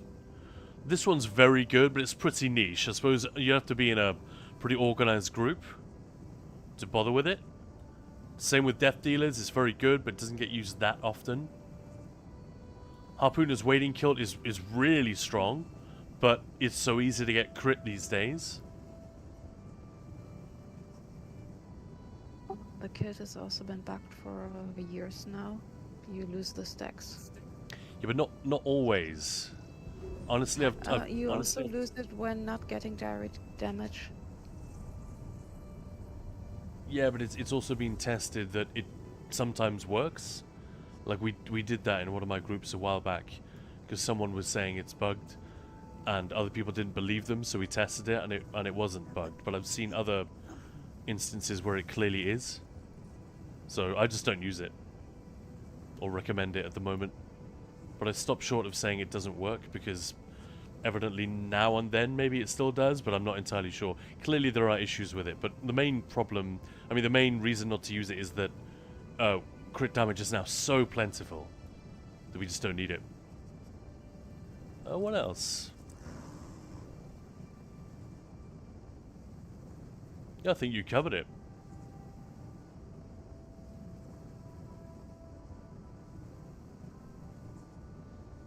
Yeah, I think that's it. Those four. That's probably it.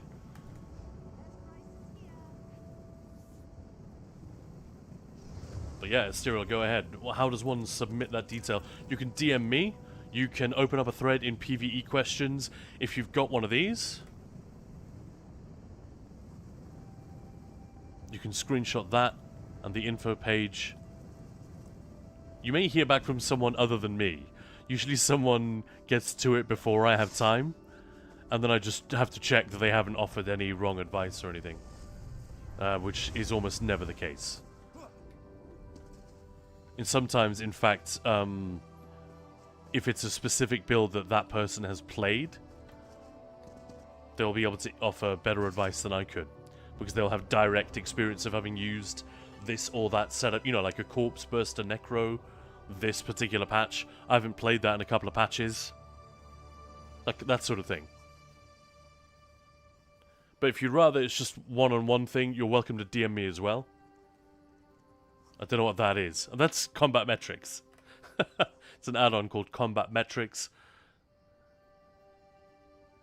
You don't need to install it. You can use... But yeah, find some other way of summarizing your build. So this is not really for analyzing the build so much as the rotation. But if you've got Wizard's Wardrobe or Superstar or anything like that, you can... send me something like that. A screenshot which just sort of captures what you're running. Why is it on Infinite Archive? That's bizarre. I'll have to get into that. I haven't had time to play lately. No worries at all. You don't have to do it this way. We can just go old school, but it's so much easier if you have an add-on like that. Can you imagine how long it would take you or me to describe exactly what I'm running here? That would take ages to just type it all out, whereas I can just screenshot that, boom, done. Only thing you can't see here are the enchantments.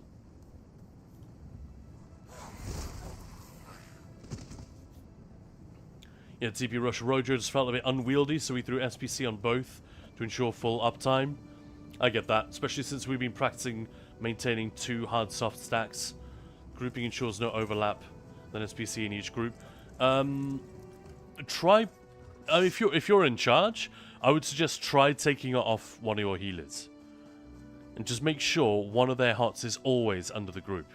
You'll be amazed at how good the uptime is, probably. And if you're disappointed, then it's not a gear issue, it's a skill issue on the part of that healer. Or not a skill, but you know, the issue of prioritization. I find that if there's not enough healing in a situation, or if uptimes are bad, it's not usually because the player is bad. They just haven't bothered to look. They don't realize they're getting 60% on something which should be 90 plus. You tell them, and then you look at the logs for the following week, and suddenly we're like 87%. Boom. I've seen it many, many times. Even with players who are quite chill and casual in their approach, they will generally, as soon as they realize, oh, I'm falling behind on something, oh, okay, let me sit up straight and brush up. And then suddenly uptimes are like freaking splendid. I think it's just a matter of playing mindfully. I can tell at a glance if someone is serious about their carpentry. IRL's been super busy as Styriel. Yeah, man, well, no worries. There's no rush, is there? And, what do we need more DPS for? A lot of the time we don't. But yeah, if we can get it quite easily, then yeah, we should absolutely go for it. Makes everything easier, quicker, more fun. I just saw a rune box that I can eat.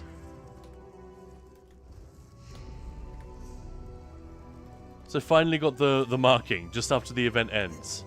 Nice. I still think it says Hagmatron, not Hagmatron.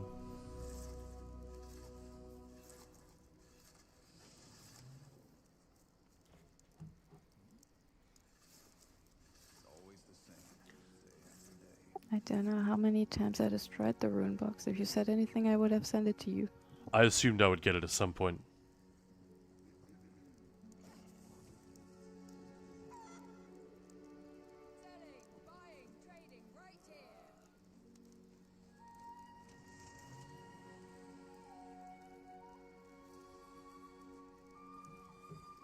Yeah, TP Rush. No, I get that. We're open to suggestions. Assume that was a problem, maybe. Not necessarily a problem. It's just... I know exactly what you mean. I think that you'd look at that and think, well, we might need to double up on that in order to get perfect uptime. But, I just know that if the healers are good, if the group is reasonably well stacked, it's actually surprisingly straightforward to get 90+% uptime on everyone. I know, because if I can do it, anyone can do it. And I healed a very untidy group in VCR+3 for a long time. Eventually we got tidy, but for a long time it was like, guys, pick anywhere, location where you want to stack. Some of you are over here, some of you are up on the roof, some of you are off in Narnia. Like, what the hell is going on? And SPC uptimes are still okay because the cooldown on it is forgiving enough. Yeah, it shouldn't be too hard. Even if it requires a little bit of adjustment here and there. But you didn't post that so that we could lecture you on your on your group comp. So, you do you. But yeah, I was just saying, if you are the raid lead, maybe you want to try that, because it'll free up a slot for another support set, which can be very, very handy indeed.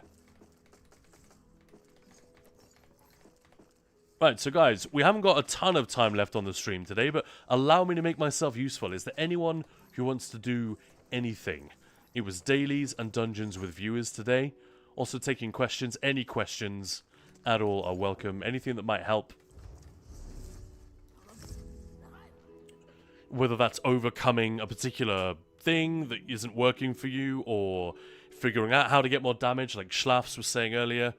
Need to get a decent DPS stat. It's definitely not a skill issue. I can promise you that immediately. It never is. Yeah, if anyone needs a monster set or anything like that, let's go. I'm here. Exactly. Roof and Narnia are there for the tanks, not TTs. T-Brush, yeah. Eventually, some trials are just extra trialish, innit? Yeah. Good use of innit. I like that. And I'll use your wisdom, sir. Yeah, no worries. There's not much of it, so yeah, make the most of it. But Lord, as a healer, you have to tell the DD, your stack is shit. And they'll adjust. Tested it. It really works. We got to give credit to my friend. Oh, she's not like a close friend or anything, but a Polish lady called... Oh, now I'm blanking all of a sudden. Serby. Some of you may know her. She doesn't just play healer, but I was in a couple of prog groups with her on healer for a while, and the group was pretty good. It was one of those groups that was very powerful, but the discipline was a little bit weird. There's me and one other DD who were like always hanging out at the top of the DPS and occasionally whisper each other and say like, what the fuck is going on with everyone else? Not everyone, but you know, it was a bit of a mixed bag. We had very, very good sessions and then some frustrating wipe fests, and the raid lead was getting very frustrated by this, and the healer, Serby, would just start saying, stack your shit. And it was this quiet, slightly acerbic little remark that would just make the DDs get their shit together. You know, and move properly and position themselves properly as a unit. And I started repeating it in one of the groups here in Ninja Pools when I was healing in Cloud Rest, funnily enough. And then I started saying it in one of the other groups where I wasn't healer, but a similar sentiment was often expressed. I would just tell the story about this Polish healer who'd say, stack your shit. And before I know it, people who are in prog groups that I've never run with are now also repeating this. So it's making its way around. I think we need to give credit where it's due.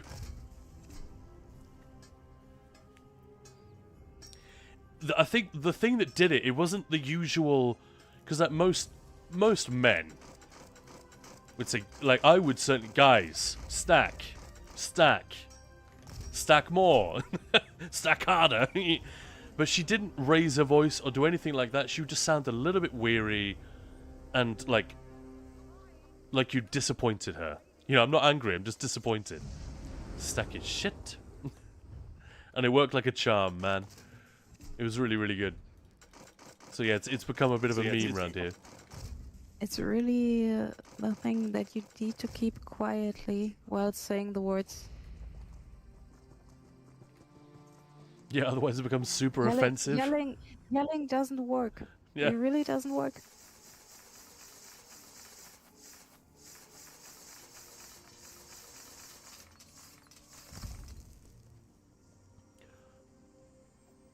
You might be better at yelling at them than me.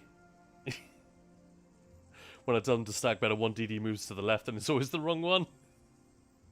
Yeah, I'm not yelling, that's my secret.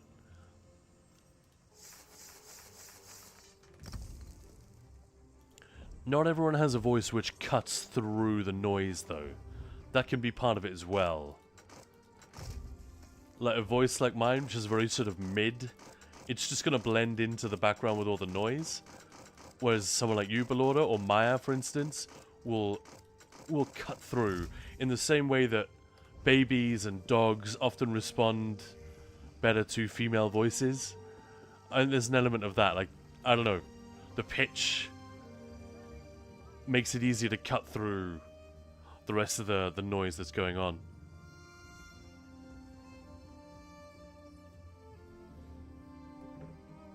But yeah, TP Rush, we're getting messy, boys. Tidy it up. I mean, the most aggressive raid lead I've ever had was also the most useless.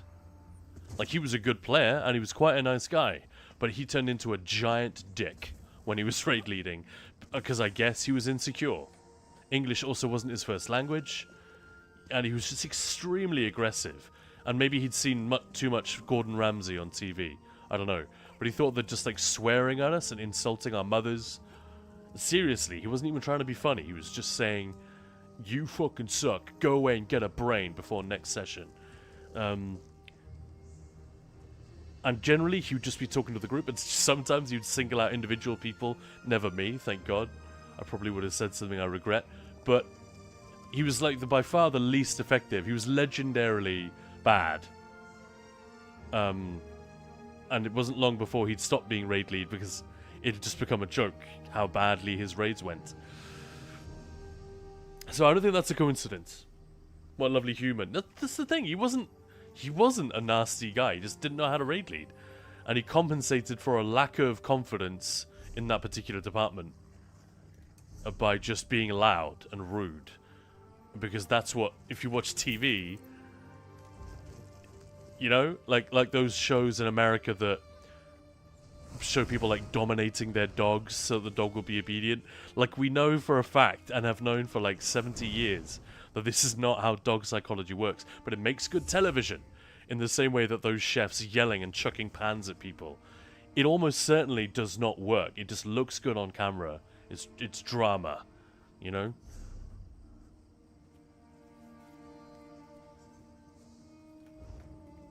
$10 CP left, Belorda, that's exciting. What are you going to do when you're finally there? I've still got like 250 to go. Like a mother's disappointment. I will just adjust all the CP on every character and I'm done with them. Oh yeah, that's true. Hey, Fumbles, welcome on in. Thank you. Are you actually looking forward to it? Yes. Yes.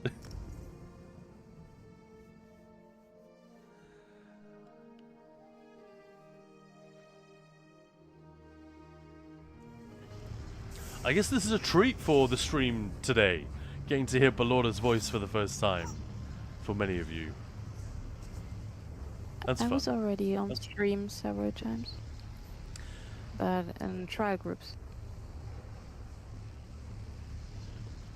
Have we streamed any of those, though? I guess we must have. Yes, the one you did with Hyper and one Papa Jester hosted. That's true, yeah. I think you said like one thing. And the trial with Hyper was the first time I ever watched Ninja Pulse and joined the Discord and everything. Now I'm still here. I remember. Awesome. Yeah, TP Rush. I don't mind hearing mechs every fight just because I always find myself on autopilot, a little reminder. Yeah, like calling out. I will sometimes do that. I've had feedback in both directions where people say, stop telling everyone to restack and block and everything. Start letting them die to it, and then they will learn. Then they'll actually remember and stop depending on your callouts. But I'm not sure I agree. I'd rather just do the unnecessary callout, and maybe every now and again it'll remind someone, oh shit, yeah, I need to block that.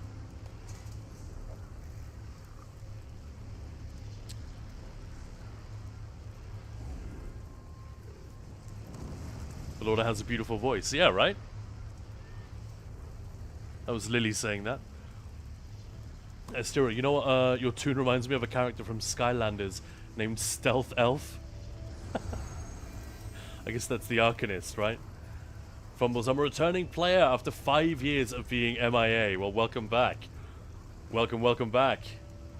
Yeah, Estira, there we go. That's Belorda. Hey, lovely to hear your voice.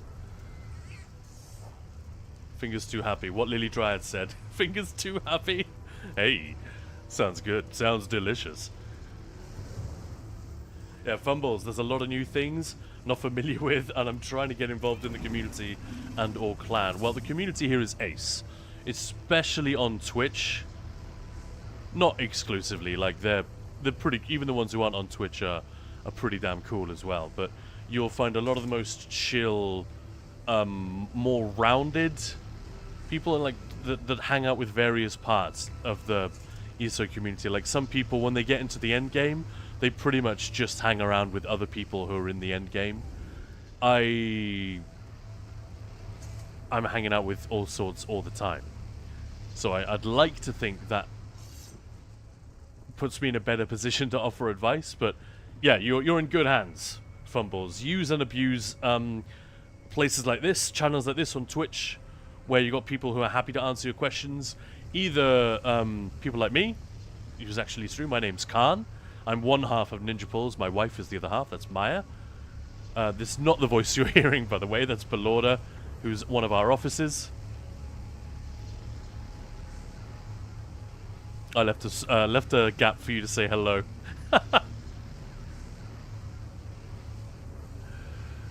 But yeah. But if the streamer doesn't answer you, generally chat will as well. So come at me with the questions, and you can join our Discord as well and ask whatever you need, not just for tips but also for help, whether that's farming gear or what have you.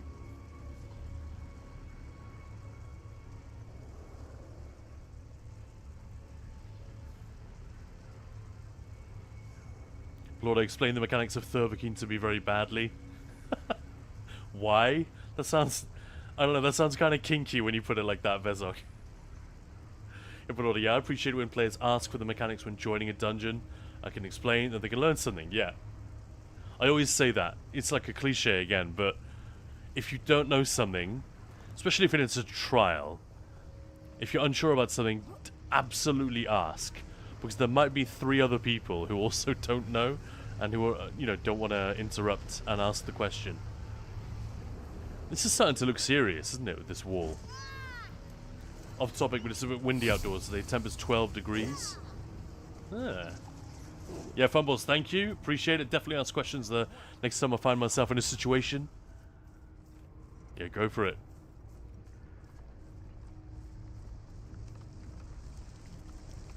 There is a lot. We had scribing just last year. We had subclassing earlier this year. These are 2 of the biggest changes. And 3.5, a little bit more than that. Between 3.5 and 4 years ago, we had hybridization, which isn't as big as the other 2, but it's still a pretty big deal. Isn't that horrific? That effect? It's really gross.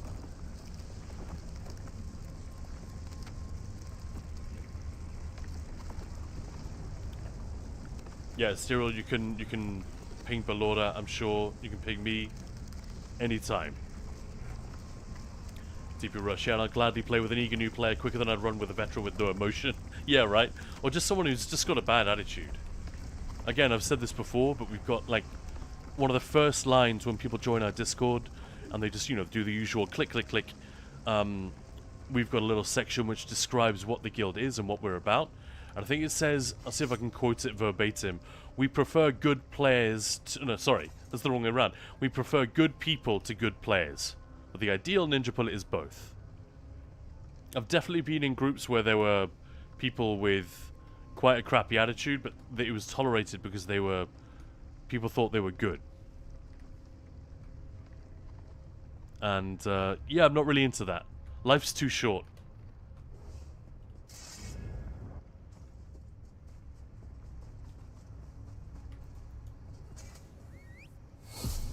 Don't have this DLC, so that's all new to me. Yep, no worries. It'll all come to ESO Plus next year. The only thing that's happening right now is we're breaking through this wall. And, yeah, that's the thing that you will get to see.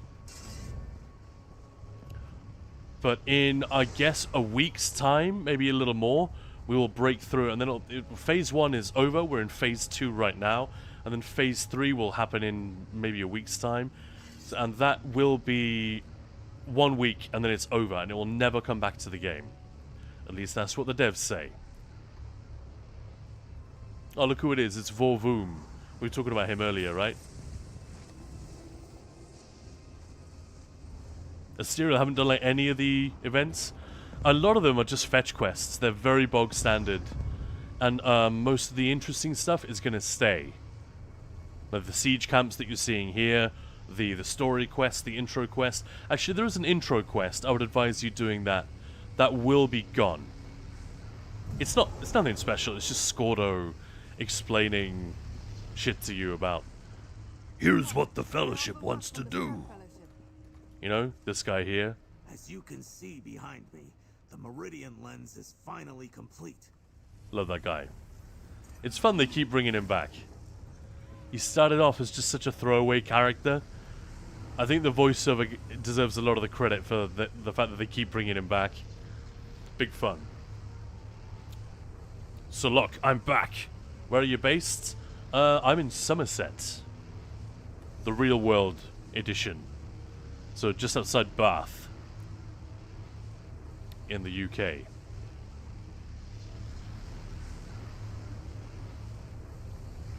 Can't lick the wall. Already did, Erin. Lovely wall. Tastes like strawberries. Does anyone know where that quote comes from?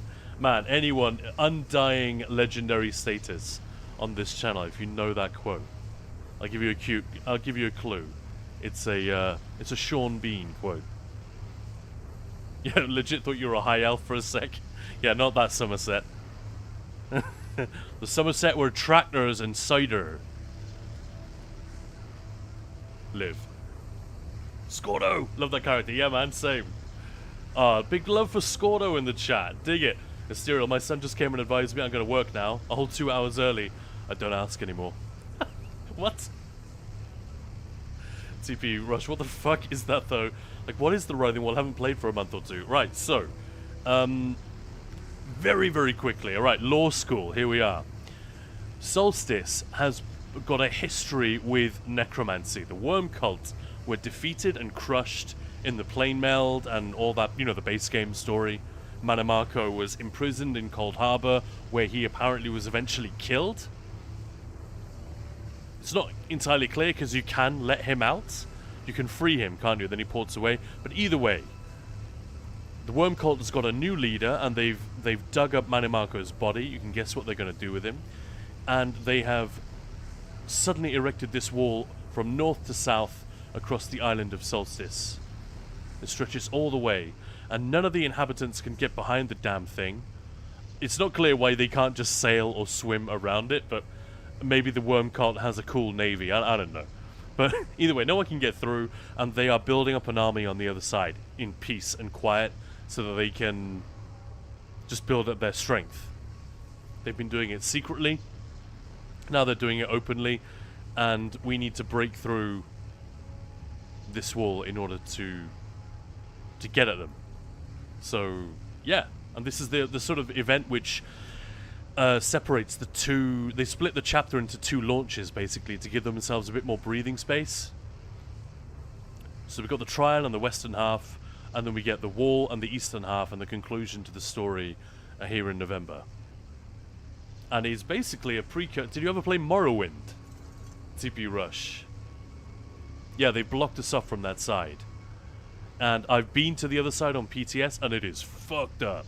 It's like Mordor down there, but like blue. And yeah, the worm cult are everywhere. There are still patches of tropical island left unspoiled, but there's Cold Harbor, rock and crap like invading the entire geography of the other side.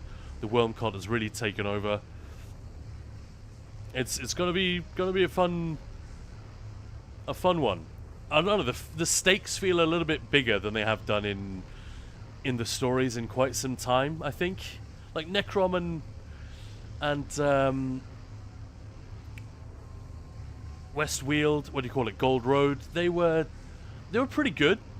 I don't know, I didn't feel the same kind of connection. The fact that the enemies recognize you, you already have reps with these people because of your actions in the base game, I don't know, that gives it a certain something. And then the event as well gives it a little more bite as well.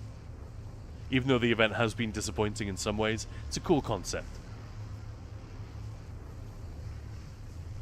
Yeah, so that's that. When we finally get through, we're going to be fighting a lot of worm cultists. And Fumble's saying, yeah, that was my whole ESO experience. Toxic players that were really good, so I took time off. Fair enough. Likes to play catch. Say it again. Raz, but no Nario these DLC. Tamriel has fallen. Remember, there was until pretty recently a SAG-AFTRA strike. So, even negotiating with voice actors, even those you've worked with before, it may just have been impossible in some cases. But I don't know the details. Germans were like, they cut off the east. We know this. Asteria will break on through to the other side. Yeah. Nice. Sorry, I'm on a decent stream delay. No worries at all. Belora, Gold Road and the Yellow Glow. I really don't like the zone. I kind of dig it, but I can understand that. Likes to play catch. What was the quote, Khan? Something to do with farmers and cider. I was like, ooh, that's me. I was just saying, not that Somerset, not the High Elf Somerset. The ones with tractors and cider. Even though not that many people around here really speak like that. I used to live in Bristol, and the stereotype there is that everyone says, alright, my lover. And literally no one says that. They say my love sometimes, but that's like everywhere in the UK you get that. Cheers, love. You know, you get it a lot up north as well. No one says my lover. Certainly not to their actual lover. That would be weird.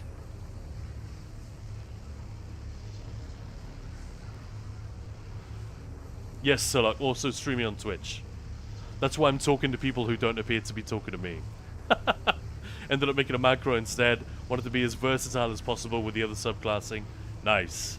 Nice. Alright.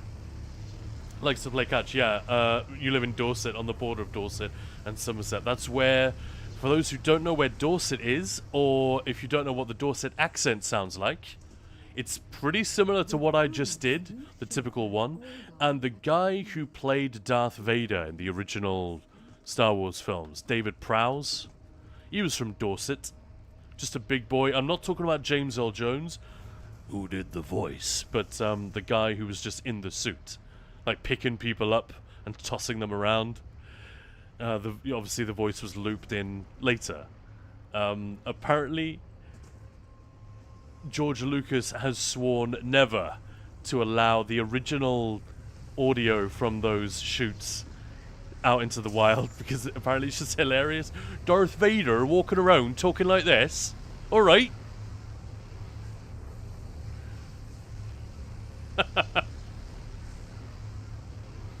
Dorset people like Fable 2 NPCs.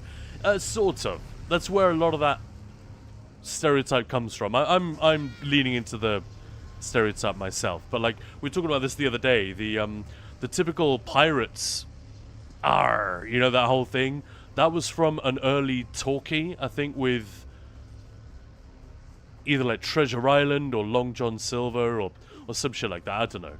And the actor who was playing the lead pirate just took inspiration from Southwest England and just went with it, and then it became, because of that one performance, it became the standard template for all pirate accents throughout movie history, except for Jack Sparrow, which, when you think about it, is that's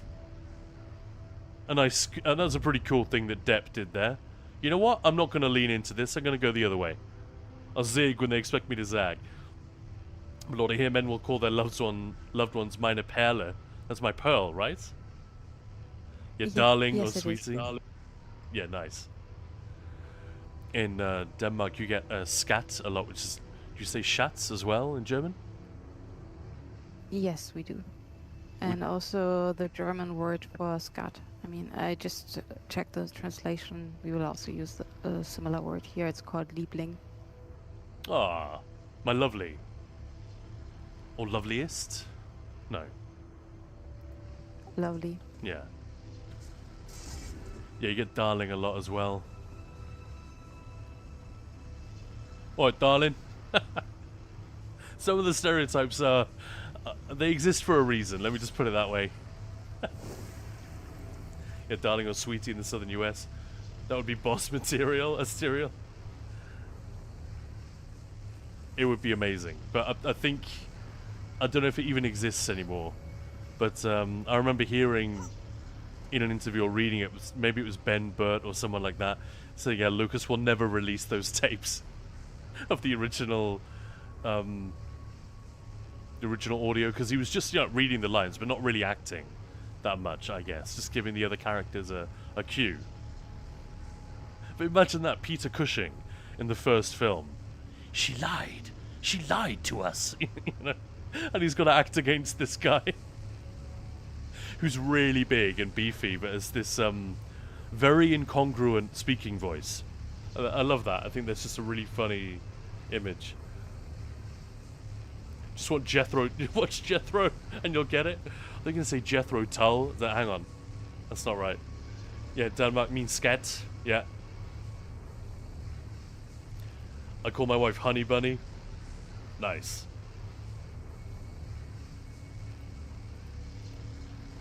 Alatarl, Eastern Germany. Kirsch is not rare. Kirsche, but mostly Schatz. Kirsch would be cherry, right? Or no? Yeah. Or it's something related to cherries, correct? People are saying the thing is, people who aren't exactly from this area will say it's cringy for them hearing meine Perle. Yeah, maybe. I think it's fine. It's cute. I dig it. Jethro the comedian, yeah, exactly. Or the Wurzels, yeah. Thanks, been there, moved on. Done. Alright, well, I say... what do you guys want me to do for the last 10 minutes or so? We're going to raid off at 4? Let's do something. Enough chatter and just, like, admiring the water. It looks fucking awesome at night time. Especially with the lens now firing at it. Look at this guy, just chilling. Yeah, I'm riding a giant bug. And? That's actually a really beautiful one. Damn. Don't think I have that one. He played Long John Silver and Blackbeard in the 50s. Runezar, this is Robert Newton. Thank you! Yeah, it was on QI many years ago. And I'd never heard of this until then. But yeah, that sounds about right. So it wasn't super early talkies, but early enough in cinema history to be, like, iconic. Writhing Wall equals remastered Ghost Fence. That's why I was asking TP Rush if they played Morrowind. Because this, to me... Vivek, you know, the Tribunal is alive and well in this era. To me, this suggests they're going to look at this and go, You know, when it comes time for them to contain their enemies in the middle of Vardenfell, that's exactly what is there in the time of the Elder Scrolls 3, guys. There's a fence all around the mountain to keep out the ash beasts and the cultists who live there. And it's breaking down. And that's the crisis. But yeah, the ghost fence. Writhing Wall, ghost fence. It's definitely the same tech, just repurposed. And West Hua area, okay, yeah. And Ireland saying, I think calling someone my pearl is sweet. No need to change that. Yeah, I agree. Sounds cute to me. Not exactly that different from Danish. Duel some people.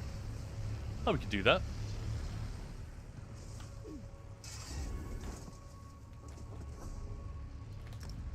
Anyone want a duel? Yeah, it's the ghost fence for sure, exactly. Dagoth Ur is one of the most tragic characters in TES3. Changed my mind. True, but he's also a bit of a dick. But they all were, weren't they? They were all like a little bit touched by power and corruption and arrogance. Nerevar almost seems too squeaky clean. What PvP character have actually got that can kind of hold their own? In TS3, yeah, there is tragedy there. Like, what happens to him is not fair. He did not deserve it.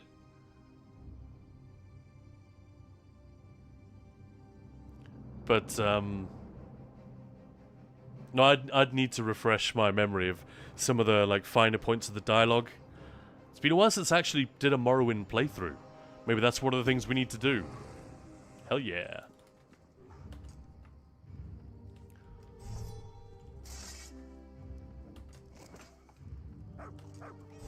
So who's up for a duel? I'm not going to fucking Bergama. They will eat me for breakfast. Because they duel all the time. I never do. There you are. I have been expecting. Do we have vampirism? Yeah, we do.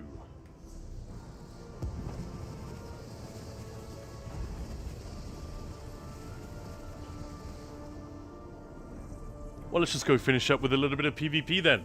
Thanks for the suggestion, Schlafs. And if I hope you heard what I was saying. Let me just type it in again about you joining the Discord if you do want some DPS tips. No pressure. No one's going to like shit talk anyone else's damage. That's not how it works. It's not about flexing. But there we go. I just linked the Discord. If you want to join, it doesn't matter which server you're on. Most of us there are on PCEU, but plenty of other stuff happening. Let's go Zero. See what's up. Some are also playing on both servers, like me. That's true. Yeah, I play on both as well. I shit talk damage. Only my own damage.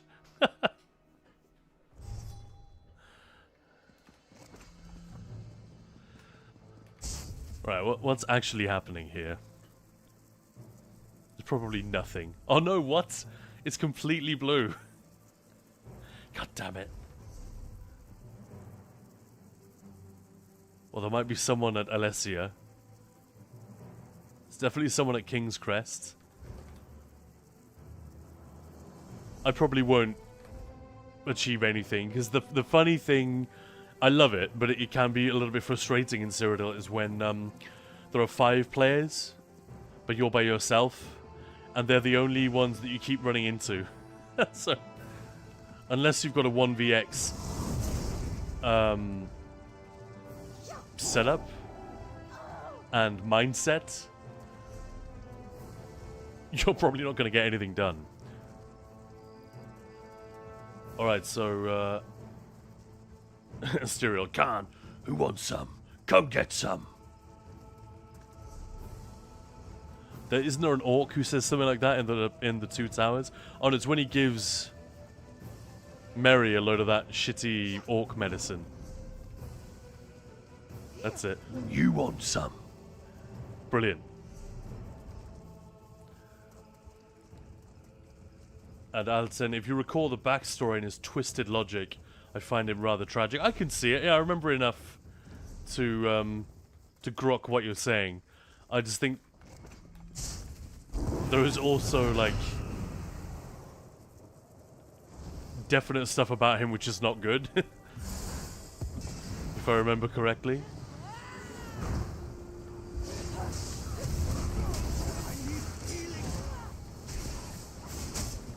Man, I'm not in the PvP mindset at all. If I run into another player, I'm just toast. We should finish off this silly healer first.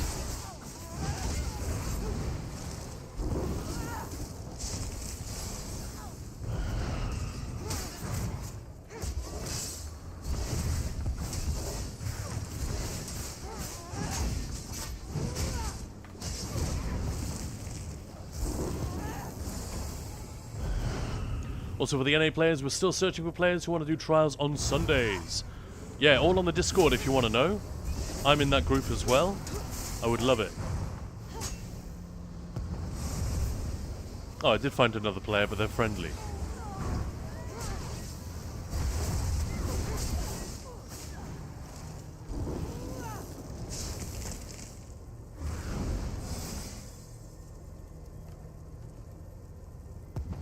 Yeah, you want some... Then keep your mouth shut.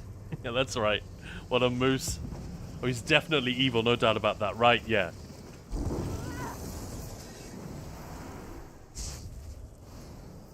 So you mean a tragic character in the same way that Anakin Skywalker is quite a tragic character? Like, he's a flawed genius, but he's also a real knob. But doesn't really deserve what happens to him. And Verzok, by the time of the events of Morrowind, he has no redeemable qualities. Maybe so. I wouldn't call him tragic. Oh, I don't know. That we might be getting into semantics then. Like, speaking of the flawed genius trope, there's a character in Tolkien called Feanor. You know, the guy who makes the Silmarils. He is a complete nutcase by the end. He causes so much trouble, you kind of hate his guts. But there's no doubt he still is a tragic character in a lot of ways. And, yeah. Interesting. Oh, it's a shame. We haven't got time to, like, dig further into this. Thank you very much for the follow. Never endless game. Does that mean endless? Endful game? I don't know.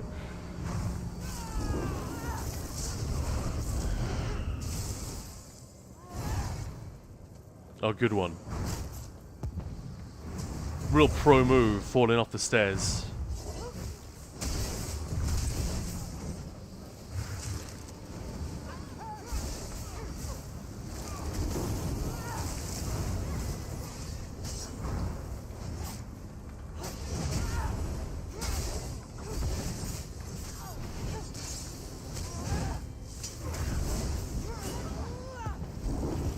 Yeah, without an end. Welcome on in. Thank you very much for the follow. Appreciate it. Sunday 1 PM. Yep. I'd like to think the events that led to Morrowind was an erotic polygon. Okay. You mean the red diamond? Or maybe pink diamond would be more erotic. Is that what you're thinking of, Vezok? I don't know. I'm trying to get my Vezok brain going. Yeah, I agree. I'm talking about the character as an individual with an entire backstory, not just the glimpse we get in CES3. Yep. Gotcha, gotcha.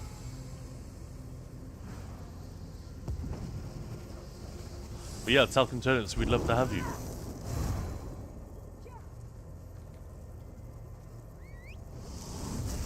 And these are going to be chill trials on the NA server, for the most part. It's not going to be... I'm just going to follow this person for a minute and see what happens. Never Endless Game, thank you for what you do for the game. Oh, no worries. It's a pleasure. I mean, I can't port anywhere from there, can I? So, what else is happening?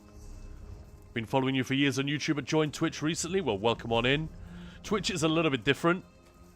The YouTube is a bit more, I don't know, serious isn't quite the right word, but Twitch is a proper piss about for me and for Maya. We just have a lot of fun with you guys on here because it's interactive. There's no need for us to be all serious, but yeah, when it's YouTube, I don't want to waste anyone's time. Get to the point, Khan. Don't say anything stupid. Whereas here on Twitch, I will very rarely get to the point, and I will very regularly say something stupid. So, as long as you're okay with that, welcome on in. And by the way, guys, before I forget, we're about to finish, but thank you for what has been a really, really awesome stream, especially off at the start, all that support at the beginning. We got a random treasure train, which I was completely unprepared for, so thank you so much for that. And Never Endless Game, thank you for the kind words. It means a lot. It means a huge amount, actually, to any content creator. Obviously, when we get subs and bits and cheers and support of that kind, that's what we need. But a kind word of encouragement is also worth an extremely, surprisingly large amount, I would say, when it comes to just keeping you going. So thank you. And Lethal Angel, welcome on in as well. Thank you for the follow. Vezok, there are implications in the law that every champion of Morrowind got into bed with another except Sothersil. Okay, let's see what you're saying. Yeah, thank you. You did a lot for me in the past. Cool. Cool. Well, we'll try to keep it going. I'm a little bit behind with the DPS updates at the moment, but that is like one of the main priorities for this month. I held it tomorrow. Another Dungeons with Viewers stream. Could be. I haven't decided yet.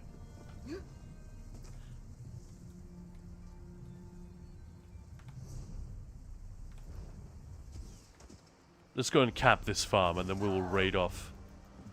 And see if we run into somebody there. Probably not. So sorry, Schlafs. I might not be able to get into a fight with anyone today.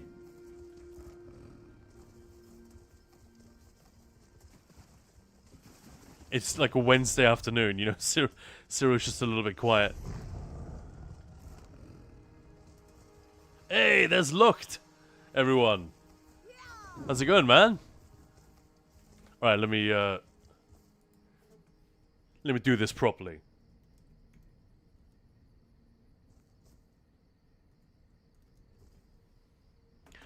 If you guys don't know Looked, get your shit together.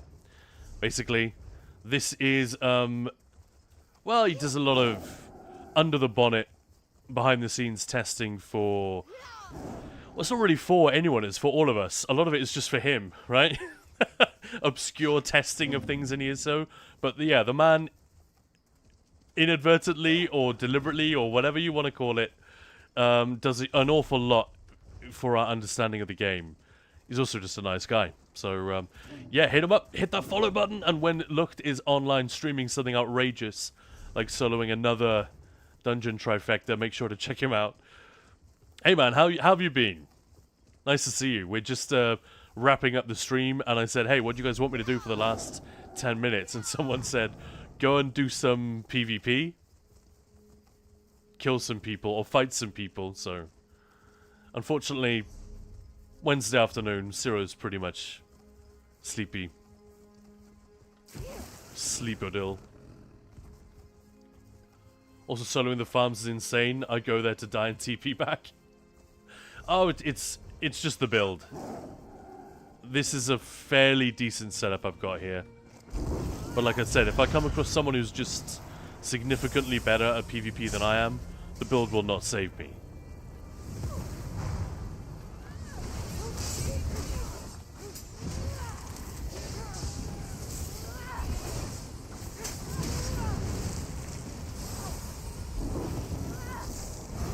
Vezok saying, hey, Giga Nerd. So for context, look, that is Vezok's general greeting to all of us. We get hey nerds. You get a hey Giga Nerd. I like that. And if it is, and I'm able to join, then I'm going to put pressure on for Naj Kaldish and Black Gem Foundry. Okay. Might need a proper group for those. I'm down.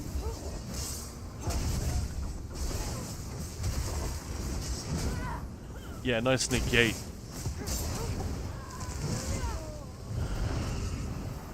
Look, I can fight you in Ciro. Yeah, go on then. You got a couple of minutes to find me. I think we all know how that's gonna go.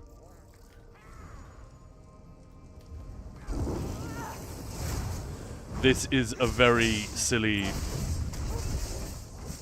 type of setup. It's either I either kill the person within the first few seconds, or I'm probably not going to kill them at all.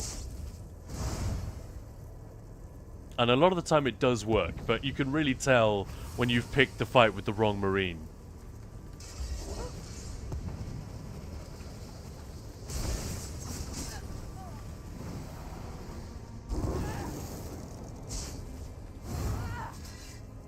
Been PvPing a lot, actually? Beware.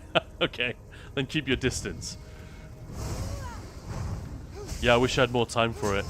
It's really fun when you get the PvP bug. It happens to me a couple of times a year.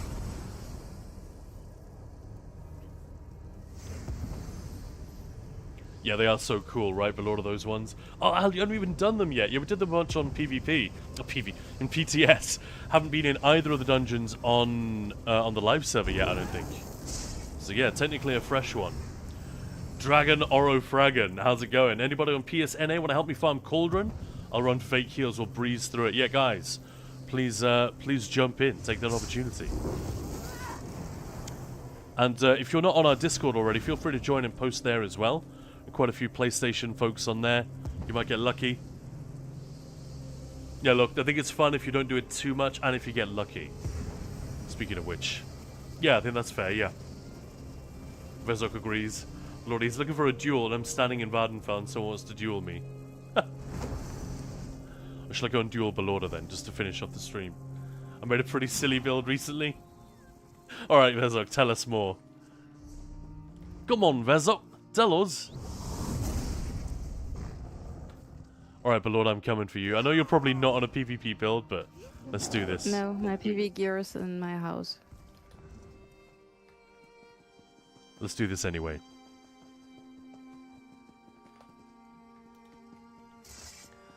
Ahel, you're not still on voice, are you? He left a while ago. Yeah, I thought so. Just staying awfully quiet. He left without saying a word. Rude. It's the Danish way.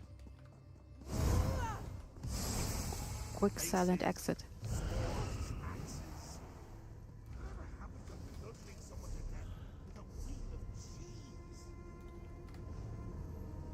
Right, invite sent.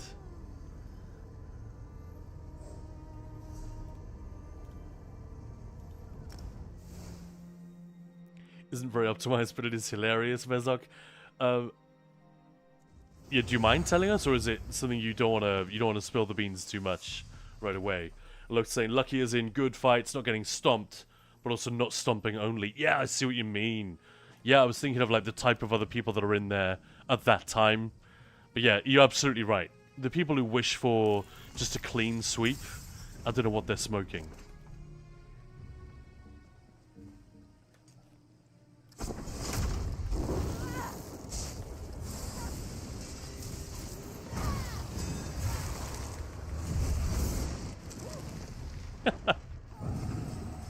There we go. Oh, sorry, I way-shrined. Now it's Lucht's turn. I'm literally dripping.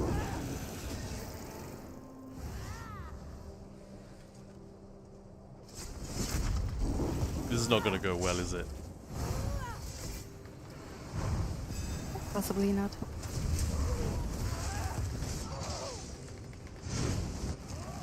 I can't even fire my ult. I couldn't hit either of you with it. It just wouldn't go off. I'm pressing it like I'm literally spamming the damn thing. Feels very strange. But yeah, there we go. 2 duels for the price of 1. I did say something, but I forgot I muted my mic. I see, man. Alright, Vezok. It isn't very optimized, but it is hilarious. Dark Magic, Assassination, Gravelord. Okay. When you guys to try to piece it together, I do have Ulfsild's on the front bar. Dark Magic. I'm blanking on that. Like, why would you want that?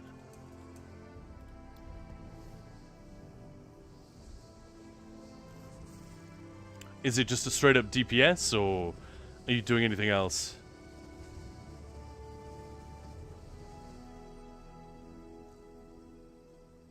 No. Frags, yeah, that's the only thing I can think of.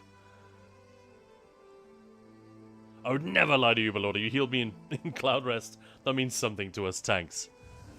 Does it? If you make a mistake and they bail your ass out.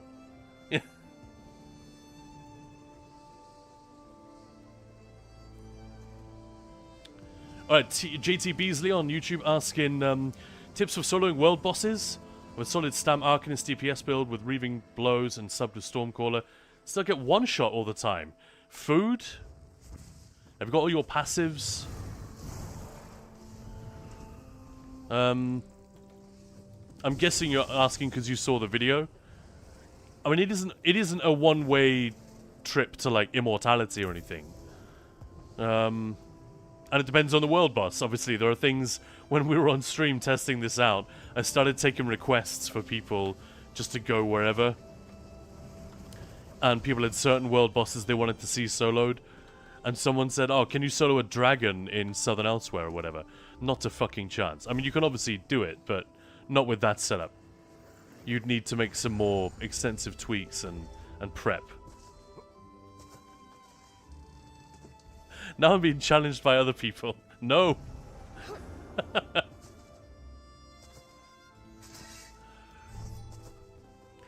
My ult is gone, so I'm not even gonna try another duel. Dark magic needs bad help. Yeah, right? By far the worst skill line. And I know that doesn't matter to the devs, and nor should it, but one of my favorite abilities on a low key. It's not like top 3 or anything, but it's in there. Crystal Frags is just a lot of fun. But yeah, I know what you mean. Spread the love, Zos. Sort it out. I'll get out of the way.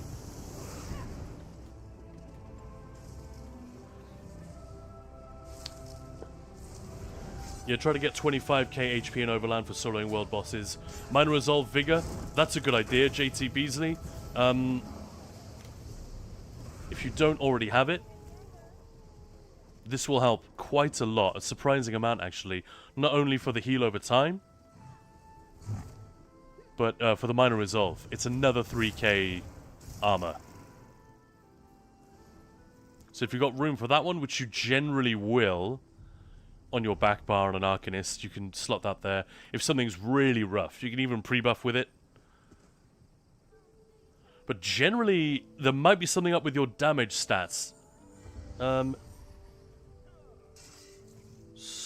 Stormcaller, yeah, I mean, check your sets and everything. Unsul and Tideborn.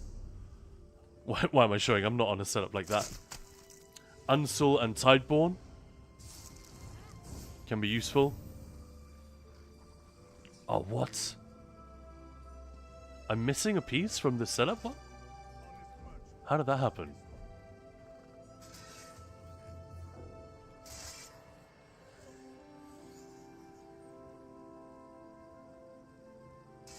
Holy shit, I was literally missing...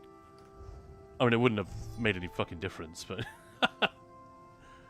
Who the hell stole... One of my other characters has just nicked it. That's pretty funny. Keeping tanks alive is serious business. Yeah. Look, if you're getting one shot, it might be mechanical knowledge. Do you see me just do the mount jump on the way shrine in one try? Actually missed it. Crap. Hey, Oren Cake, Khan and Gang, happy Wednesday. Happy Wednesday. Unfortunately, it's about to be a sad Wednesday. I got to raid off. I got to go. It is already 4:15. I said I was going to go at 4. A minor resolve. Sorry, it's resolving vigor. So it's in assault. It's the very first one. So if you don't have this unlocked, you can just go literally do the Zero tutorial and you will get vigor unlocked. Morph it to the green one, the selfish one. The clue is in the name, resolving vigor. And it's not like a magic setup that's gonna fix everything for you, but if you have Unsul and actually it doesn't have to be Unsul. In Overworld, who cares, right? Minor Slayer's pointless there. But Tideborn, it's got a line of pen on it, which might be useful depending on how much pen you've got, JT. And it buffs your direct damage, which in turn means you're going to get slightly more healing from Reaving Blows. But I honestly found that a lot of the time things weren't even breaking through the Fate Carver. So if you are refreshing your dots and stuff and something goes to hit you, feel free to forget about the Crux building and just hit Fate Carver again. Even if you're at like 0 Crux or 1 Crux. It's fine. The shield is OP and it'll heal you a little bit as well. Even if you get bashed out of it. Can't do PvP areas yet. Game crashes every time I try. What? That's wild. I mean, you can literally port into Cyrodiil and just do the tutorial. There's no PvP involved. They will get you to Waste Shrine, and then they will get you to do a bunch of siege, like catapults and trebs and stuff. And then you talk to a couple of NPCs, and you're done. As long as you don't skip any part of it, you should get enough alliance points to get you to Assault and Support level 3, I believe. Doesn't work great on Mac. Okay, fair enough, yeah. Hey, Pog Benji, thanks for the follow. And Orange Cake High and Bye, yeah, exactly. Gallant Shane is ridiculously easy to get as well. Definitely the best reward starter. That's exactly what it was. I'm pretty sure it was a trainee chest that I'm missing here. It's the only obvious thing that's missing. But yeah, Visic, I look forward to knowing more about that. Yeah, a lot of stats looked. But Lord, we had this a few hours ago, like everybody got it. Yeah, yes! I'm sorry about that. The stream just crapping out. I've had that with a couple of streamers as well. Oakwe, which is annoying, because I'm watching him, I'm usually talking to him, and then he starts responding to me, and it'll get a freeze. I don't think it's anything to do with him or me, it's just some weird combination. But anyway, we're going to wrap it up there. Skip tutorial and you'll still get vigor, sure. Pink Ninja Turtle, hello, where do I find the Ouroboros Crown Crate in-game? Press F3 if you're on mouse and keyboard. Well met, and good fortune to you. If you're not, Farewell. you can see it up here. It's this one.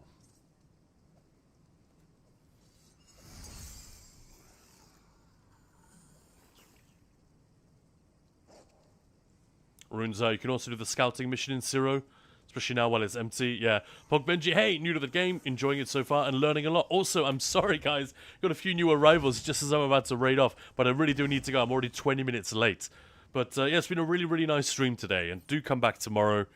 And yeah, use and abuse me if I'm available for dungeons. Many of you are very polite and quiet. There's no need for that. The mount speed buff, yeah, all of that stuff. You want it all. Like, why skip the free AP, you know? Maya puts it in every one of her tutorial videos. And thanks, Luke, for stopping by. Nice to see you again, man. Hope you're doing alright. And sorry I wasn't able to chat for longer. And seriously, guys, thank you so much for the treasure train earlier. I fucking loved it. I loved it.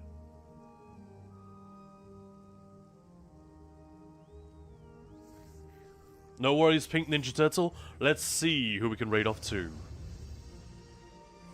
I will raid someone else in the ESO category. So sit tight. Ah, Bislobo. How could we not? Right, let's go, guys. The usual rules apply. 1. You stay in chat for a few minutes. Give Biss a chance to turn you into a convert. I mean, the guy's great. Bislobo's awesome. He plays a lot of PvP, so that's perfect. We just kind of finished with a little bit of PvP nonsense. He's also a friend of the guild. Very lovely guy. He's got a great community over there. He will also happily answer questions about builds, tips, whatever. If you ask him what he's running, what he thinks is good. Yeah, the dude's lovely. So go and hang out with him. Number 2, drop him a follow. If you like what you hear. And number 3, please make a lot of noise. Please remember to make a lot of noise when we raid over to Bislobo, which we will be doing in just a moment. And yeah, have an excellent, excellent afternoon and evening. Thank you again, and I will catch you tomorrow, same time, 11 AM UK time.